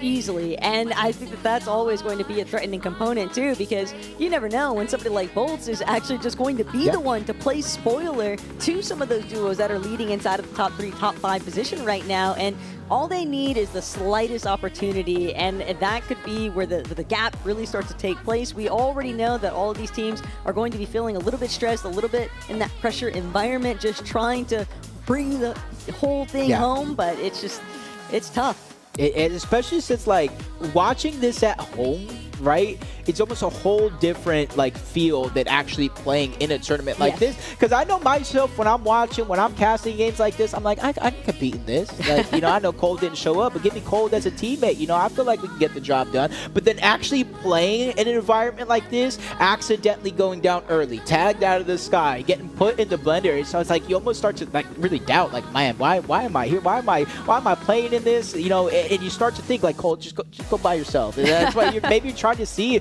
a lot of the confidence, though. You know, Kanata in the first half of the day was doing exactly that. He knew when to cut his losses for Arky, even though we have seen instances of him trying to keep Arky in the game. There comes a point in time where you are better off as a solo because you don't have to worry about expending materials to try to keep them alive, tossing over the minis and the big pots and the med kits that you can use to stay alive just that much longer, squeak out a couple extra placement points. Never know, but one thing's for sure. A little bit of trouble afoot right now for Clicks. Might have just been getting tagged along the way of that bus path. A little bit revealing here, but he's being hunted right now by Cooper. Cooper winning that last game, clutching it up. Already starting to get a little bit aggressive early. Veno and Rondo see that they kind of split up just a little bit at their exact drop. Going back to what is familiar with Scott of that first place spot at one point or another. They obviously lost it, but now they're just going back to what was working at the start of the tournament. One of my favorite duos, even though they haven't necessarily had the camera time on main broadcast for reasons, but Spinks and Artie Moon unfortunately eliminated, I believe, Pooley. I do believe that they are our missing duo currently. They took a little bit of a risk, and they were a little bit compromised, but I have loved seeing those two today, and I can't wait to talk with them more and Artie Moon's experiences here in today's competition with Spinks. Yeah, honestly, the way they've been kind of like playing together, talking and having fun both in and outside of the game, you would feel like they know each other already. Right? The first timers here, as Veno just trying to stop the aggression from working out against him. That's Peterbot, but Peterbot, you know, if he wants to win the entire thing, which is definitely going to take a ton of eliminations, he's not only going to need to take down first place Clicks and Lacey, he needs to take down second place, third place, and probably fourth place as well. But when there's three separate duos to contend with and a fourth being added to the mix, this is where the trouble really starts to build up here. It's Booga getting the better end of the exchange right now. Lacey never had a chance to see it coming, but Clicks now just looking to buy a little bit of time here. Surprising to see Booga, though, just hunting down Lacey. Just has to be careful, though, just because the zone hasn't overtaken Clicks' position just yet, so Lacey will respawn directly above him, which is a giveaway for Lacey himself. But as Booga he's going on a rampage right now, just taking out Cooper next. Luckily, Kanata didn't show his face because he would have been next on that list. We are witnessing the Booga Revenge Tour right now. Don't know if Kanata was able to apply a little bit of pressure there too, but 2 eliminations already for Booga. He's not content with where him and Yugi currently sit, but they're not in last. And I know for a fact that both of them were very much trying to avoid that type of leaderboard position, but with the way that Booga's playing right now, they might be able to change things entirely, maybe even break into the first page. At the very minimum, just start to line your pockets. There's a little bit more of that prize money. Again, you get a victory royale. It's an instant $1,000 without even having to look at the leaderboard. Second place, 500, and then 200 after that. So just placing top 3 in these games earns you a little bit for your efforts. But Booga's slowing down just a little bit, getting close by to where Kanata's at. You see Arky respawning in. Not sure where Fran is at over at the top of that mountain, but respawning in as well. And this has given Veno a bird's eye view, basically options about how he wants to approach this situation. Veno might have had his wings clipped there. Seemed like he was very intent on getting involved with where Booga and Kanata were at, but those little warning shots, just enough of his HP chipped away for him to recognize, I don't want to get caught out here. Cooper and Zemi, though, this is a very precarious position, one that we're not used to seeing Coop in, but he'll at least have the chance pop that big pot, restore a little bit of his shield. It doesn't look like he's being chased all the way through. Yeah, he was basically waiting for him because you can't build and protect yourself. You're just kind of hopping out of that teleporter, and he's just waiting for on the other side. And I think they got the memo. not to chase, not to leave himself vulnerable here. As Guapo moves in, a little bit too close to comfort for Victor V, and Crackley has been on a terror here in the second half of the day. Already 3 eliminations, and it makes me wonder if they have some sort of like signal that they know somebody's here. Maybe not exactly where A2 Guapo's at, but they know somebody's lurking around. You don't want to fall back into old habits. Veno, nice elimination claim there onto Kanata. 4 already for Vino and Ron. This is a big step up. And kind of to elaborate a little bit more on Victor V, we know Victor V and Crackley can get eliminations, but in the final lobby of the day, you don't want to find yourself tunnel visioning. If you lose sight of placement points, that's where a lot of the leaderboard disparity is going to be shaping up. So they cannot afford any early spillage. I love that they're still being aggressive. I love that they're still betting on themselves and what they're capable of, but just got to be careful. Yeah, especially since there's not necessarily a massive need to get a high number of eliminations here. Just need to outplace Clix and maybe sprinkle some on top with the way Clix and Lacey have been playing as well. We talk about the second half resurgence. For them, it's almost been the entirety of the day. They've been consistent. Muzz and Somerset trying to get right back on track. They started the day off. They even, I think at one point or another, if I remember correctly, shared a portion of first place on that leaderboard. Just since then, just a little bit of a slip up that they hope to catch back on track here in Game 7. Lacey's at least got medkits to work with right now. It's Victor V, Crackley, fully aware of what's right in front of them. Crackley trying to see if he can take out Peterbot, but Pete, in the way that he's moving, all he really needs to do is just delay. The longer that Victor V and Crackley are kind of stuck out at Chiseled Cube, granted, they probably don't mind it too heavily, but if Pete can continue chipping away at their HP, even finding the elimination, that would just be such a huge pause in their momentum. Yeah, I was wondering right now, Crackley has set him on just like a sliver of HP for so long. He finally heals that up, instantly loses the shield to Peterbot.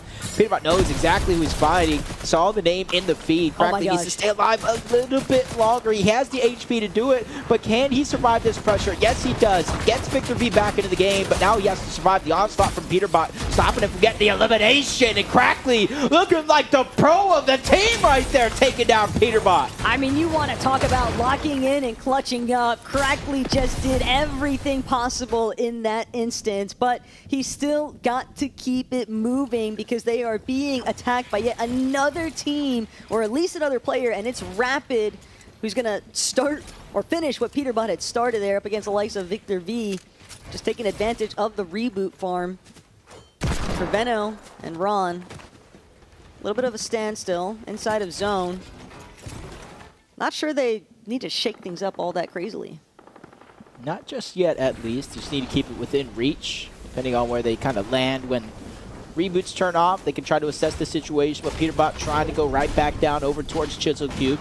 It is going to be in the zone, but needs a ton of time for it to open up, so a lot of these guys just need to survive up until then. As Veno continues to go on the offensive, he does have the mythic hand cannon. He's trying to put it to use. Already connected with a few shots so far. Cut Reed off down low and lands another shot. His 5th elimination of the game. We're seeing it both out of Victor V and Veno. If they want first place, they have to take it by force. And they might just be able to do so because Veno and Ron, with 5 eliminations already, Jacob, and a fairly well-established position to kind of cut teams off that are going to be a little bit later to the party. The Stragglers trying to make their way in from the storm into that edge of zone. They are in that compromised position for everybody else because no one can get past them. They are the wall that sits between the next zone and these teams that are going through the constant reboot cycle. I like this. Yeah, honestly, I like this load. I'm okay with a sniper SMG type loadout for Jinxie, but what I'm not okay is whatever's going on here. As soon as Jinxie probably will feel a little bit comfortable, in comes Pete, trying to outrun Rapid, who has typical gamer by his side. They find Pete, so no more running for you. They get the elimination, but they want just a little bit more. Veno now moving in along with Ron, trying to put the pressure down on the typical gamer. Third partying this to catch him off guard. Even finding a whole nother team in the bush. 4 teams here as of now. It looks like a 5th one, maybe a solo floating right overhead. That's a little bit too much of the danger zone. Veno realizing it's just not worth risking it all for an extra elimination or two. In fact, he might be able to find it regardless on Hammy, who's just nowhere left to run, no escape whatsoever. We'll see you on the next reboot. Because Veno, man on a mission right now. Ron, right behind him. They are doing a great job at just staying toe-to-toe with each other. We got Blue on this side of the map, frantic, just far outside of the zone. But as it does reveal itself in this next one, 6 zone, one before it reboots turn off. It's a little bit of a pull towards the south. Not max pull for either of these teams on the map so far, but definitely not going to be easy, especially if you try to shockwave past a team like Veno and Ron, who haven't really been missing much with that hand cannon. Jinxie, tough spot to be in. A lot of trust on Poyo right now to close things out, but just being aggressive from 2 different angles. Muzz and Somerset are just such a dynamic duo when they take these kinds of approaches. It's just so difficult to actually figure out which way the pressure's even coming from as Muda and Acorn just dogpile in on where Jinxie and Poyo are at. That is going to be the end of the line here for Jinxie and Poyo, but we'll still see more. Jinxie, future reference here is Victor V taking out Faxity. But Pete's nowhere in sight. Just have to expect that he's off elsewhere doing his own adventures. Yeah, and you can see Victor V making sure to max pump the down just to try to get more damage to turn his more fight into from a blue into a purple. That way he can try to pack that much more of a punch. And it literally almost was Peterbot and Faxity versus Victor V and Crackley before they ended that first run. Peterbot staying alive more than long enough for Faxity to get back into the game, but they need more than just being in the game. They need to figure out a way to get Faxity enough of a loadout that they can actually start to put in some work. As Veno just trying to go ahead and disengage. Ron is actually went down, but luckily for Ron though, there's still 15 seconds on reboots available, so he's not out of the game just yet. Sure, but how much does Veno actually have to work with here? This might be one of the worst times to be eliminated because everybody's going to be looking, everybody's going to be waiting to try and prevent you from landing, get that final elimination done and dusted, because that's just going to put Veno into a fully solo position. And when first place is up for grabs, it's just such a heartbreaking way to go out. But Fax fighting his own battles, it's just a tough time trying to get any kind of footing.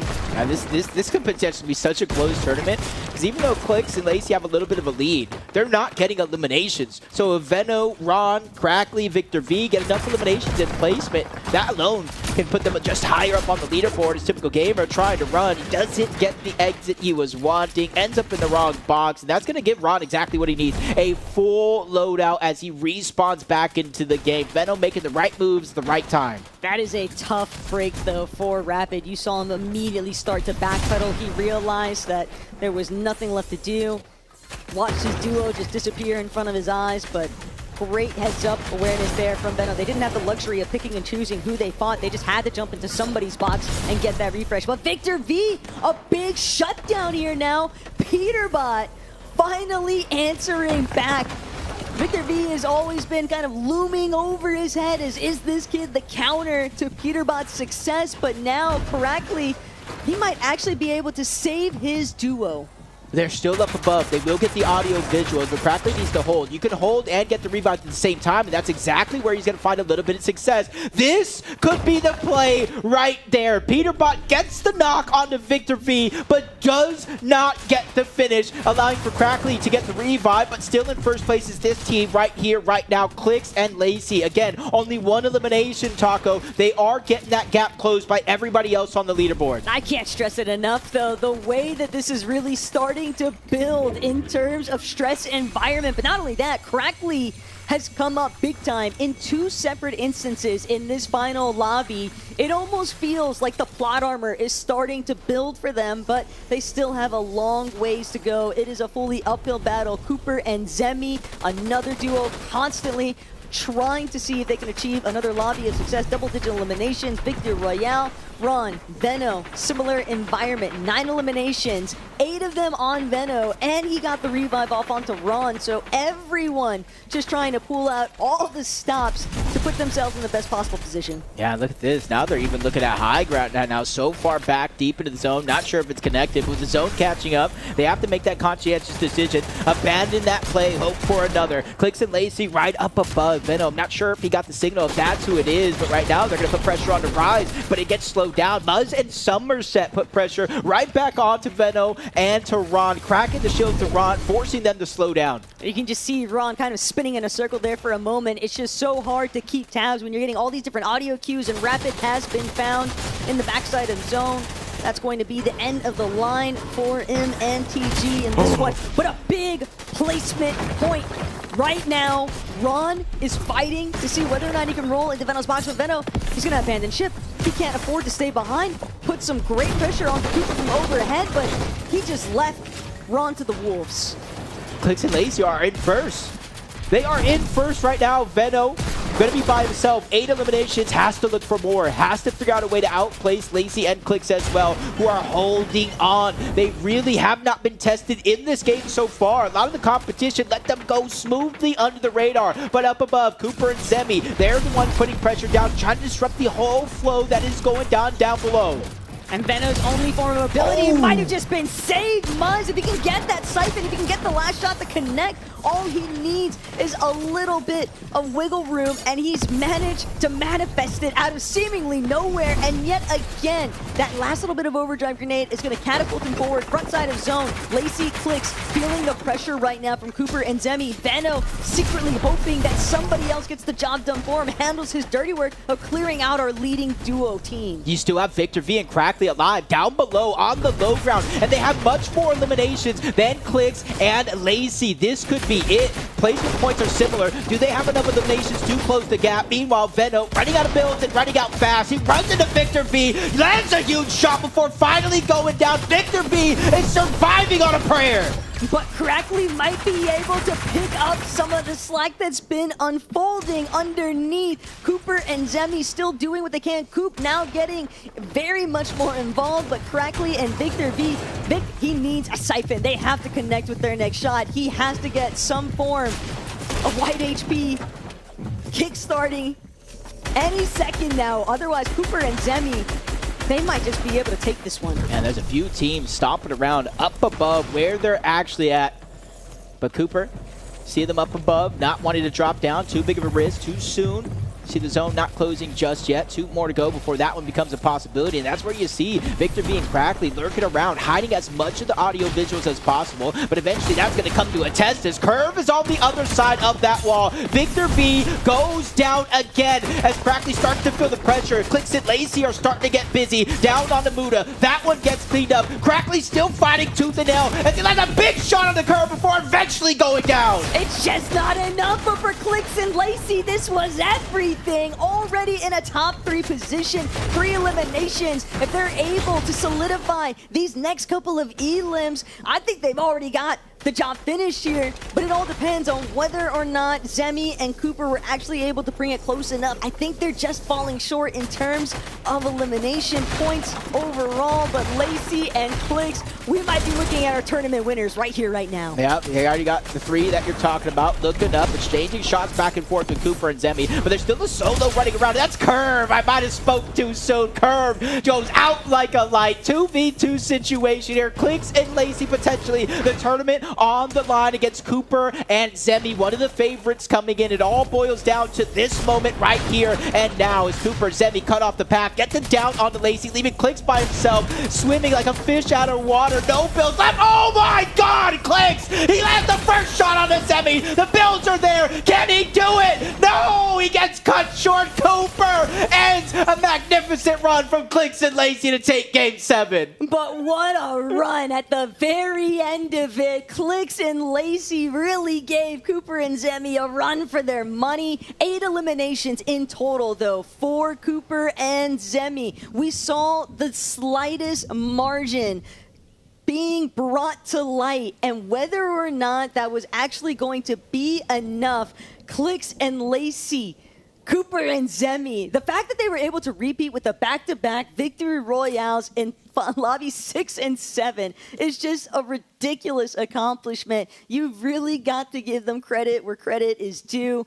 But for right here, right now, Jacob, we know that Cooper and Zemi won Game 7, but did they win this Pro-Am Creator Series? That's what I'm trying to wonder. Like, what was the point deficit going in? How many eliminations did Crackley and Victory actually end up with versus the point differential that Clicks and Lacey were able to get as they close out with another top placing here in this tournament? But 7 games, Taco, intense action. Honestly, I thought Veno and Ron were going to begin to run away with it, but Lacey, Clicks, Victor V, Crackley, these guys, even Kanata by himself, putting on a show. Veno and Ron just started to have the whole lobby work against them, and they weren't the only ones. They knew that the moment that they got those back-to-back Victor Royales, that they had put a bullseye right on both of their foreheads, and everybody was on the hunt to make sure that they hit it dart center for both of them. Unfortunate outcome, but still, they can't feel that bad about it. They're definitely going to be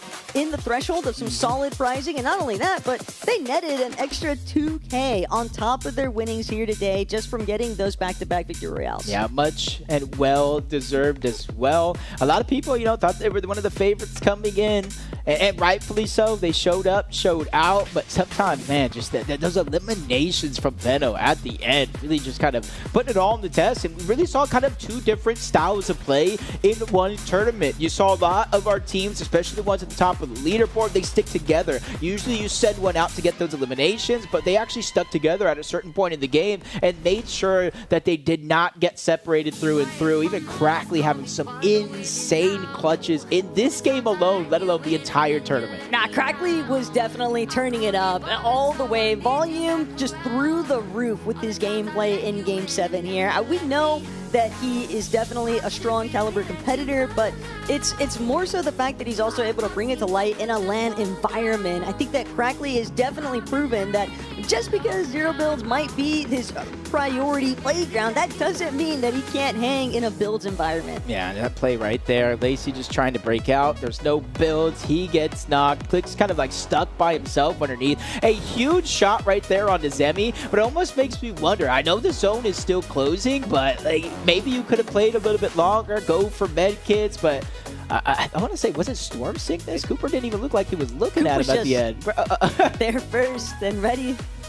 It seems like that was the issue, though, just that extra time to the sand. We don't often see it where Storm Sickness becomes a threat, but sometimes players aren't really left with too many other options. They're kind of forced to play from inside of the Storm, and I think for Clicks and Lacey, a big part of that is probably credited to the fact that they knew if they were playing inside center zone or anything like that, people were just going to be hunting them nonstop. Yep, but we have ideas of who we think won this year's FNCS Pro, but we're going to throw it to Levin to let us know who is walking home the 2026 champion.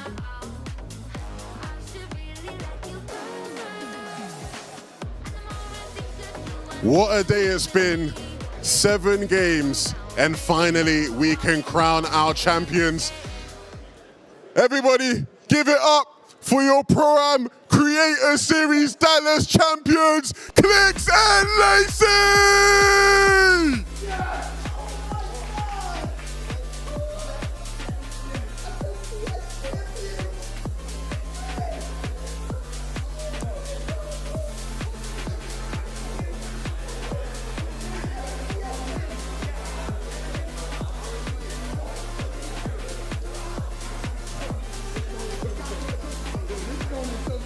Boys, I mean, we have to talk. I'm sorry, you're going to have to hop for a second, brother. You got this. You got this. Clicks, we have been waiting so many years to see you lift the trophy here on the LAN. How does it feel right now? Man, even though it's an FNCS Pro-Am, it still feels really good. It does feel good. Shout out to my teammate Lacey. He played really good. He did. He played incredible.